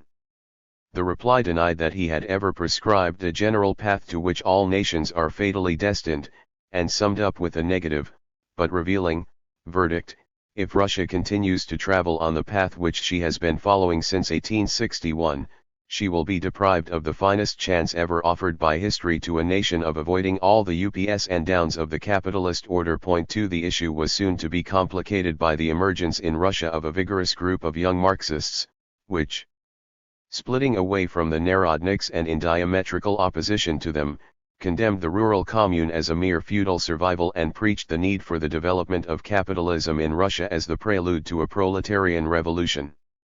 The leaders of this movement, Plekhanov, Axelrod, and Varazhay Sulich, left Russia in the late 1870s and in 1883 founded the Liberation of Labor Group in Switzerland. 1. The members of this group assumed and continued to assume that the orderly scheme of revolution laid down in the Communist Manifesto applied to all countries and that socialism could be reached in Russia only through the intermediate stage of bourgeois capitalism. It caused some bewilderment that this scheme should apparently be set aside by one of its authors. In February 1881 Varazhay Sulich wrote to Marx asking for a clarification of his view on the Russian peasant commune. How embarrassing the inquiry was to the aging Marx is suggested by 3 variants of a long draft reply which remained among his papers. In the end he rejected them all, and contented himself with a brief letter explaining that the analysis in Capital based on Western conditions, where communal property had long disappeared, was not applicable to Russia, where such property still survived in the form of the peasant commune. He expressed the conviction that this commune is a point of support for the socialist regeneration of Russia, but added cryptically that, in order that it may function as such, it would be necessary to remove the harmful influences to which it is exposed on all sides and then guarantee to it normal conditions of free development. 2. Neither in 1877 nor in 1881 did Marx mention the main qualification attached to Engels's admission of 1875, the hypothesis of a victorious proletarian revolution in Western Europe. But this omission was remedied in the following year, when Marx and Engels jointly signed the preface to a new Russian translation of the Communist Manifesto and included in it their last joint utterance on Russian affairs. The question now is, can the Russian commune, this already, it is true, much impaired form of primitive collective land tenure, pass over directly into the highest, communist form of land tenure? Or must it, on the contrary, undergo the same process of decay which has determined the historical development of the West? The only possible answer to this question at the present time is as follows. If the Russian Revolution serves as a signal for a workers' revolution in the West, so that the two complement each other, then contemporary Russian land tenure may be a starting point for communist development. J. The study of these texts suggests the conclusion that Marx and Engels in their later years, and Marx perhaps even more than Engels, were impelled by a human desire to satisfy enthusiastic Narodnik supporters to place more faith in the potentialities of the Russian commune than was justified either by Russian conditions or by any reasonable interpretation of the Communist Manifesto or of Capital. Marx died in 1883. Capitalism continued to develop in Russia, and with it the strength of the Marxist group. The Narodniks, caught in the blind alley of terrorism, began to lose influence. Plekhanov in a series of brilliant articles and pamphlets pressed home the argument that the peasant commune could develop only into bourgeois, not into communist, forms of social organization, and that bourgeois-peasant socialism could not be the road to communism, and at the founding Congress of the Second International in Paris in 1889 he made the challenging claim that the Russian Revolution will triumph as a proletarian revolution or it will not triumph at all. The Great Russian Famine of 1891 once more threw the agrarian problem into lurid relief. The disaster could be attributed just as easily to the disintegrating influences of capitalism on the peasant commune as to the inherent backwardness and inefficiency of the communal system. But, whatever the diagnosis, it was plain that historical processes were at work which could not be reversed. Engels beat a quiet retreat from the concessions which he and Marx had made to the Narodniks 10 and 15 years earlier. The retreat was registered in a letter of February 1893 to the old Narodnik Danielson, who had written to denounce the advance of capitalism as the cause of the famine. Engels was in no mind to deny the evils of capitalism. But this was no longer the point. The opportunity of avoiding them, if it had ever existed, had been missed. The peasant commune had become part of the dead past, and Russia could not escape her capitalist destiny. History is the most cruel of all goddesses. She drives her triumphal chariot over heaps of corpses, not only in war, but also in times of peaceful economic development. This grim pronouncement restored Russia to a normal place in the revolutionary scheme of the Communist Manifesto. The gleam of hope which Marx and Engels seemed to have held out of a privileged path to salvation was extinguished, and when in the following year Engels, on the occasion of a republication of his article of 1875, once more reluctantly took up the challenge, he repeated, without any formal change of position but with a marked change of emphasis, the initiative in such a transformation of the Russian commune can come not from itself, but exclusively from the industrial proletariat of the West, and that agrarian communism, surviving from a primitive order of society, has never produced of itself anything but its own disintegration. When Lenin began to write in the 1890s, he wholeheartedly followed Plekhanov's polemic against the Narodniks and made the development of capitalism in Russia his main theme. But some of the old arguments were to reappear many years later, and in a very different setting, in the controversies about socialism in one country and the collectivization of agriculture. Whatever differences might arise about the path by which the goal was to be reached, Marx and Engels never wavered on one cardinal point: collective large-scale agriculture was an indispensable condition of socialism. It was because the Narodniks seemed to offer this condition that their theories had been momentarily attractive. In the last year of his life, Engels returned to the West in a long article on the peasant question in France and Germany, and attempted to answer a puzzling question. He argued that the bourgeois revolution, while it had freed the peasant of Western Europe from his feudal status and obligations, had nonetheless worsened his material and moral situation by depriving him of the defense of the self-administering commune of which he was a member. He had been exposed to the full blasts of capitalist exploitation and been transformed into a future proletarian. Why then did the peasant generally regard social democracy, the party of the urban proletariat, as his worst enemy? This was because social democrats inscribed in their programs a policy of nationalization of land which seemed to the peasant to threaten him with the loss of what little land he had. Engels drew a sharp distinction between small and large proprietors, the former predominating in France and Western Germany, the latter in Mecklenburg and East Prussia, with other parts of Germany in an intermediate position. As regards the small owners, he frankly stated the dilemma: we can win over quickly to our side the mass of small peasants only if we make them promises which we notoriously cannot keep. These promises would be, in effect, to release them from rent payments and mortgages and guarantee them the ownership of their land in perpetuity. Social Democrats could not consistently advocate a policy tending to perpetuate a system of small ownership which contradicted the principles both of socialism and of efficient production. But they need not take the offensive against the small peasant, in the first place. We foresee the inevitable ruin of the small peasant, but are in no case called on to hasten it by our intervention. Secondly, it is equally obvious that when we win state power, we shall not think of forcibly expropriating the small peasant, as we shall be compelled to do with the large landowners. Our task in relation to the small peasants will consist first of all in transforming their private production and private ownership into collective production and ownership, not, however, by forcible means, but by the method of example and by offering social aid for this purpose. As regards large and medium-sized estates employing hired labor, socialists were naturally more interested in the laborers than in the proprietors. But, even as regards the proprietors, it was not so much a question of destroying them as of leaving them to their own fate, for they already faced certain ruin from the competition of a more highly developed capitalist agriculture in the form of imports of transatlantic grain. In any event, the breakup of large estates was not the socialist aim. The large proprietor was, according to his lights, a more efficient producer than the small peasant. As long ago as 1850 Marx, advocating the nationalization of land as part even of a bourgeois revolutionary program, had proposed that confiscated property should remain the property of the state and be converted into workers' colonies, tilled by associations of the rural proletariat, which would thus enjoy all the advantages of large-scale agriculture.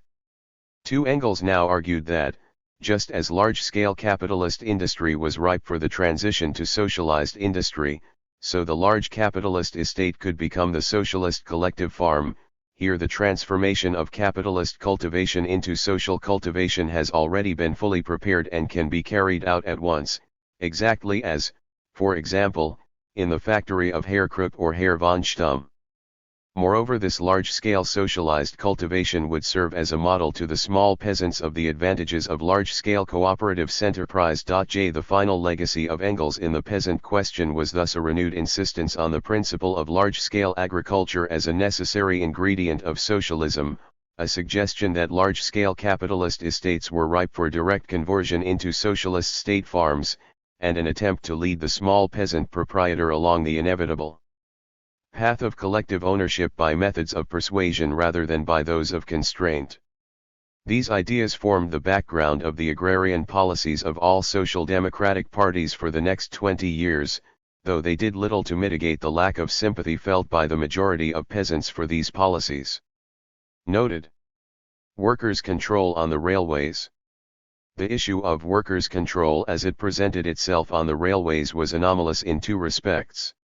In the first place, all the main Russian railways were state-owned before the revolution, so that the conception of a control exercised by the workers over enterprises still operated, subject to that control, by their capitalist owners did not apply.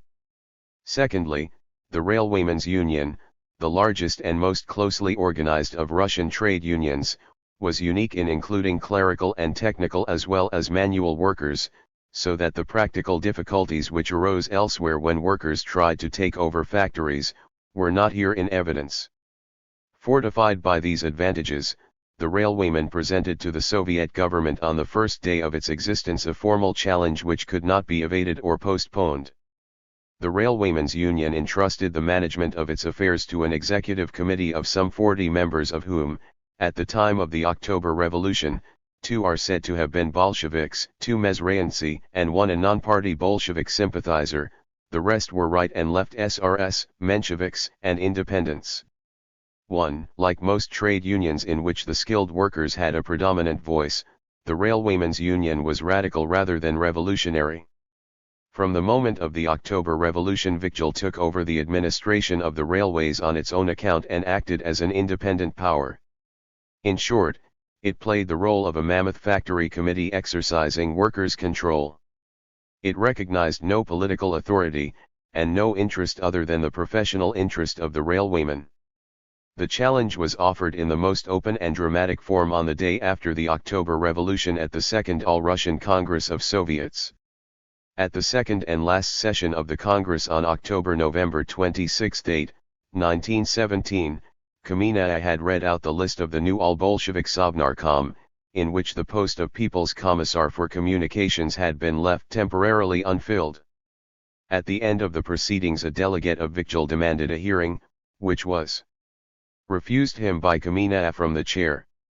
This led to noise in the hall, and after prolonged negotiations it was agreed that the delegate should be allowed to make a statement. He then read a declaration drafted earlier in the day by Vigil.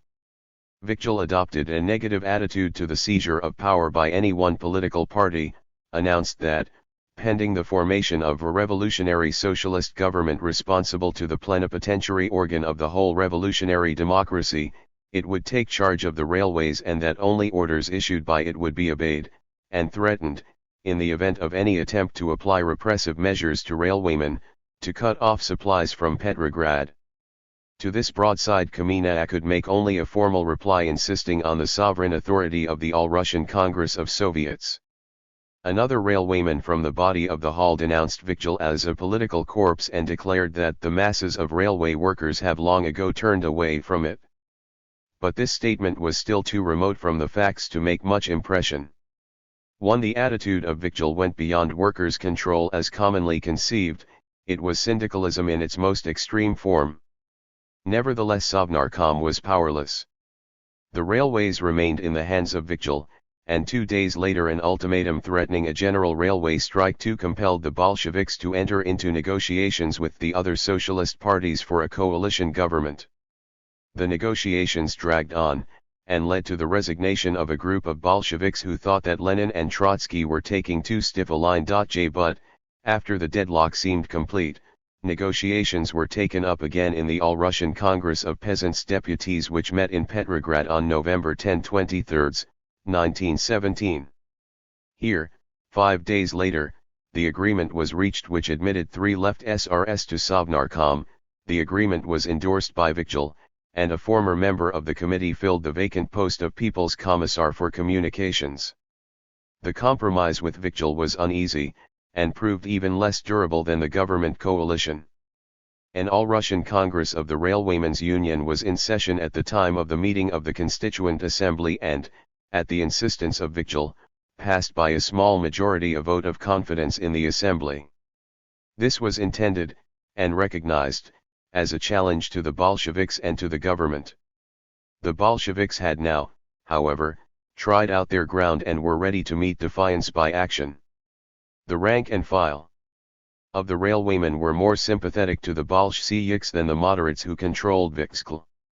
The defeated minority seceded from the Congress and formed a rival Railwaymen's Congress of its own, and this Congress, having listened to a long political address by Lenin, created its own executive committee consisting of 25 Bolsheviks, 12 left SRS and 3 independents.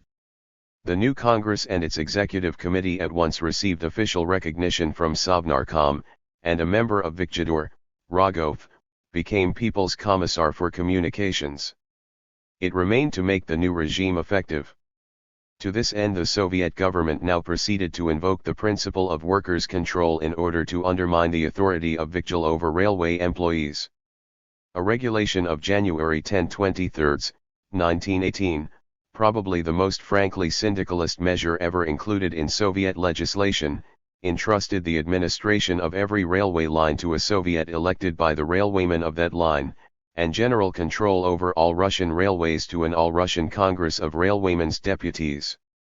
This new organization built up from below served to destroy the efficient and hostile Vigil and to substitute the shadowy but friendly Vikjidor. But it did not become, and could not become, an effective instrument for running the Russian railways. When the Brest-Litovsk crisis was over, and it was once more possible and urgent to return to issues of domestic organization, the Soviet government at length took the matter in hand. A report to VTSIK from the People's Commissar for Labor dilated eloquently and in detail on the disorganization and demoralization of the Russian railways. This was the prelude to a decree of Sovnarkom of March 26, 1918, which gave to the People's Commissar for Communications dictatorial powers in matters relating to railway transport. The functions of the All-Russian Congress of Railwaymen were apparently limited to the election of the members of the Commissar's Collegium. These elections were subject to confirmation by Sovnarkom and VTSIK, and the powers of the Collegium were limited to an appeal to the same 2 organs against the Commissar. 4. The decree, drastic though it seemed, was not difficult to defend and justify.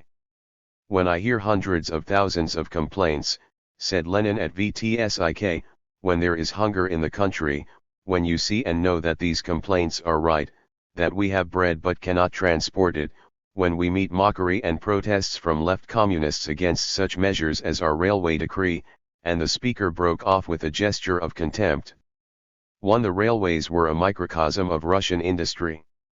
They were, as Lenin said later, a key of the economic situation. The policy adopted in dealing with them was the prototype of industrial policy as a whole. Workers' control successively served two purposes.